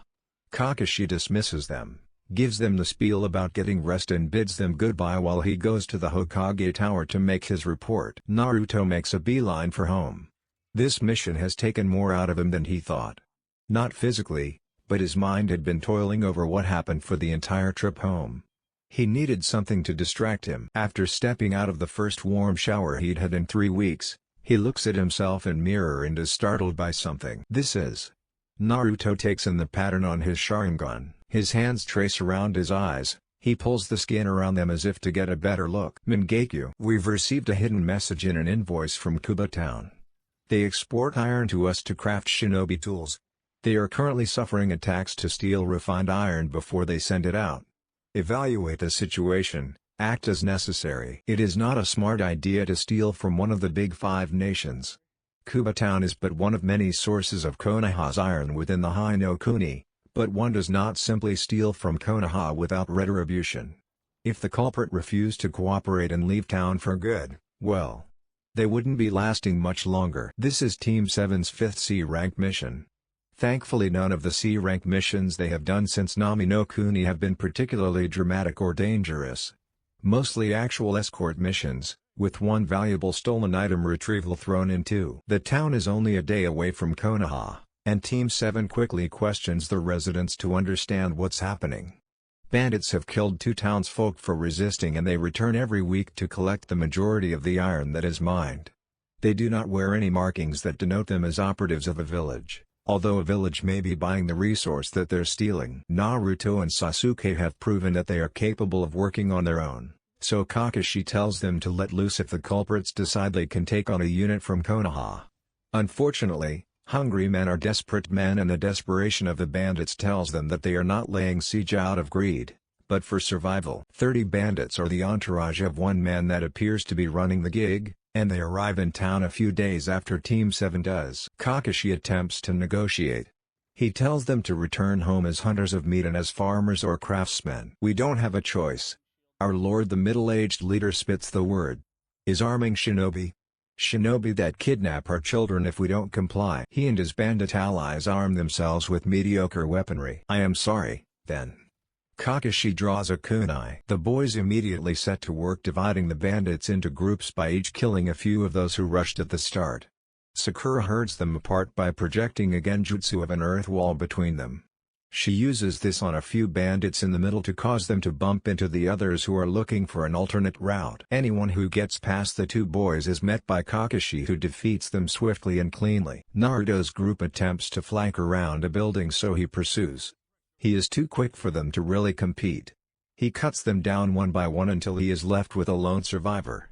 A survivor who is out of view of anyone, gifting the boy with a golden opportunity. "It is unfortunate that you didn't run," Naruto comments with little emotion. With Kakashi out of sight, he is free to practice. The bandit quivers in fear and his body refuses to respond. His disbelief at this many people being slaughtered by one person is palpable. He sees Naruto's dark hair flick in the wind, and the right eye hidden under his hair is glowing crimson. Tsukuyomi. Yusuke wakes in a realm of pure white. He tries to take a step but it is disorienting and he's unsure of how much of the surface he is walking on is the floor. He puts aside the queasy feeling and looks up to see the same shinobi boy with the red eye. Only this time he has two. He lunges at the boy with his blade. "You won't be needing that in here," the child says, waving his hand. Yusuke feels and sees the weapon vanish in his hand. His confusion lasts a second before his survival instinct kicks in and he charges the boy with his bare hands instead. A staircase forms between them and the boy is elevated several meters higher than him. He doesn't have time to think, all he can do is attack and hope that this shinobi trick ends. He runs up the stairs before one of them collapses like an eggshell and he finds himself falling into a dark abyss. He can't help the panic scream that tears itself from his throat. The feel of his velocity increases his fear tenfold. He closes his eyes and then immediately lands in a pool of water. Yusuke opens his eyes and tries to get his bearing. He can only see red and can feel the thick liquid cold on his skin. Blood. He claws his way through the blood to the surface. When he reaches it, he takes long gasps of air under a red moon. Yusuke realizes that his hands aren't going back under the blood and using this newfound knowledge, pulls himself on top of the surface and stands up. Yusuke looks at the moon and the starry sky around it and starts to hyperventilate. "Show yourself." Yusuke screams at the moon. "Very well." A deep and loud rendition of the child's voice booms from everywhere. Out of the bloody sea rises a gargantuan version of the boy he'd locked eyes with. Blood drips off his long spikes of black hair, his eyes are unholy crimson lanterns. The monster stops with its shoulders just out of the liquid. "Where am I? What do you want from me?" Yusuke demands fearfully. "I desire only your knowledge. Your life possesses little value to me. Give me the knowledge I seek, and I shall free you from this realm in which I control all things." Shinobi tricks. We were told what to do if we get caught in one of your illusions. Yusuke realizes what he is seeing and pulls out his pocket knife. Yusuke stabs himself in the thigh, and knows that the immense pain will knock him out of the illusion. Only it didn't. Genjutsu still operate under the sensations that the victim is feeling in reality. Even a strong breeze and the sensation it causes on your skin may be enough to remove you from an illusion. But you are no longer in your own reality. You exist in my realm now. A realm in which I am God. 9 etheric light blue skeleton hands rise up out of the blood lake. In the fist of each were real skeletons, one hadn't even fully rotted away yet. Skin forms on some of their faces, long tongues hang out of slack jaws and muscles and flesh refuse to stick to the bones, falling into the blood. One of them manages to form a functioning but rotten head and speaks to Yusuke in a gurgling voice that echoes several times. "Kill me." Yusuke threw up violently. "These are the ones who came before you. They did not give me the knowledge that I desired, so I have kept them here for eternity. Their minds have deteriorated so much that they no longer remember the secrets that I wanted. This is a fate you will share, if you refuse to bequeath upon me the circumstances of your task." Why does that matter to you? Yusuke thinks hard. He has a ticket to get out of this dimension. "The boy you saw in your reality is my vessel in which I can manipulate the existence of mortals. He has been given a task by his village leader to assess your group's efforts. It is my thanks to him for allowing me to share his body that I obtain the knowledge that he desires. I will tell you anything you desire." Yusuke drops to his knees in front of this god. "Then we have an accord. Allow me to restore your wound. In return for your secrets, I shall return you to the mortal plane." Yusuke's leg healed and even the pants he is wearing stitched shut as if they were never damaged. "We have a handler, he's a shinobi." Yusuke starts off with white hair, 2 dots on his forehead. "He killed 10 people in our village with bones that came out of his body. He told us to get resources by any means necessary or he'd kill our families.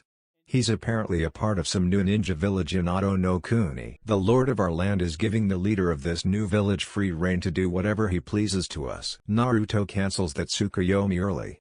The stress on Yusuke's chakra network and mind puts him in a vegetative state. He took pity on a bandit and stabbed a kunai into his head. Even if the man could be saved, he'd seen too much. His playing God act had fooled the man well enough to make him spill everything he knew about this new village. It wasn't much but still something. Only a second had passed on the outside while his Tsukuyomi took place, which gives him enough time to fake a scenario in which he could have reasonably extracted that information. He waits a few minutes before returning to the main group and joins Sakura's defense for the townsfolk that they'd ordered to stay indoors and barricade up. Sasuke makes short work of the remaining bandits before Kakashi stops him from killing the last one. This is our chance to practice what we talked about. The Jounin ties up the survivor. Kakashi, Naruto steps in with his new tale of half-truth. I had one of the bandits tell me why they're doing this. They have a shinobi coercing them into stealing the iron. He said if they didn't cooperate, the shinobi would murder their families. This shinobi is using normal people to do his dirty work. Looks like they don't want anyone to find out what they're doing. Sasuke activates his Sharingan, which whirls with 3 tomoe in each while Kakashi holds the man's head still and forces his eyes open. Practicing hypnosis to get information. The hypnosis potential of the Sharingan took much skill before one could be considered a master of it. And even in control of a person's mind it still fell far short of the legendary Genjutsu of the Mangekyo, Kodo and Matsukami. Using the standard hypnosis could only get gleams of information and shinobi could lock out someone from their mind with some effort. Naruto had wondered what it might be like to wield a jutsu like that, but figured the Mangekyo must be primarily hereditary. He could use Tsukuyomi with his right eye and Amaterasu with his left. Just like his grandfather could. Try and focus on that and draw out anything like it. Kakashi coaxes. Sasuke nods and focuses his eyes. Naruto and Sakura are treated to a boring wait. The pink-haired girl had grown far more confident in herself over the 6 months that she'd been a Jonin and actually strikes up conversation with Naruto rather than disguising her fear of him with verbal assaults. "What do you think it's like?" she asks while twiddling her long pink hair. They sit down next to each other on a bench left out at a dango shop. "You might need to be more specific with me, Sakura," Naruto comments, idly shaking his own hair back into place after whipping it around chasing the bandits. He had grown to cover the Uzumaki insignia on the back of his shirt. "Having a Kekkei Genkai, I mean," Sakura clarifies with some wonder in her voice. "I guess it must be different for everyone who is one." Naruto feels like he's gonna go off on a lecture but figures that Sakura is the most likely to listen to it. If you think about it, someone born with a Kekkei Genkai probably doesn't feel any different to a normal person. They can just do something with their body with a power that they're born with. To them it's probably no different from being like us. It's just natural, just like it's natural for me to be good with Katen and Futon, or your affinity to Genjutsu and medical ninjutsu. "That's true, I guess," Sakura concedes. "People with Kekkei Genkai don't really seem that different on the outside, but there may also be other kinds of difficulties that normal shinobi don't have. I bet that clan culture plays a pretty important part in how Kekkei Genkai shinobi see themselves. You had a Hyuga in your class, right?" She's probably under a whole lot of pressure from her clan to maintain the image of strength of the Byakugan, just like Sasuke wants to master his Sharingan and prove that it's something fearsome in honor of the Uchiha. Sakura nods along, seeing reason in his words. "I didn't really think about that." Hinata was kinda shy. It must be hard on her to live up to something like that. "There might be other psychological things too," Naruto continues without a beat. "A few years ago, someone from an enemy nation tried to kidnap a young Hyuga so that they could have the Byakugan for their village. The leader of the Hyuga clan killed him and got caught up in some political incident because of it. The Hokage sorted it out and nothing became of it. But it mustn't have been a good experience for the kid who nearly got stolen." "That must have been Hinata," Sakura realizes in shock. "I bet that incident traumatized her and she got all shy because of it." Naruto blinked. Surely Sakura would know this already? She was your classmate, wasn't she? You weren't friends? Not really. I mostly kept to myself and Ino. She was my only friend. Sakura sighs, looking a bit down. We kinda had a fight and it wasn't the same between us. I'm sorry, was all Naruto could say. He didn't care much for the drama but he'd dealt with growing apart from friends. The people he lived with in the orphanage all went different ways after Tsukimi Bakken passed. It's not a big loss, I think. Sakura actually leans her head on his shoulder. I like you guys more anyways. You're turning me to mush, Naruto stated with deliberately fake emotionlessness. She flicks a lock of her hair in his face for the tease but the two remain in comfortable silence until their teammates are done. Kakashi and Sasuke walk over to them, with the latter having turned off his recently matured Sharingan. What I got just now was about the same as what Naruto said. Sasuke starts to list off what little intel he could draw out. There's a new village in the nation that these guys came from. They have some Kekkei Genkai shinobi who's killing off their families if they don't obtain resources. Kakashi speaks up with his opinion of the matter. It was sloppy. They didn't research who this outpost is delivering to and gave us the opportunity to find out that the new hidden village is arming up. Hokage-sama will want to hear this. The Jounin looks around. Well, that's still another successful C rank. Good job everyone. Let's give the all clear to these people and head back to Konoha. Team 7 is sassed with questions about what if they come back? And are we really safe? And the short answer to each is we need to return so that Hokage-sama can send out border guards. Naruto is suspicious about why Kakashi didn't ask how he got the lead in the first place. Kakashi stood before three of Konoha's most experienced shinobi. Tsunade, Homura and Koharu are seated on higher perches compared to the other shinobi in the room. Behind Kakashi, many Jounin and high-ranking affiliates are seated before the venerable elders and Hokage. Only the most trusted operatives of every faction in Konoha were permitted to be present. Loyal and talented many may be, but Tsunade had only a handful of people that she can trust explicitly and to not leak intel unintentionally or otherwise. Kakashi had finished his report on the clear armament tactics employed. Another hidden village? This is most troubling. Homura pushes up his spectacles on his nose, looking dignified and stern. Koharu nods along. This work is quite sloppy. Whoever is pulling the strings does not expect their nation to last long.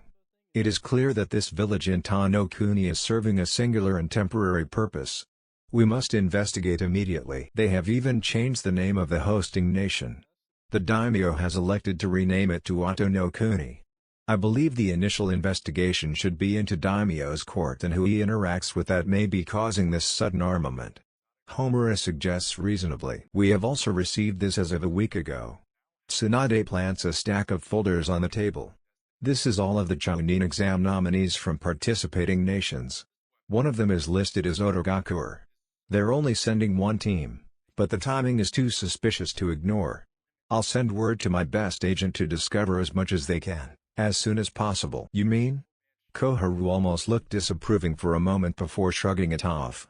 Every field team is to report any mention of Otogakuer or attempts of armament. Understood.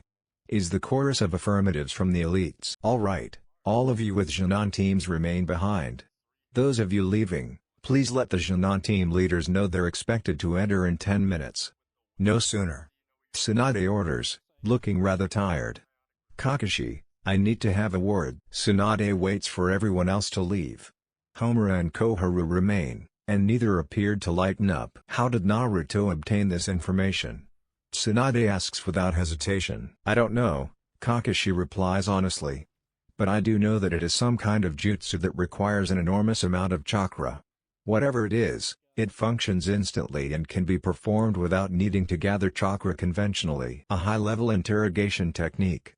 This is beyond the scope of a Jinan, even one who has been reported to have unusually powerful chakra. Koharu points out shrewdly. Is he aware that you know? Perhaps not fully. He understands that I've been trying to get more information from him, but I don't think he knows that I was using a jutsu to assess his chakra levels throughout the mission. I'm afraid I don't have the sensory talent to be able to understand what exactly he did, but I know for certain that it requires more chakra than any interrogative technique that I've ever witnessed. Kakashi tacks on his explanation of his lack of sensing skill. It is a very rare talent to be able to sense if someone is using a jutsu, or determine what their chakra nature is. Naruto's mind's eye of the Kagura, as he called it, was truly one of a kind. Why is the boy hiding this? He is clearly not suited for stealth or other onbu positions. Uzumaki Naruto clearly possesses the same frontline wrecking ball potential that his father did. He has nothing to gain from keeping something like this hidden. Have you discussed with him this behavior? Homura's assessment of Naruto's abilities rings true. There's no chance in hell that someone like Naruto would desire to go into onbu, but his habit of keeping secrets is making people suspicious. With each mission it becomes clear that he is not being challenged and makes it more obvious that he's hiding something. Kakashi puts forward what he's managed to read from his students so far. I've had a chat with him about it. All he will tell me is that he's waiting for a moment in which the entire world will see what he can do. I tried to explain that he could catapult through the ranks quickly if he just chooses to show off, but he's determined. Every time I ask he just tells me that Kakashi sighs, realizing that it sounds ridiculous. That he's at risk. Homura exchanges a look with Koharu. Tsunade leans forward with her head on her hands, eyes stern. At risk of what? If he reveals the full extent of his abilities too early, he believes that internal factions of Konoha will seek to recklessly reproduce that power. If it is stolen, or altered, or diluted by giving it to other people without correct instruction, that it may very well destroy Konoha instead of protect it. He insists that this ability is 100 years of hard work culminating into him, and that it must be shown to enemy nations at the same time or else Konoha will lose the biggest possible deterrent of war since the Shodai Hokage. So, he thinks he has some Kekkei Genkai that is absolutely vital for Konoha's future? Homura's tone could be considered dubious at best. Koharu clearly agrees. This is the posturing of a 12-year-old boy with an inflated sense of importance.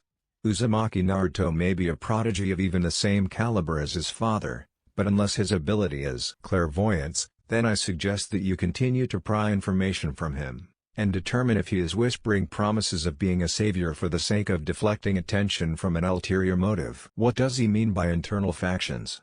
Tsunade latches onto the phrase with narrowed eyes. The Hyuga incident is the example he gave me.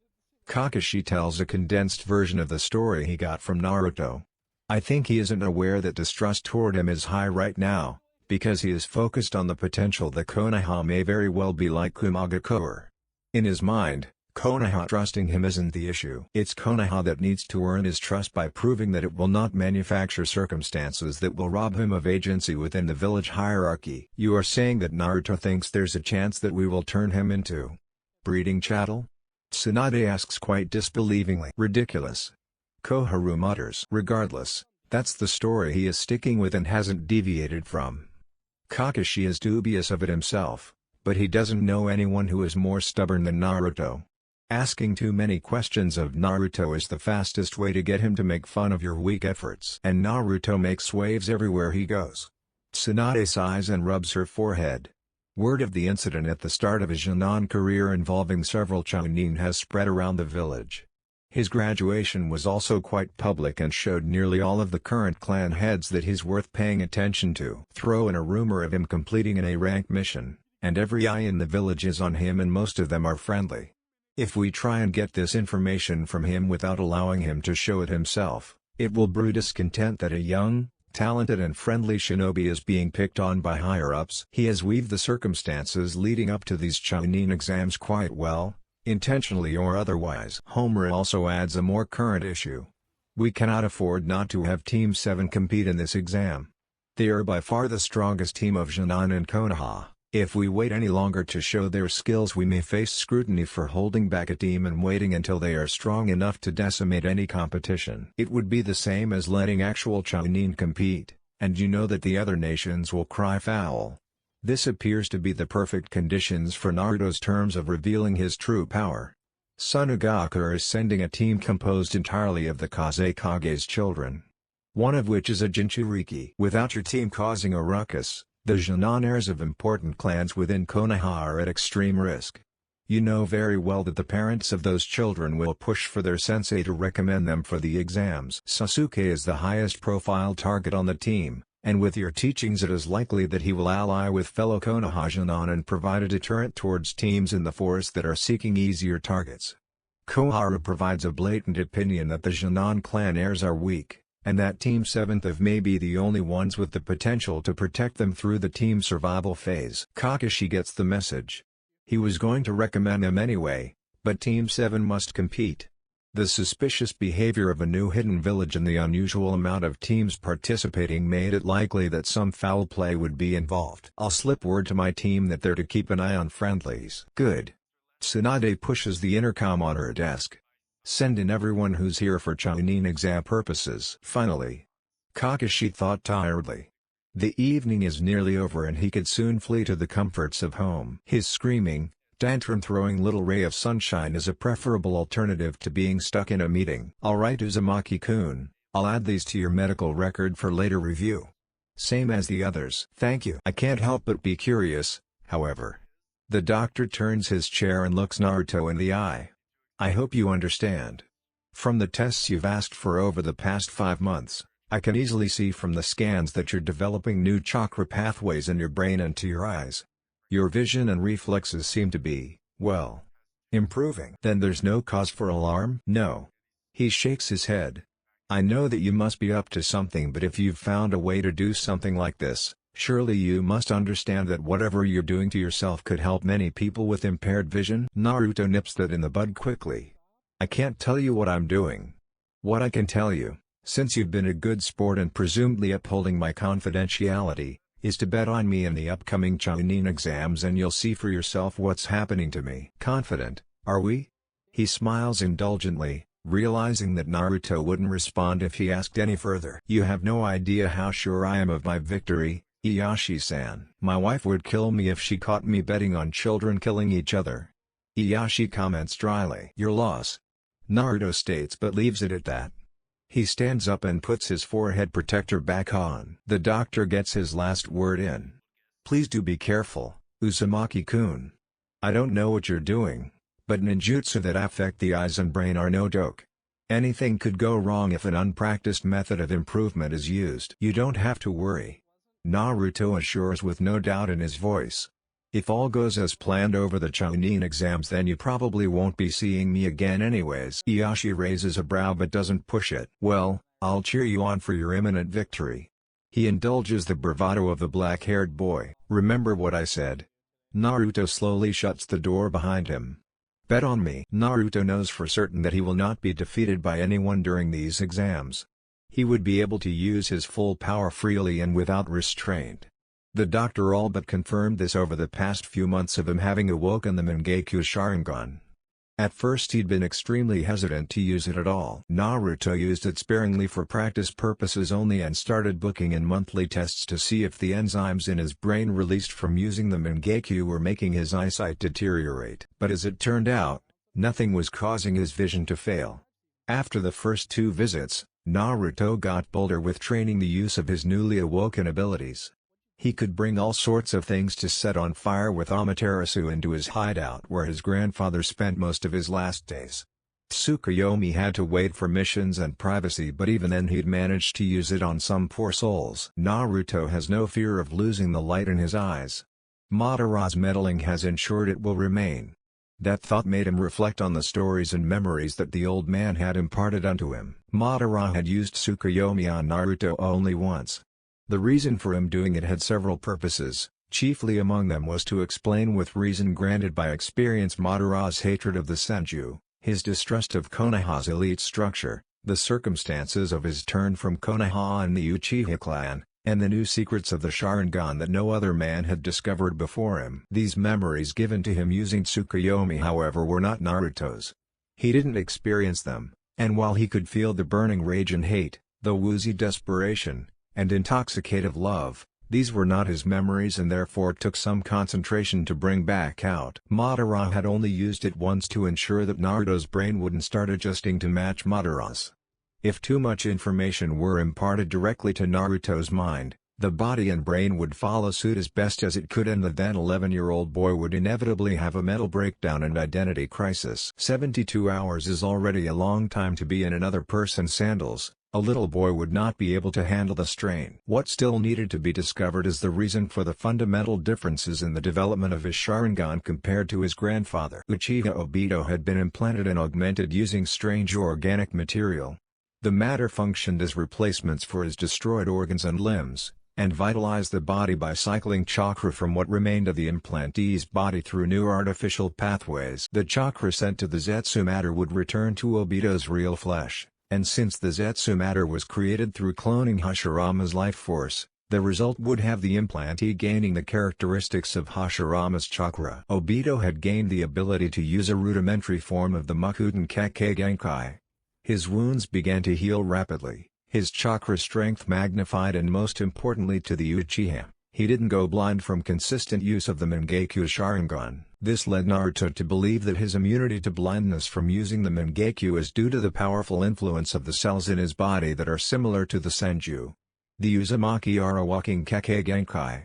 The primary trait of their clan is their world-renowned powerful chakra and life force. It affected them passively, it was not something that was activated like a dojutsu, or expressed through a unique nature transformation, or through the use of other bodily abilities such as turning into water or smoke or making bones come out of their bodies. Uzumaki chakra is raw power.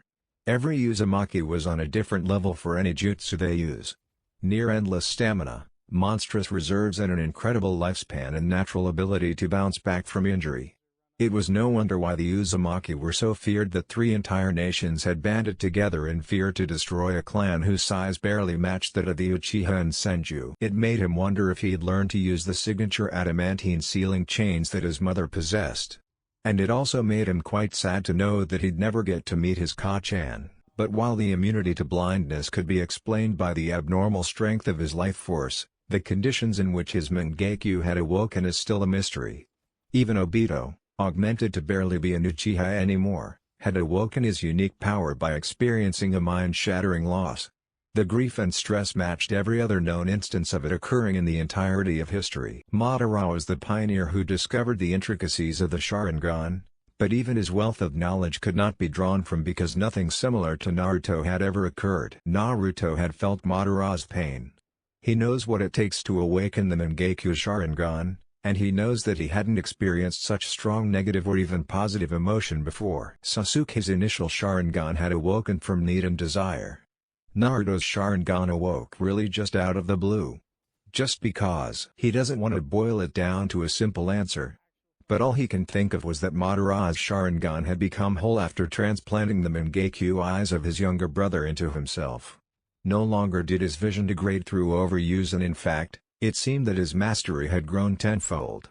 There was no longer a painful burn every time that Madara used those powers. It was as if the Sharingan was always meant to be that way. At no point had any other person achieved the eternal Mangekyo Sharingan. Madara's augmenting himself using Hashirama's flesh may have made the change to his physiology permanent. So therefore, it stood to reason that his descendants would also possess the same different Sharingan. Could it be, like puberty which allowed for more bodily functions after it occurs in teenagers, that the innate dojutsu he was born with was simply ready to be used to this degree? That he had grown up enough that his body said, "Yep, it's time for the next phase in your life." The thought makes him want to laugh. Waking up one day and spotting hairs on your chest, and as if that were some rite of passage, you now had the Mangekyo Sharingan. It couldn't be that simple, could it? In Kumagakure, Yondaime Reikage sat in his office, and the Jounin sensei and Jinan of the one team he was sending to the exam stood before him. 2 other elite and trusted Jounin joined in on the meeting. I'll be blunt, as he was wont to do. There is one Jinan team leaked from Konoha that is concerning. You may need to take efforts to avoid them until their abilities have been gauged successfully. It pained him to say that his strongest Jinan would need to watch out for Konoha Shinobi. The Jinan in question were silent before him. Kurundaru, a pair of talented swordsmen. They had proven adept in their 3-year tenure as Jinan, even catching the eye of other gifted Kumagakure Shinobi. Daru had permitted them to receive additional teaching from anyone willing to offer. Like many Shinobi in their village, they are both gifted in the use of Raiten to an abnormal degree. But the point of concern and reason for the meeting was Yugito. Far exceeding the abilities of her teammates and peers, the 16-year-old is also the Jinchuriki of the Nibi. The only reason the team had been refused entry into any Chunin exams was due to the slowly simmering spite from Konoha Shinobi for their disastrous attempt at kidnapping several years ago. Any mission that crossed paths with Konoha over the past few years always ended in vicious attacks. The diplomatic situation had only improved in the past year, but they didn't want to risk sending the best of the bunch to the exams only to be killed before they were ready. Reikage-sama? Drew is the team sensei and longtime diplomatic bodyguard for the village leader. Knowing the Reikage, Drew sees that if they're even being spoken to at all like this, then the Yondaime has reason for concern. Mabui, the assistant of the Reikage, is the one to list off the known details catalogued of the people of interest. Hatake Kakashi of the Sharingan has taken on 3 students. Even the weakest of his students has excelled under his tutelage. Haruno Sakura, age, 12. Civilian born, but according to leaked documents, she is currently under evaluation to determine if she could be a candidate for apprenticeship under the God-Ime Hokage, Senju Tsunade. The Jinan turned to each other in disbelief. 12, and considered for apprenticeship under the Hokage Uchiha Sasuke, age 12. Only known survivor of the Uchiha incident, younger brother of S-rank missing nin, Uchiha Itachi. Records show that he awoke the Sharingan during his academy graduation exam and has grown experience in its use from the teachings of his sensei. The boy has proven prodigious and resourceful. His mastery of the Sharingan grows, as does his arsenal of ninjutsu. If he is even half as talented as his sensei and brother, it may prove extremely difficult to counter him. Neither of these sound that bad. Yugito speaks up, crossing her arms under her chest. They're talented, we get it. We still have 3 years on them. Do not underestimate potential enemies. A scolds crossly. Yugito should consider herself lucky he hadn't started shouting yet. Mabui speaks up before Yugito can complain again. The main point of concern is this boy. She pulls out a copy of the academy graduation photograph. Whoa. Gimme. Kuro seems very impressed by his looks. Uzumaki Naruto. Age, 12. Guru, C and Samui all look alarmed at the word Uzumaki, which does not go unnoticed by the Genin. Known to have fought 6 Konoha Chunin at once and 1 with Daijutsu alone. He possesses unnaturally potent chakra, of which is believed to nearly match the Hokage herself in density and capacity. He is known to use advanced Katen and Futon ninjutsu as well as the forbidden Kage Bunshin no Jutsu, of which he can perform to a degree that outclasses elite shinobi in Konoha. Quite the list of absurd claims, but the way Mabui read it off made it seem all too serious. You want us to avoid this crazy strong guy? Amoe rolls his lollipop around to speak without drooling. Drew answers for his Genin, already knowing full well the circumstances around this mystery student of Kakashi. It's not just a matter of avoiding him. He may actively decide to come after you if he notices your presence. Is he some bloodthirsty killer? Carol clearly wants to know more about this potential threat. That remains to be seen.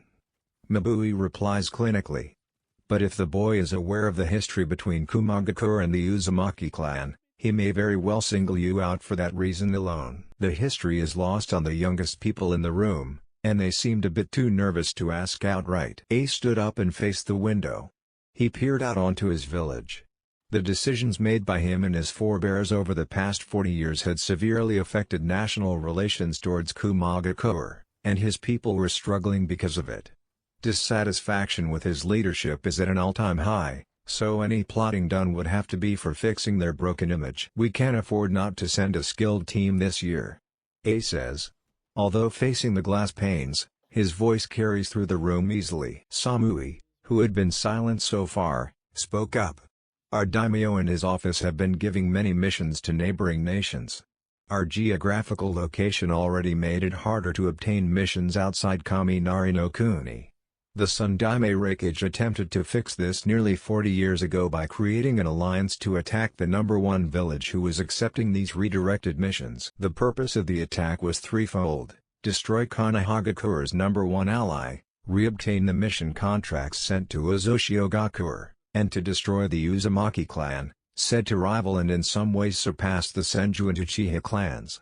The aftermath objective was to obtain surviving members of the Uzumaki clan for Kumagakure, but every attempt has so far failed. We must set the example that Kumagakure shinobi are capable. C. Diplomatic bodyguard, spoke up. The destruction of Uzoshio-gakure was a severe hit on our reputation but served its greater goal of returning those contracts. The lasting effect on our reputation has not ceased however, and we no longer have a leg to stand on. We cannot take the same immoral choice by attacking another nation and committing genocide again. If we do, it will be the end of our village. Samui continues the impromptu history lesson. Konoha waged war against all 3 nations that attacked Uzoshio-gakure. Against Izu, we had the element of surprise and the entire shinobi force of 3 villages, and we still nearly lost. The fearsome reputation of the Uzumaki clan was well earned. We were also not expecting Konoha to retaliate, but they did so by taking on Kumagakure, Iwagakure and Kirigakure all at once. They used vast networks of spies and collaborative hide-and clan jutsu, and with extraordinary shinobi like Namikaze Minato and the Sanin, well, they won. Uzoshio was a small, remote nation comprised of only 1 clan, and 3 nations had barely destroyed them. We never stood a chance against the very first hidden village, one that was founded by the likes of Senju Hashirama and Uchiha Madara. Senju Tsunade is descended from the Shodai Hokage. A recalls the legendary medic's profile. Senju Hashirama was given Uzumaki Mito's hand in marriage as goodwill for their alliance. This makes Tsunade part Uzumaki, and you are guaranteed that a woman as vicious as her has not forgotten what we have done. That much was proven after our attempted abduction of the Hyuga clan heiress. And before that, one Uzumaki Kushina was sent to Konohagakure before the destruction of her village. We attempted to abduct her as well, but she killed 19 captors single-handedly before she was officially rescued and recovered by Namikaze Minato. The remaining member of that squad was tortured by her before being released. He had to make his way back to a spy hideout with broken bones before giving his report and then killing himself from the trauma. Kushina was the only living Uzumaki in Konoha at this time, so it is likely that Uzumaki Naruto is her son. The three Jonin looked significantly nervous and looked ready to sweat. This is starting to sound like suicide. Yugito gives her quiet opinion. Kumo's reputation must be rebuilt from the ground up. Samui gives her calculated assessment. Ordinarily, we wouldn't divulge this kind of information openly, least of all to Jonin. However, we need you to have the best conceivable chance at being successful enough that you make it to a round in which your fighting prowess will be publicly visible to any fledgling lords looking to hire shinobi. You three are the strongest Jonin in the village and we can't risk sending any more teams when we're already struggling. If we send weaker teams, they may be hunted just for sport, and it will reflect poorly on Komagakure that only one team out of many are capable shinobi. We only tell you this information so that you understand how in danger you are, and also how much not just you, but all of Komagakure has to lose by not competing at all. A divulges sternly. We need at least one team to test the waters as our first reappearance into the exam since the Hyuga incident. I would have liked to keep those parts of our history buried, but we are on the cusp of dying quietly in the night. We need to have a strong public team. Any later and the daimyo may just hand off the rest of our contracts. To everyone in the room, the message is clear. They don't have a choice. For the good of the village, they must compete and get as far as conceivably possible while a monster was potentially hunting them. It's a very bad situation to be in and the first of this kind of caliber for their team. Yugito feels frustration and hatred bubble up inside her. How could she be expected to serve this village when such horrible crimes had just been admitted to her? Calm down. An internal feminine and dignified voice advises. She does so, but the resolute looks on her teammates' faces disgusted her. We can speak later. This may yet provide an opportunity to you. The Nibi is wise. Maybe it would be best to cool it until Yugito could hear her out. You're dismissed.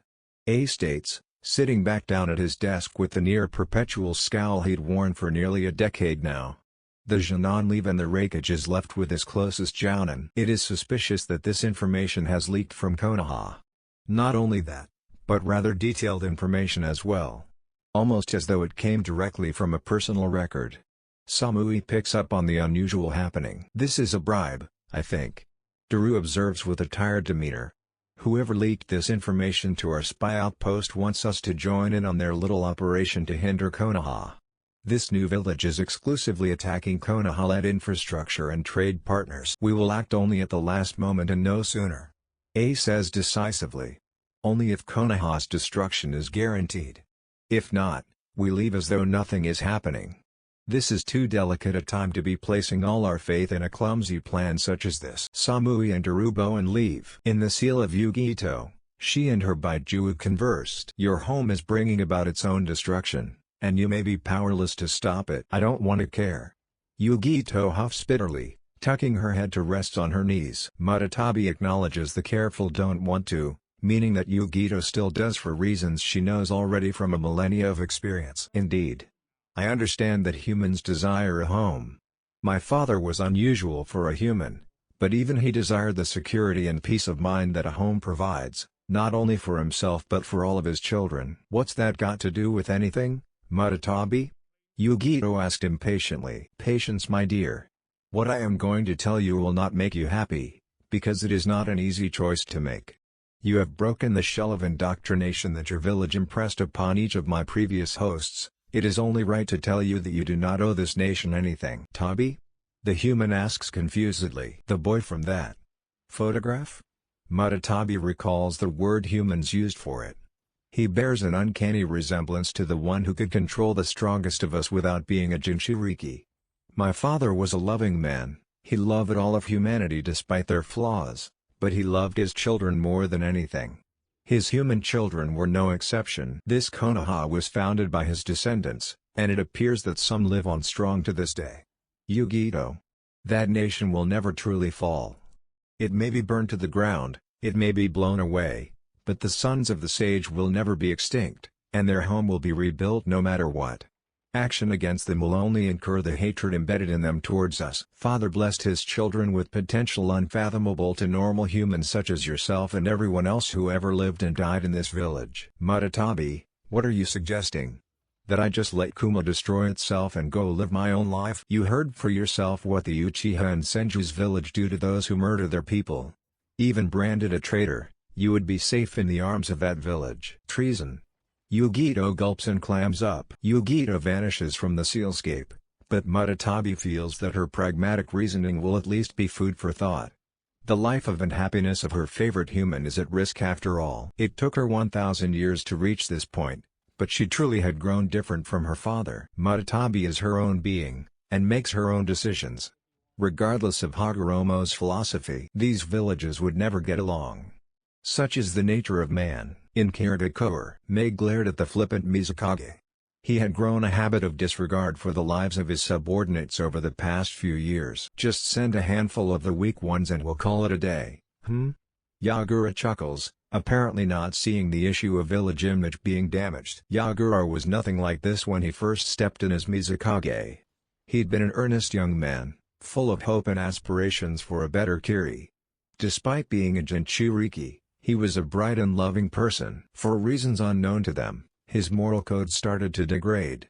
He sent out bloodline users on reckless suicide missions and endorsed a brutal and murderous graduation exam. Many in Kiri felt that if he didn't regain his sense soon, there would be civil war. Officials suspected foul play. That Yagura is being manipulated somehow, but they'd yet to find definitive proof. Even with the assistance of a requisition dojutsu, anything that might be affecting Yagura was doing so at a deeper level than the dojutsu could see. And if the Byakugan couldn't see deep enough into a person's chakra that they could see by Jui manipulation, then nothing could. Don't glare at me like that. Yagura waves an arm gaily above his head. If they are strong enough to live, then they will. Mei's stare intensified. She'd already gone through the leaked documents of this fearful Jinan team from Konoha and Yagura simply held no concern in the slightest. She stormed out the room and slammed the door behind her. Yagura chuckles again, and it seemed to echo a voice that did not belong. His right eye flickers red. It really is a shame, isn't it? Kirigakure has brought this upon themselves. Perhaps they shouldn't be so quick to anger those who are stronger than them. It's retribution, really. Yagura nods to himself. His own thoughts had never failed him before, right? In Iwagakure, just send someone, old man. Aniki resolutely refused to send any Jinan team after this Uzumaki boy had been revealed. He knows that this exam will be a waste of good blood. Better to focus that young vigor into missions in Tsuchi no Kuni. The boy's description matched that of an Uzumaki's abilities and traits, but he knows that the boy is not as cut and dry as only an Uzumaki. Aniki covers up the young face with another stack of papers on his desk. No means no, Kurotsuchi. Now stop your complaining, and go do something productive. Better that she stay safe in Tsuchi while monster spawn was lurking in Konoha. In Kusagakure. What is that name? Karen tries futilely to recall the name Uzumaki. The word sings to her, but it feels like there's a wall in her mind stopping her from remembering. She stops her nervous fretting when some creepy older Jinan she has never seen before enter the room. As agreed, you will enter the exams as our Jinan. Zoji, her handler, speaks to the weirdos. Much obliged. The tall female chuckles creepily, a long tongue slipping out of her mouth. Karen resists the urge to pick the scabs on her arms. She is scared still, but she knows the nervous tick would only make her wounds worse. She just doesn't want to turn out like Ka-chan. Let's go. The de facto leader of her own team orders. Karen trails behind him and remains silent. I just want to be happy. In Konohagakure, Naruto felt that a bit of training wouldn't go astray before the exams, so he set to mastering his Mangekyo Sharingan in the privacy of his grandfather's hideout. After reminiscing about his mother, he felt strangely attached to the idea that he'd be able to use her adamantine sealing chains as well. He didn't possess any scrolls or memories that might push him in the right direction, so he was going off trial and error alone. The walls of the hideout are completely covered in seals that prevented his chakra signature from being detected on the outside. Originally they were maintained by Madara, but following his death, the seals disappeared and Naruto was forced to figure out how to place them himself. Madara learned how to perform it from his wife and the Uzumaki clan and passed on that knowledge to Naruto. He wants to train to use Susanoo and Kongo Fusei at the same time, but attempting such advanced jutsu was impossible for Kage Bunshin to manage. Kage Bunshin could be used to rapidly learn basics like accessory ninjutsu or basic nature transformation, but until he mastered it to a better degree, he would need to train the old-fashioned way. With Kage Bunshin being composed entirely of chakra, any ninjutsu used by them would rapidly compromise the integrity of the clone and it would begin to forget things that it learned and generally lose cognitive function. If he overdid it, the clone would dispel without returning any knowledge gained back to the real Naruto. So he has to do it the old-fashioned way. One at a time, and with discipline. Just like the old man taught him. Team 7 calmly proceed through the academy halls at a sedate pace with Sasuke at the lead. Being told by their sensei that they'd need to hold themselves back and help out the weaker Genin in their age group put a bit of a dampener on their spirits. Sakura felt internally disappointed as well. Sakura had grown increasingly confident since being taken under Kakashi's wing, and she hadn't hesitated to join her teammates in participating in the exam. When Naruto had suggested that they set some new records, she was in full agreement and ready for any opportunity that might come their way. Their sensei had been sympathetic. He ultimately spent a good amount of time explaining that the majority of Genin from their graduating class were clan heirs with little ambition for growing stronger at present, but are still important to the village as a whole due to their significant potential in clan-related Hiden Jutsu. The more people performing Hiden Jutsu, the more effective their teams would be in the grand scheme of the village. Weak they may be, but still stronger than the average Genin team. And that made all the difference. Sasuke had rightly been of the mind that the Chunin exams are a competition. A crucible to determine who is fit to become a Chunin and that the other teams should damn well earn their right to compete instead of expecting assistance from those who put the hard work in to succeed. Naruto is a bit more in tune with the big picture, and cools Sasuke off with an acknowledgement that Team 7 are freaks of nature and clearly more powerful than anyone else Konoha has to offer in the way of Genin.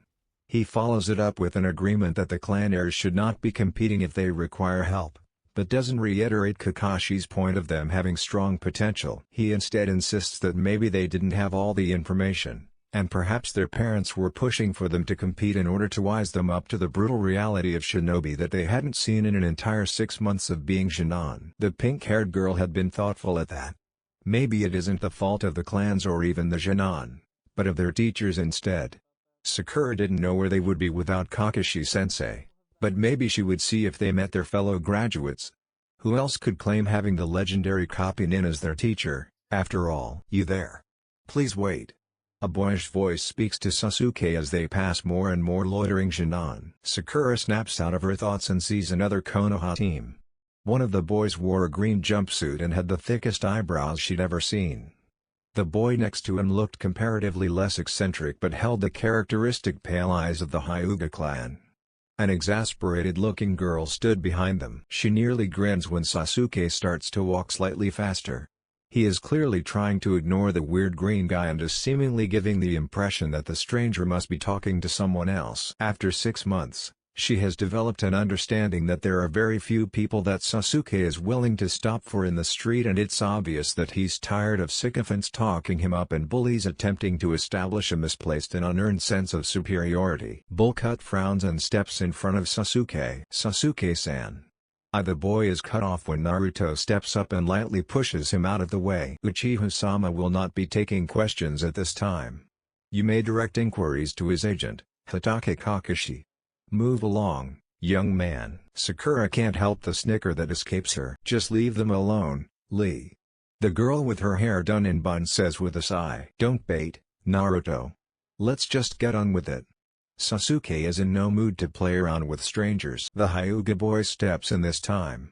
He seems to be more mild-mannered than Lee. My apologies for my teammate, he can be quite eccentric. I am Hyuga Neji. The one in green is Rock Lee, and she's Tenten. Yo! Tenten gives a jaunty wave. Nice to meet you.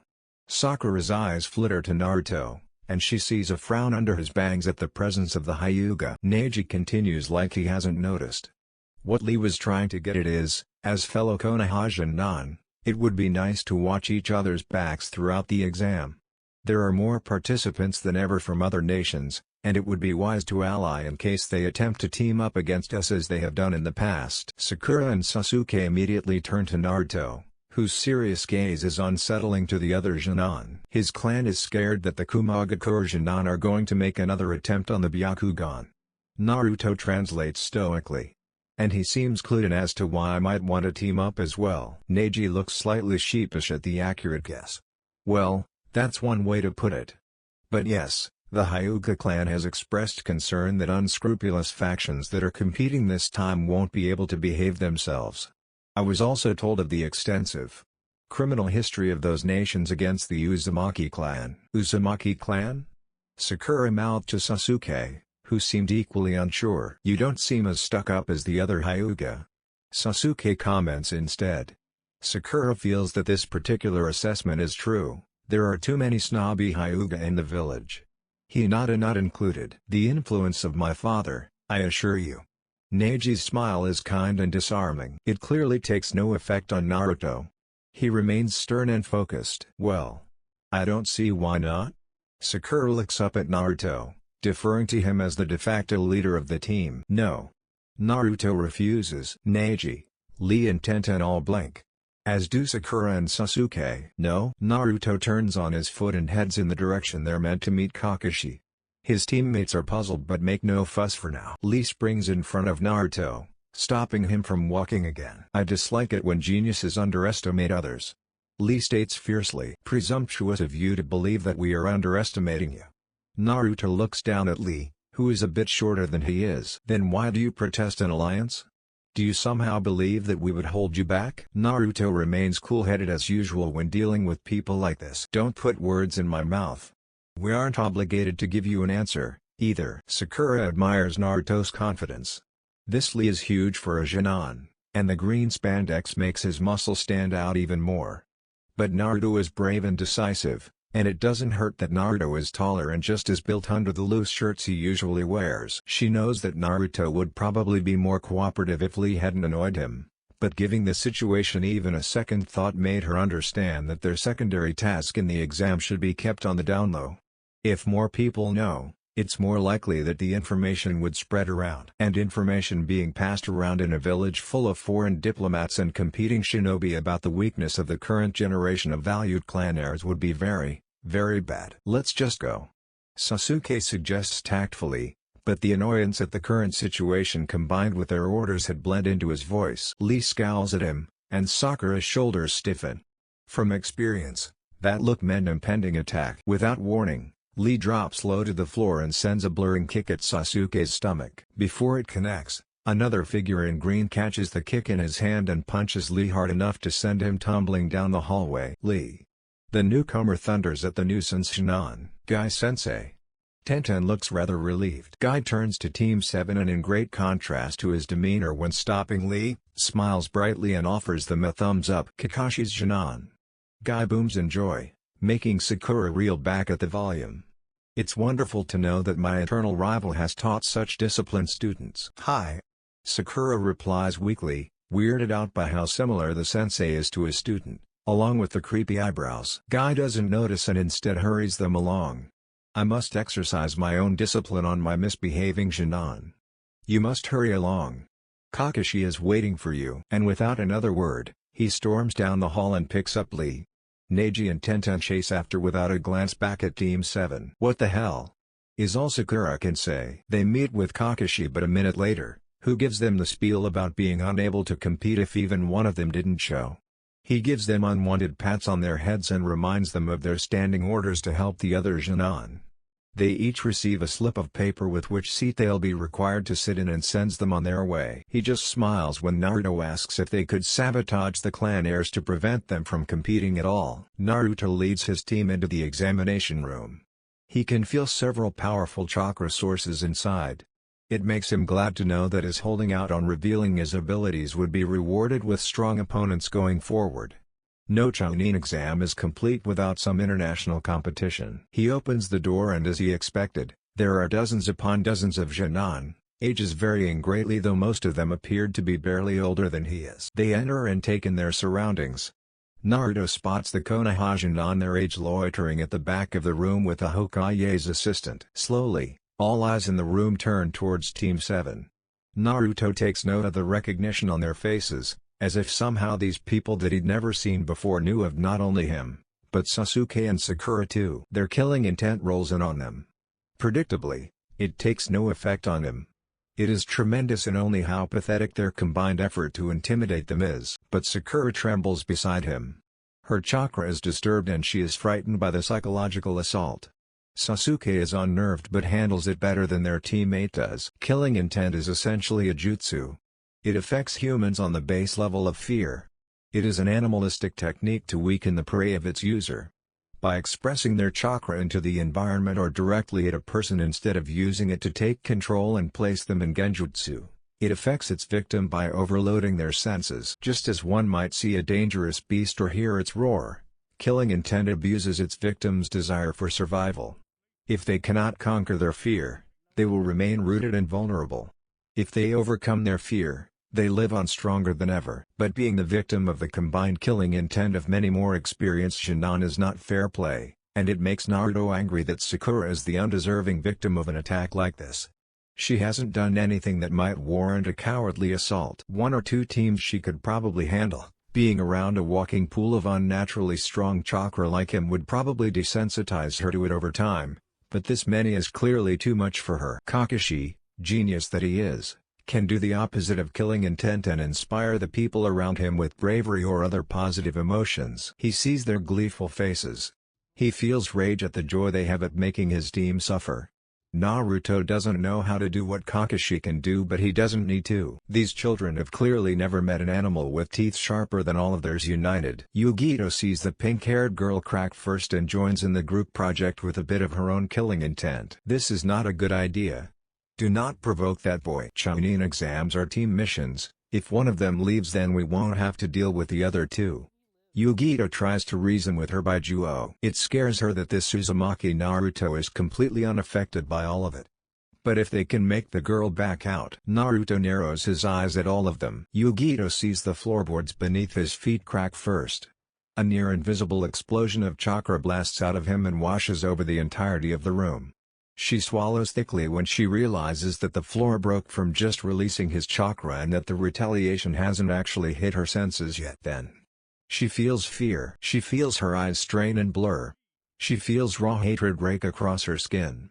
She feels her lungs seize and fail to take in air. Yugito breaks out in a cold sweat, and any effort she was using to expel the killing intent goes to regaining control over her body. I warned you, Yugito. Karen doesn't even know how to use killing intent, but sure as hell sense it being used.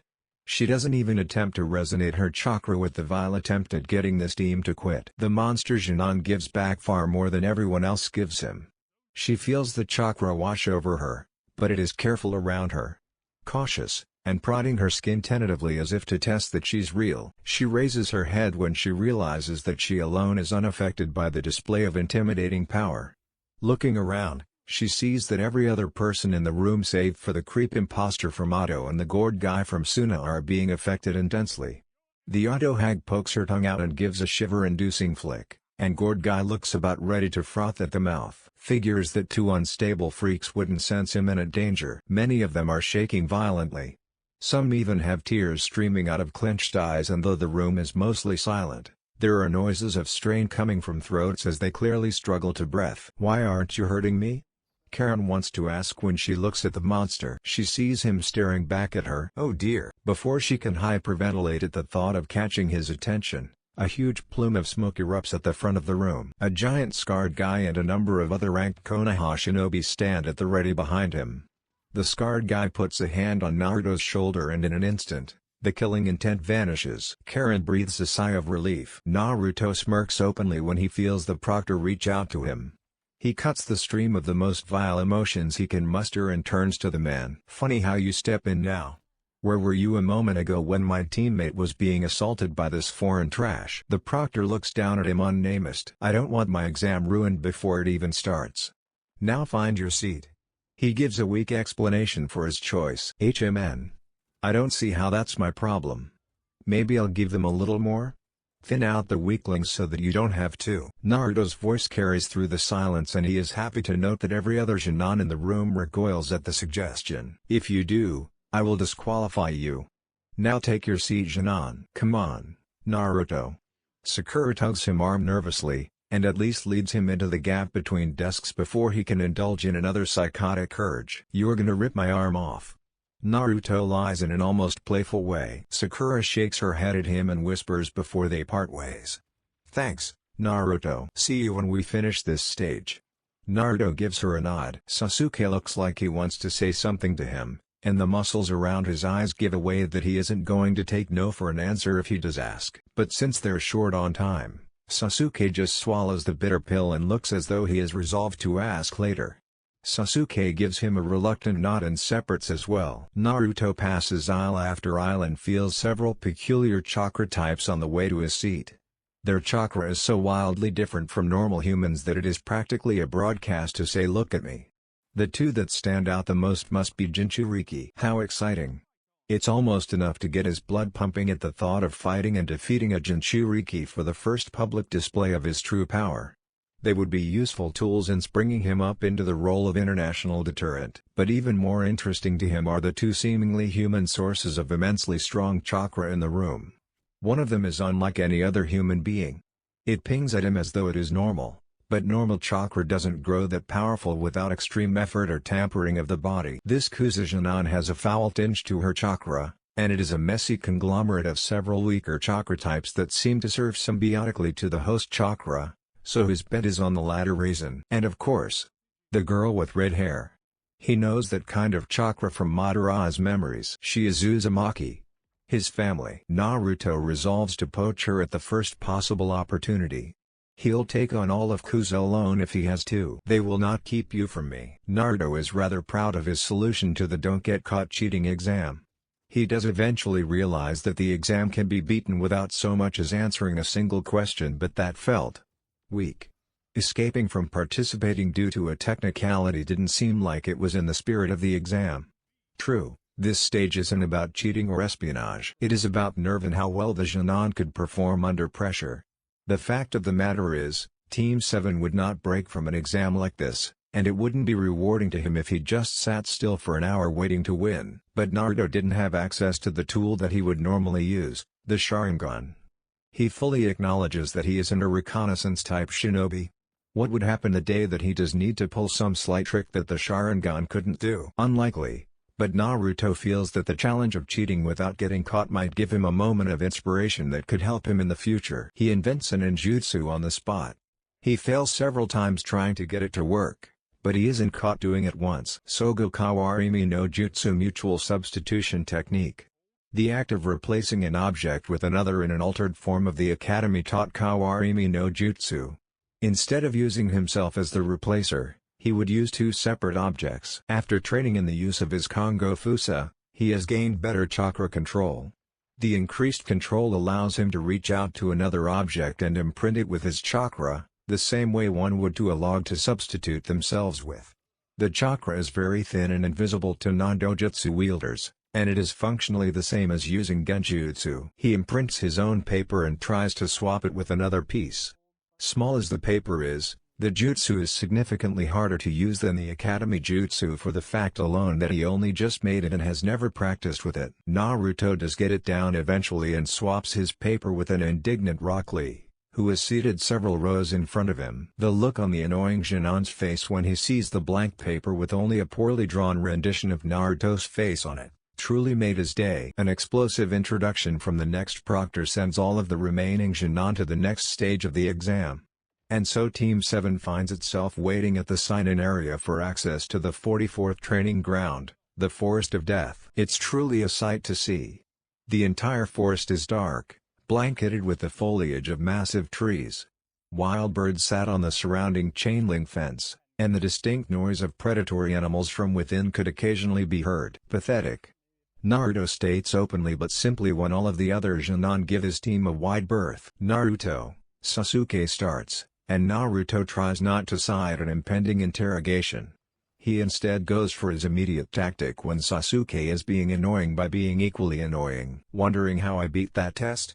Naruto's lips curl into a mocking rendition of smugness, as though he is some manga villain ready to spill the beans on his master plan. No. Sasuke shuts it down and looks too focused to jest with him. Rather boring to Naruto, who wants to maintain the good mood he's in for finally getting closer to a stage where he'd be able to use his Kekkei Genkai. Plus the happy feeling he had at inventing and using his own ninjutsu to beat the written test. Naruto just raises his brow and waves his hand in a get-on-with-it gesture. I wanna know about the Uzumaki clan. Damn it. Naruto curses that idiot Hyuga for giving everyone a clue to chase about him. Sakura is clearly interested too after being reminded of it, but saving him from the trouble is the unusual Genin from Kusagaku. Not his Uzumaki, but the one with the messy chakra.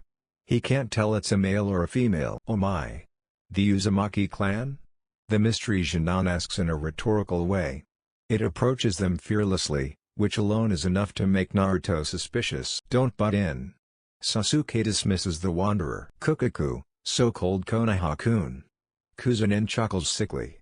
I am something of a historian, I cannot help but feel attracted to discussing a clan as legendary as the Uzumaki. It's rude to intrude, especially when you haven't introduced yourself. Maybe this Kuzunin would be useful in distracting Sasuke long enough until the exam started. Oh, I'm sure that won't matter in the forest.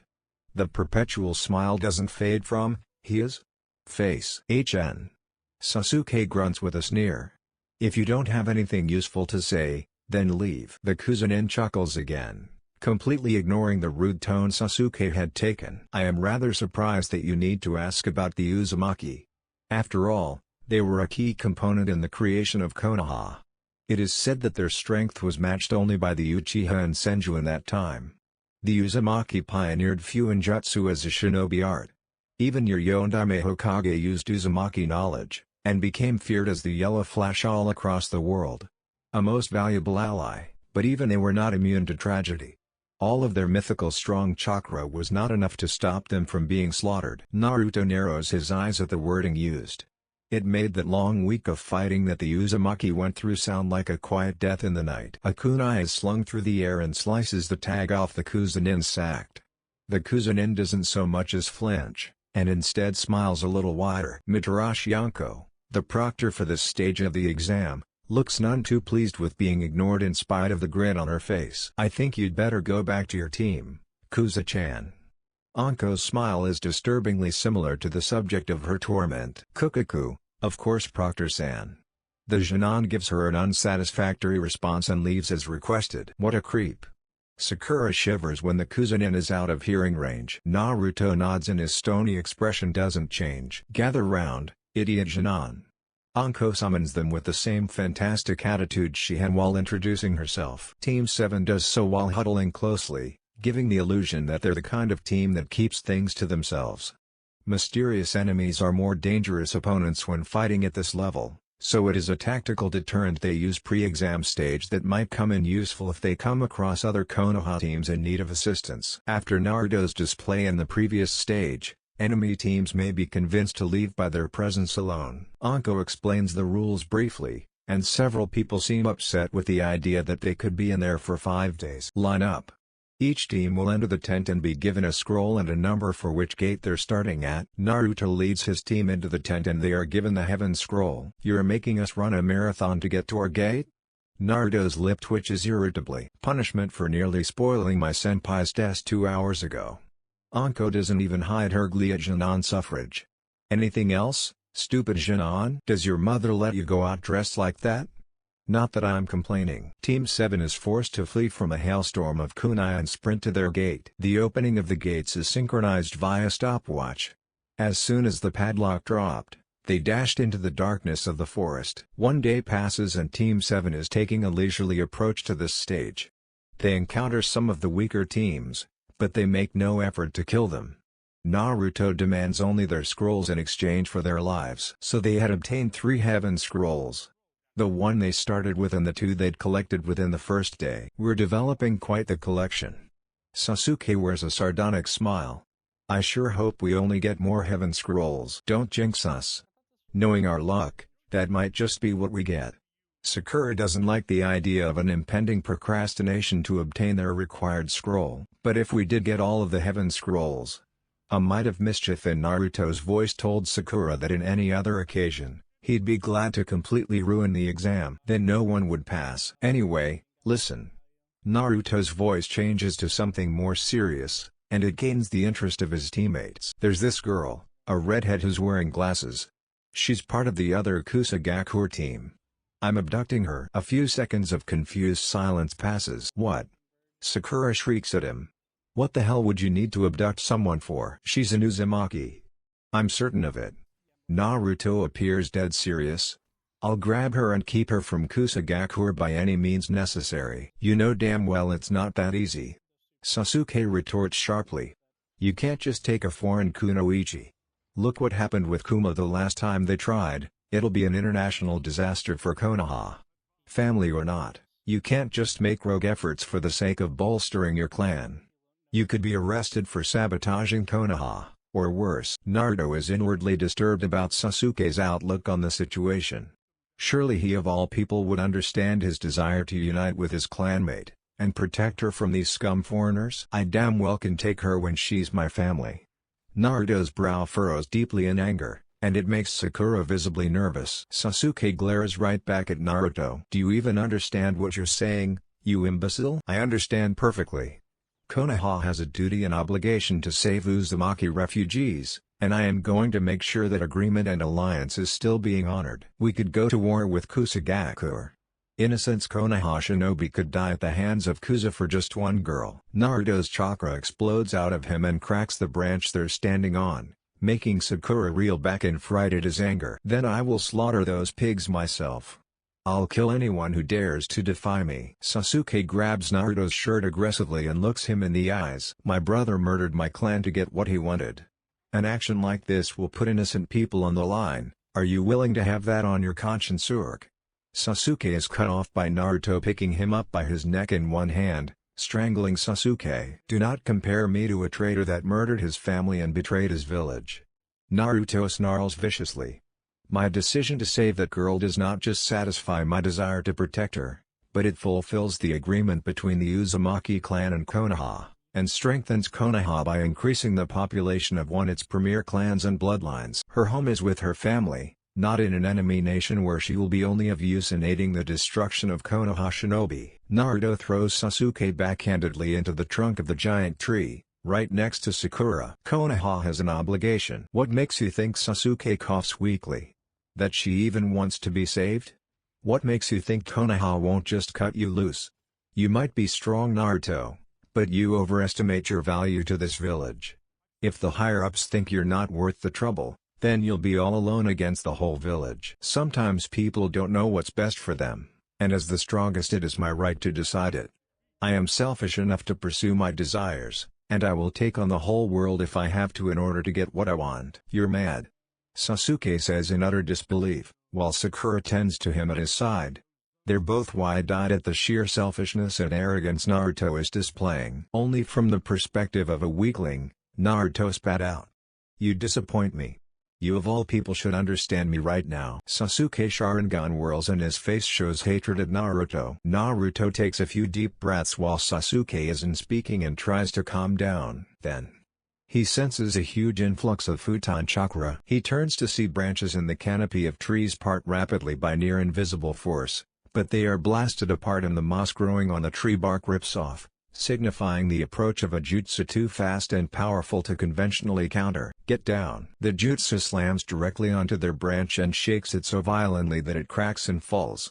Team 7 regain their senses and leap from the falling branch to the next. Naruto looks in the direction the jutsu came from and sees only the controlled path of destruction.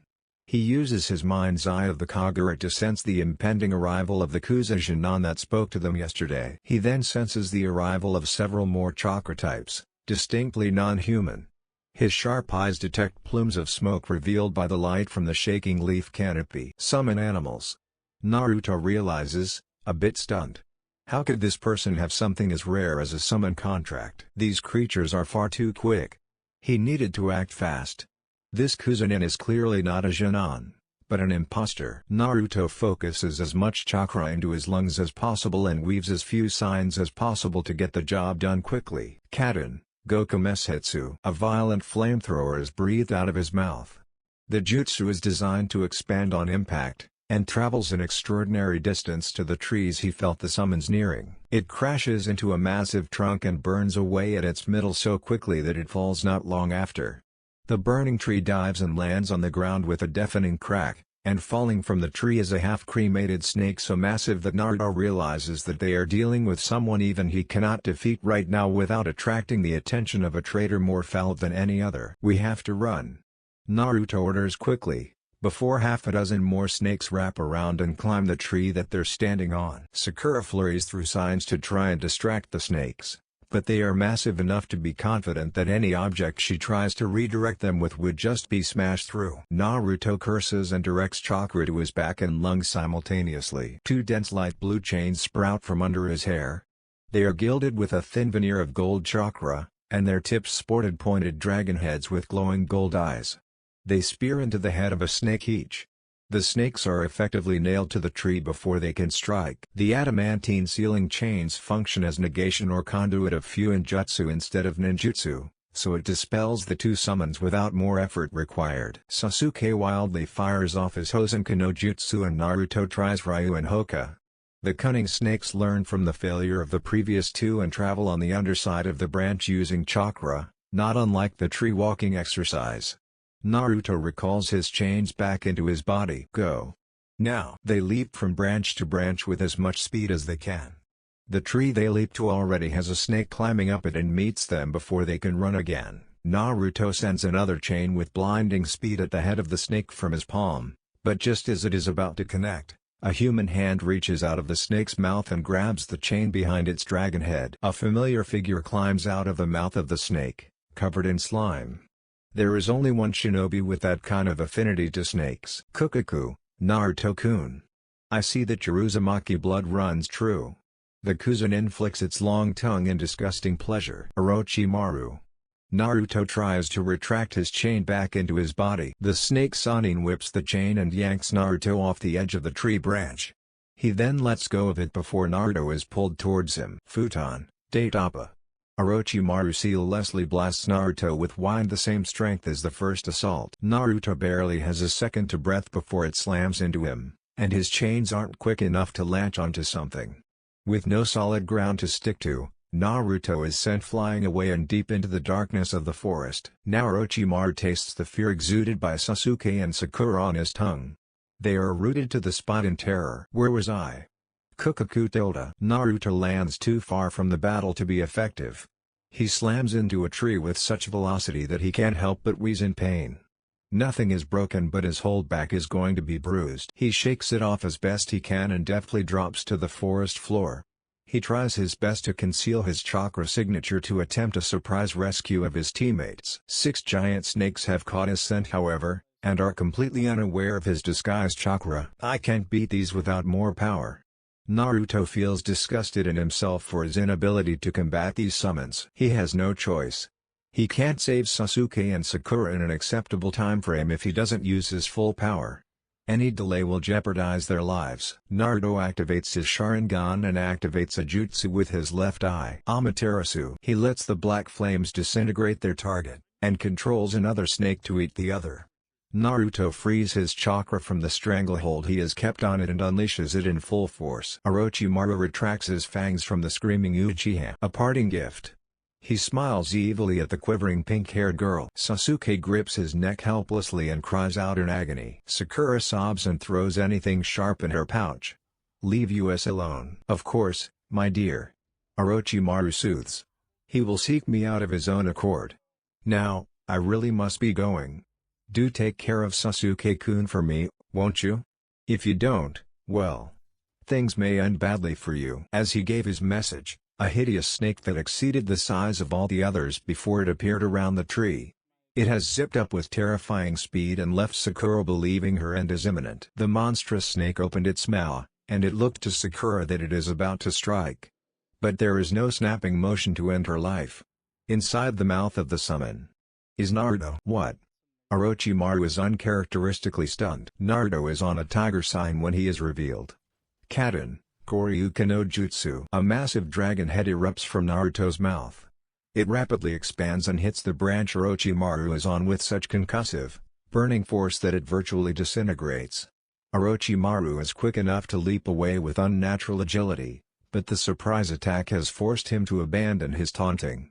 The remains of the branch fall far to the forest floor and landed with a deafening thump. A child using another jutsu like that? Orochimaru narrows his eyes. That jutsu was near the size of the head of that snake by the time it hit its mark. And he could sense a genjutsu on the snake, keeping it in line. The boy's eyes were shut, possible from the strain of controlling such a creature. Katen Naruto's chakra is already set, it needs no further seals to send another jutsu.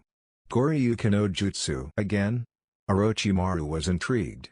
Placing a summon animal under genjutsu and then firing another B-rank jutsu was far too unusual for a young boy. Perhaps this boy's strength would be enough to make Sasuke crave more power.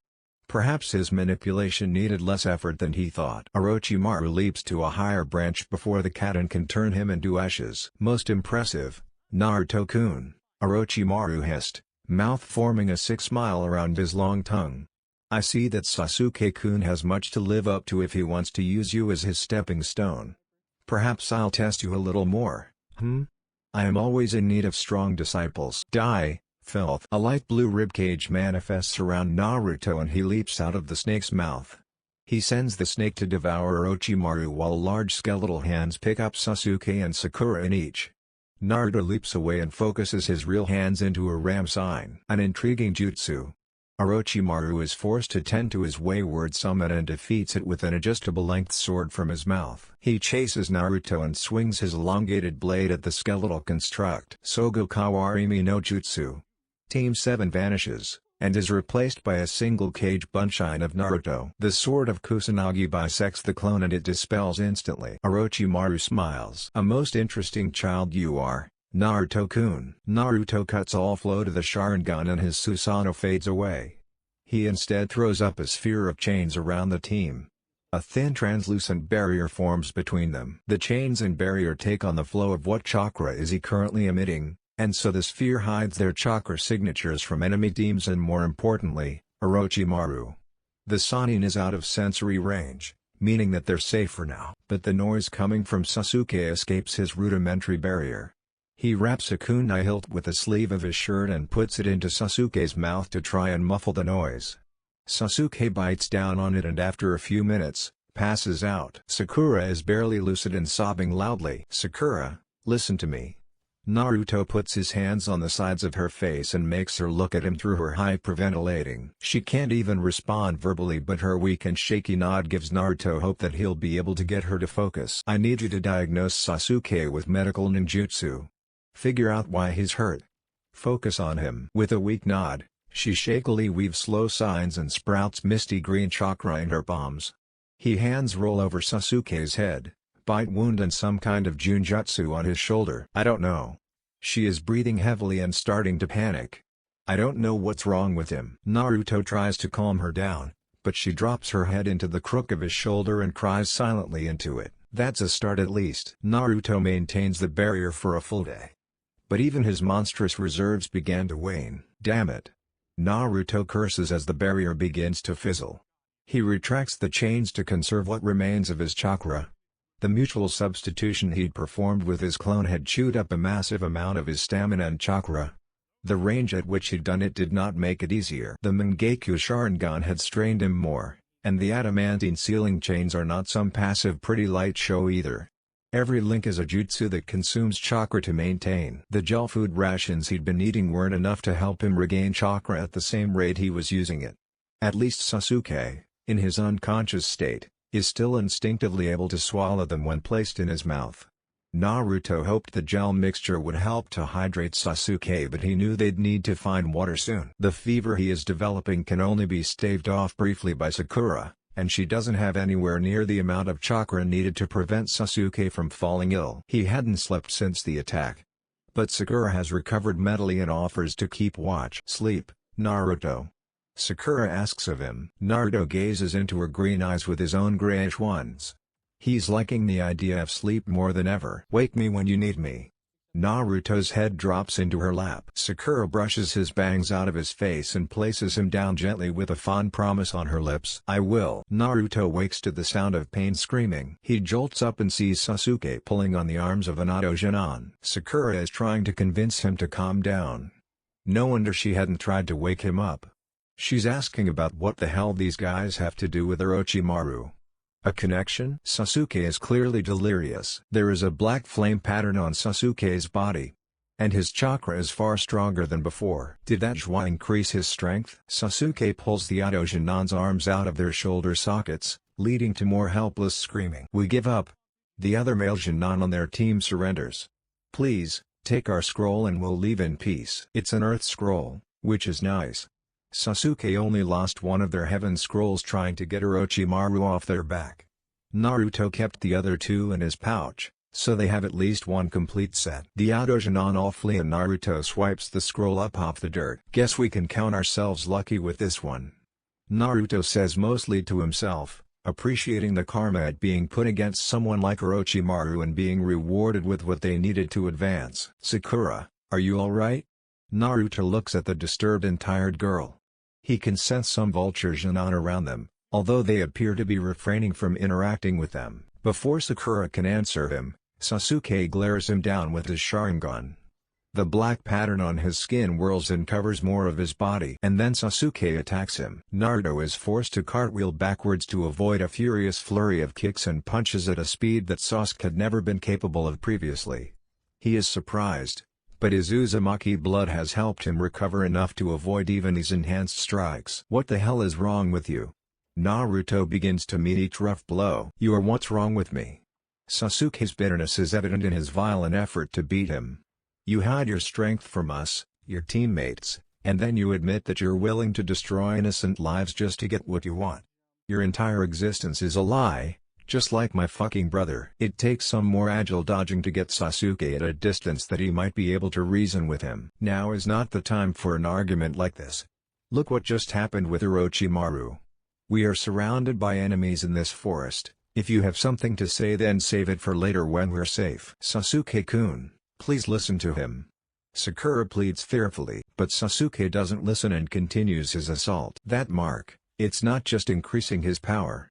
It must be affecting his mind. Naruto assesses Sasuke's behavior. The other boy is usually just willing to let it go, but that buried frustration is bubbling out with this dark chakra. Naruto uses all of his speed to vanish from Sasuke's Sharingan enhanced vision and appear behind him. He creates a chain, and its head opens up and grabs Sasuke's shoulder from behind. The curse pattern visibly falters when the chain comes into contact with his skin. One clearly isn't enough, but now that he knows the chain works on the Junjutsu, he sends more spiked chains that wrap around Sasuke from head to toe. Sasuke struggles, but his Sharingan fades into the normal coal black of his eyes and the curse mark recedes entirely back into the source point. He passes out, and Naruto keeps the first chain locked onto the curse mark just in case while he returns the remainder back into his body. What a mess. Naruto puts Sasuke down under the branch they'd hidden in. "Sakura, get some sleep." Sakura agrees and collapses immediately, trusting in Naruto more than in herself. "You lot hiding in the bushes. If you're not here to give me help, then leave." Naruto calls out Teams 9 and 10. More chains spike out of him and create a barrier sphere around Team 7. Rock Lee jumps down from the branch he'd been spying on. Neji and Tenten follow behind him. Team 10 approaches much more cautiously and maintains a firm distance between them and everyone else. Despite Ino's worry for the condition of Sasuke, she makes no move to get closer and instead quivers pathetically on the spot. "What is this?" Neji looks at the barrier using his Byakugan. "A Kekkei Genkai." Naruto gets straight to the point. One that channels the properties of Fuinjutsu? That's unheard of. Neji seems fascinated while his female teammate looked envious. You could say that the Uzumaki clan were capable of many unusual things. He makes no effort to explain further. Not capable of staying uninjured clearly. Lee taunts, still sore about Naruto's switcheroo during the written portion. Don't be rude, Lee. Neji hisses at him. Naruto looks irritated. I wonder if you'd be so cocky when forced to face Orochimaru, one of the most legendary shinobi to be produced by Konoha in recent history. He went easy on us and we still ended up like this. He could have killed us if he wanted to. The traitor? Neji looks stunned and disbelieving. You can't be serious, what would he be doing here of all places? You can ask the Hokage. She'll know better than anyone at this point. Naruto doesn't much feel like explaining the possible connection between the intel they gathered on Otogakure and Orochimaru's appearance, especially when he doesn't know all of the facts. Naruto barks loudly at the Shire group. Why yeah? Shikamaru asks back hesitantly. What scroll do you have? And do not lie to me. Earth. Shikamaru replies guilelessly. Naruto throws one of his heaven scrolls out of the barrier, which flickers off for a split second to let it pass through. Pick it up and go to the tower. Don't trip and fall on something sharp on your way there. Team 10 gulp at Naruto's annoyed voice. Thank you. And then they run away. He then turns to Neji. I take it that you don't need a scroll seeing as you didn't just steal that one. We have both. Then you shouldn't delay. What about you?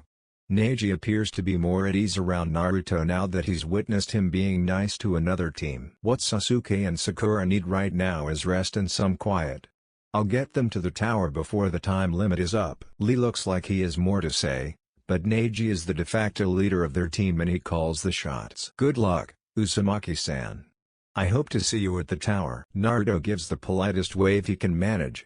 A gift to Neji for being the least insufferable person they've met in this exam so far. He looks up at the darkening sky through the dense foliage of the forest and sighs. How troublesome. It's noon on day 4, and Team 7 is slowly approaching the tower. Sasuke fades in and out of consciousness, forcing Naruto to carry him around. The curse mark victim doesn't speak to Naruto while he's awake. He just ignores the Uzumaki before conking out repeatedly. But he's willing to bear the burden of lugging around this useless sack of meat, because he has been given the opportunity to achieve his own goal in this exam. He has sensed the presence of a strong chakra and he knows exactly who it is. It is giving a signal of distress, so he has to act quickly. Let's go, Sakura. Naruto starts to run in the direction he senses it coming from. Gimme a break. Sakura groans but chases after him. Naruto dashes nimbly over roots and rocks and he finds his quarry being attacked by a gigantic bear. Blue chains shoot out of his palm and arm, which bury deeply into the tough skin of the bear. The last chain hits its head when the bear is immobilized, killing it before it can suffer for too long. He uses the control he has gathered to sever the tips of the chains off and retract them so he wouldn't get covered in blood. He lands in front of his Uzumaki. I've been looking for you. Naruto's grin scares her. She is stuck to the spot in pure fear. Please don't kill me. I won't kill you, or hurt you. What's your name? Naruto soothes gently. Karen. She cries quietly while introducing herself. Naruto, your ugly face is scaring her. Get out of the way. Sakura figures that she wouldn't be able to convince Naruto to stray from his plan, so she'd just indulge him until someone more qualified could talk him down. Hey, I'm Sakura. Look. We're not gonna hurt you. Naruto wants to protect you, that's why we're here. Sakura puts on the best smile she can after her own horrifying adventure in this damn forest. Karen nods silently. Let me do a checkup. Sakura's hands glow brighter now that her chakra has mostly restored. The redhead watches careful and her eyes dart nervously to the tall Jinan holding his unconscious teammate. How long have you been sick?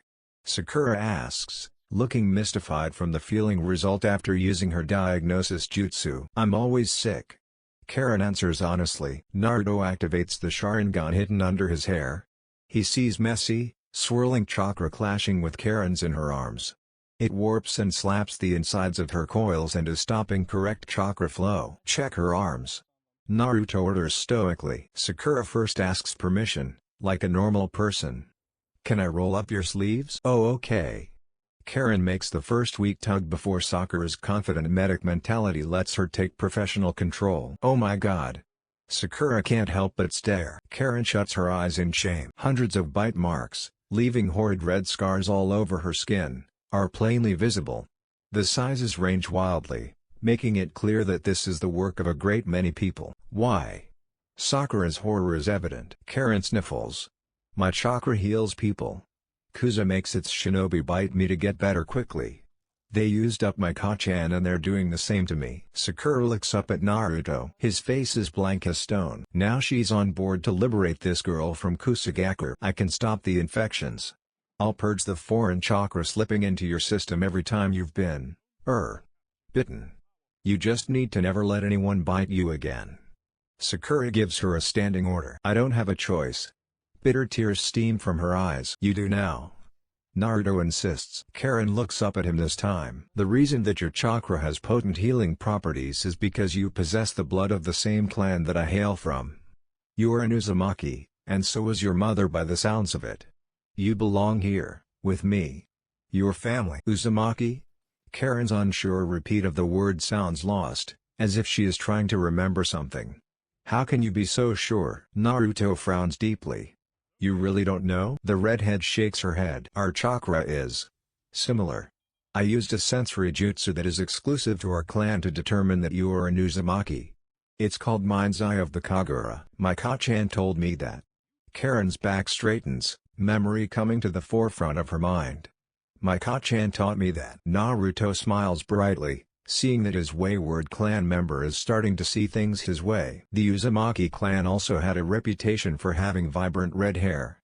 Something that skipped a generation in me, but it looks like you inherited the same beautiful hair that my mother had. Karen grabs a fistful of said vibrant hair, looking between him and the ugly hair that she'd never been complimented for in her life. She bites her bottom lip. Naruto puts Sasuke down gently with Sakura's assistance. Uzumaki Karen. Naruto kneels and puts his arms out. The name is oh so right. Naruto's chakra unseals slowly, letting Karen feel up close just how similar their chakra is. She crawls to him, hoping it's all not some cruel dream or illusion. Naruto lets her feel his arms and the chakra that exudes from it. Her old chakra resonates with it, making splashes of light blue chakra flick off their skin joyously. Welcome home. She throws her arms around him and sobs into his chest. I swear I will protect you. Karen remains glued to Naruto for their short journey to the forest tower. Sakura tries not to be bitter at all the positive attention the girl was getting from a handsome guy like Naruto, while she is stuck with the moody Uchiha. Sasuke doesn't so much as speak to Naruto or even her, and she just silently keeps one of his arms over her shoulder while they walk at a sedate pace up the short flight of steps to a door. What if they say no? Then I'll find somewhere else that we can be together. Karen melts at Naruto's words. She quickly discards the Kuza forehead protector and leaves it littered on the cold ground. Sasuke's fist clenches, but he still refrains from speaking. They make their way in through one of the many surrounding doors and come across a riddle written on the wall. It's quickly figured out that they need to open the scrolls in order to progress. Umino Iruka appears from their scroll to congratulate them for completing the stage. He sasses Naruto on his abduction of an enemy shinobi, and Naruto is tired of people giving him the good argument when he has definitely decided to be bad. Killing intent erupts from him and silences Iruka, who is forced to let them pass and run off to tell someone stronger than him. And unfortunately, he had time to go and find the Hokage herself, who is present to watch the next part of the exams. You and I will speak now. Naruto tugs Karen along with him, and Tsunade leads them to a private basement floor. Tsunade, however, is disturbingly agreeable to letting Naruto do as he pleases. But she has conditions. And an explanation. Given the fact Sasuke was whining about these Uzumaki going to war, I take it you know a bit about the Uzumaki clan. Probably as much as you do. I'm willing to honor the alliance. Tsunade's words are a weight of Karen's shoulder. However, you will tell me how you know these things. I will, once you give me a public space to flaunt my power at the enemy publicly. Tsunade smiles at his stubbornness and manipulative nature. It reminds her of herself. Actually, a little conflict will do this village some good. Especially the younger ones. Naruto looks confused. But you're the one who ordered us to help the weaklings? She looks at him with a raised, delicate brow for an explanation to his reaction. You had us help them. You weaken them by taking that conflict away from them in the first place. She actually smiles. I knew that letting you learn without the academy influence was a good idea. It's true. I did order such a thing, but these are promotion exams. Even when lives are on the line, it doesn't seem to come across that way to the younger generations. Real war is a better wake-up call than nearly dying in the Chunin exams. Better that they learn the real lesson sooner, and let Konoha remain on its pedestal of high morality by honoring a long-standing tradition with the Uzumaki clan. Naruto carefully takes in her words. You are already expecting war with someone. Even without my decision to take Karen. Karen looks completely lost. She doesn't appear to be capable of understanding the nature of growth in conflict like Naruto and Tsunade. The Hokage looks at him with an almost affectionate gaze. Yes. A good friend of mine has discovered that there is an organization currently scouting for Baijuo and Jinchuriki. Kumagakure is extremely weak right now, so it would be essentially effortless for a number of S-rank criminals to take their Baijuo away from them. The more they collect, the easier it becomes to get more, and the less of a chance we have at survival. Naruto sees the hidden message. He looks unsurely between Tsunade and Karen. I'll need a month. He decides. A month for what? Karen tugs on his remaining sleeve nervously. To prove that the Uzumaki clan is worth war with another nation. I'll leave you two alone. You're going to be expected in the upper-level exam room shortly, however. She pets the top of Naruto's head. I'll make sure you have your month. She leaves them alone, and Naruto is left to explain what needs to happen from this point on. You know that you're safe now, right? Regardless if I fail, you'll still be welcome in Konoha. Naruto looks unsure of how to proceed. What does she mean by all that? She means that Kumagakure has sent a Jinchuriki into these exams. And that she wants me to obtain its Baijuo. By sealing it into you. Me? Karen squeaks. Yes. But what does that mean? Karen looks confused and scared. Functionally, not a whole lot. I will need to learn how to seal the Baijuo inside of you safely, and you'll get a significant extra pool of chakra to draw from in the best case scenario. Worst case, your chakra reserves will be limited. But even then, you'll still obtain emergency access chakra that is stronger than your own. I'm scared. I don't understand. Naruto wraps his arms around her. Don't worry. My mother was the Jinchuriki of the QB, and she was completely fine. I'll have more time to explain once we get out of this forest. I'll take you home and we can learn about the Fuinjutsu I'll need. No matter what, everything's going to be okay. Tori. Ananba drops down in front of Tsunade. Gather your squad and head to Kusagakure. Recover everything related to this Karen girl. Medical records, personal belongings, family members' corpses. Everything, and bring them back to Konoha. Understood? Tori nods and vanishes. Every successful team is gathered before the Hokage and Jounin-sensei in rows. Naruto's team, plus another 4 teams from Konoha are in attendance. Kumo, Ado and Suna have 1 team each, and Karen waits on one of the balconies already. Her former Jounin-sensei is nowhere to be found, so Naruto figures that Tsunade must have already acted on his behalf before he could cause more trouble than strictly necessary. Thankfully, Naruto gets to watch Sakura completely destroy Yamanaka Ino before his match starts. He isn't planning on spending a single second longer here than he needs to when he has study and practice he needs to urgently get to. He is the second match, and he suspects that Tsunade may have had some hand in getting him out early. Uzumaki, Naruto and Rock Lee, please step into the arena. The proctor summons them, coughing a bit as he finishes, but with clear intent on revenge for making her expend more effort. Sentra bitch. So he meanders his way down the stairs and stands in opposition to a Jonan that clearly has something against him. It is time to show you what hard work can do in the face of genius talent.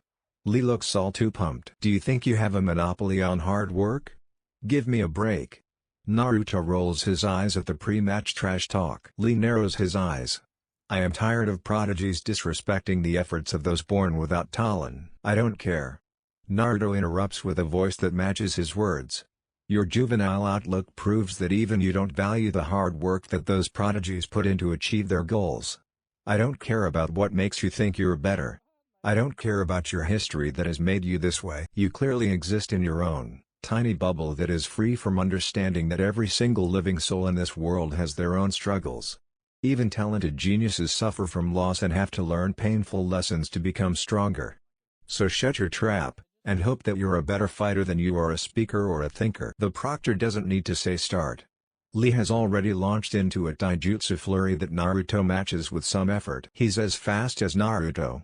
Sakura looks amazed. She'd never seen anyone besides Kakashi match Naruto in taijutsu. Kick his ass. Karen cheers for her clanmate. His youthful vigor will allow him to win. Even against your student, Kakashi. Guy's proud face sports a glorious grin. There is a moment of silence. Did you say something? Guy's grin turns upside down and he grabs his head dramatically. Damn you, Kakashi. Naruto skids back. Not bad, but at this rate I'm going to outlast you. Naruto knows that his stamina and healing rate will settle a stalemate. Then I'll have to up the ante. Lee leaps deftly onto the statue at the forefront of the room. Do it, Lee. Show everyone what you can do. Protect your beliefs and your pride. Leg weights? That's it? Sure. Naruto is having trouble with Lee's taijutsu prowess, but a bit of weight wouldn't make much difference. The weights hit the floor with an explosion of dust, and Naruto quickly realizes how wrong he is. Lee vanishes from the statue and reappears behind Naruto. He kicks Naruto in the side which sends him flying. Naruto lets out a pain noise and rights himself in the air. Before his feet hit the ground, he immediately needs to block a punch to his side. His sensory capability allows him to tell which direction he's going to be attacked from, but he's unable to make definitive damage while Lee is moving this quickly. He has to rely on defense. He's a glass cannon. He's going to tire. I just need to survive until he does so I can end it. Naruto focuses his senses and takes calming breath. He puts his hands in a tiger sign. No you don't.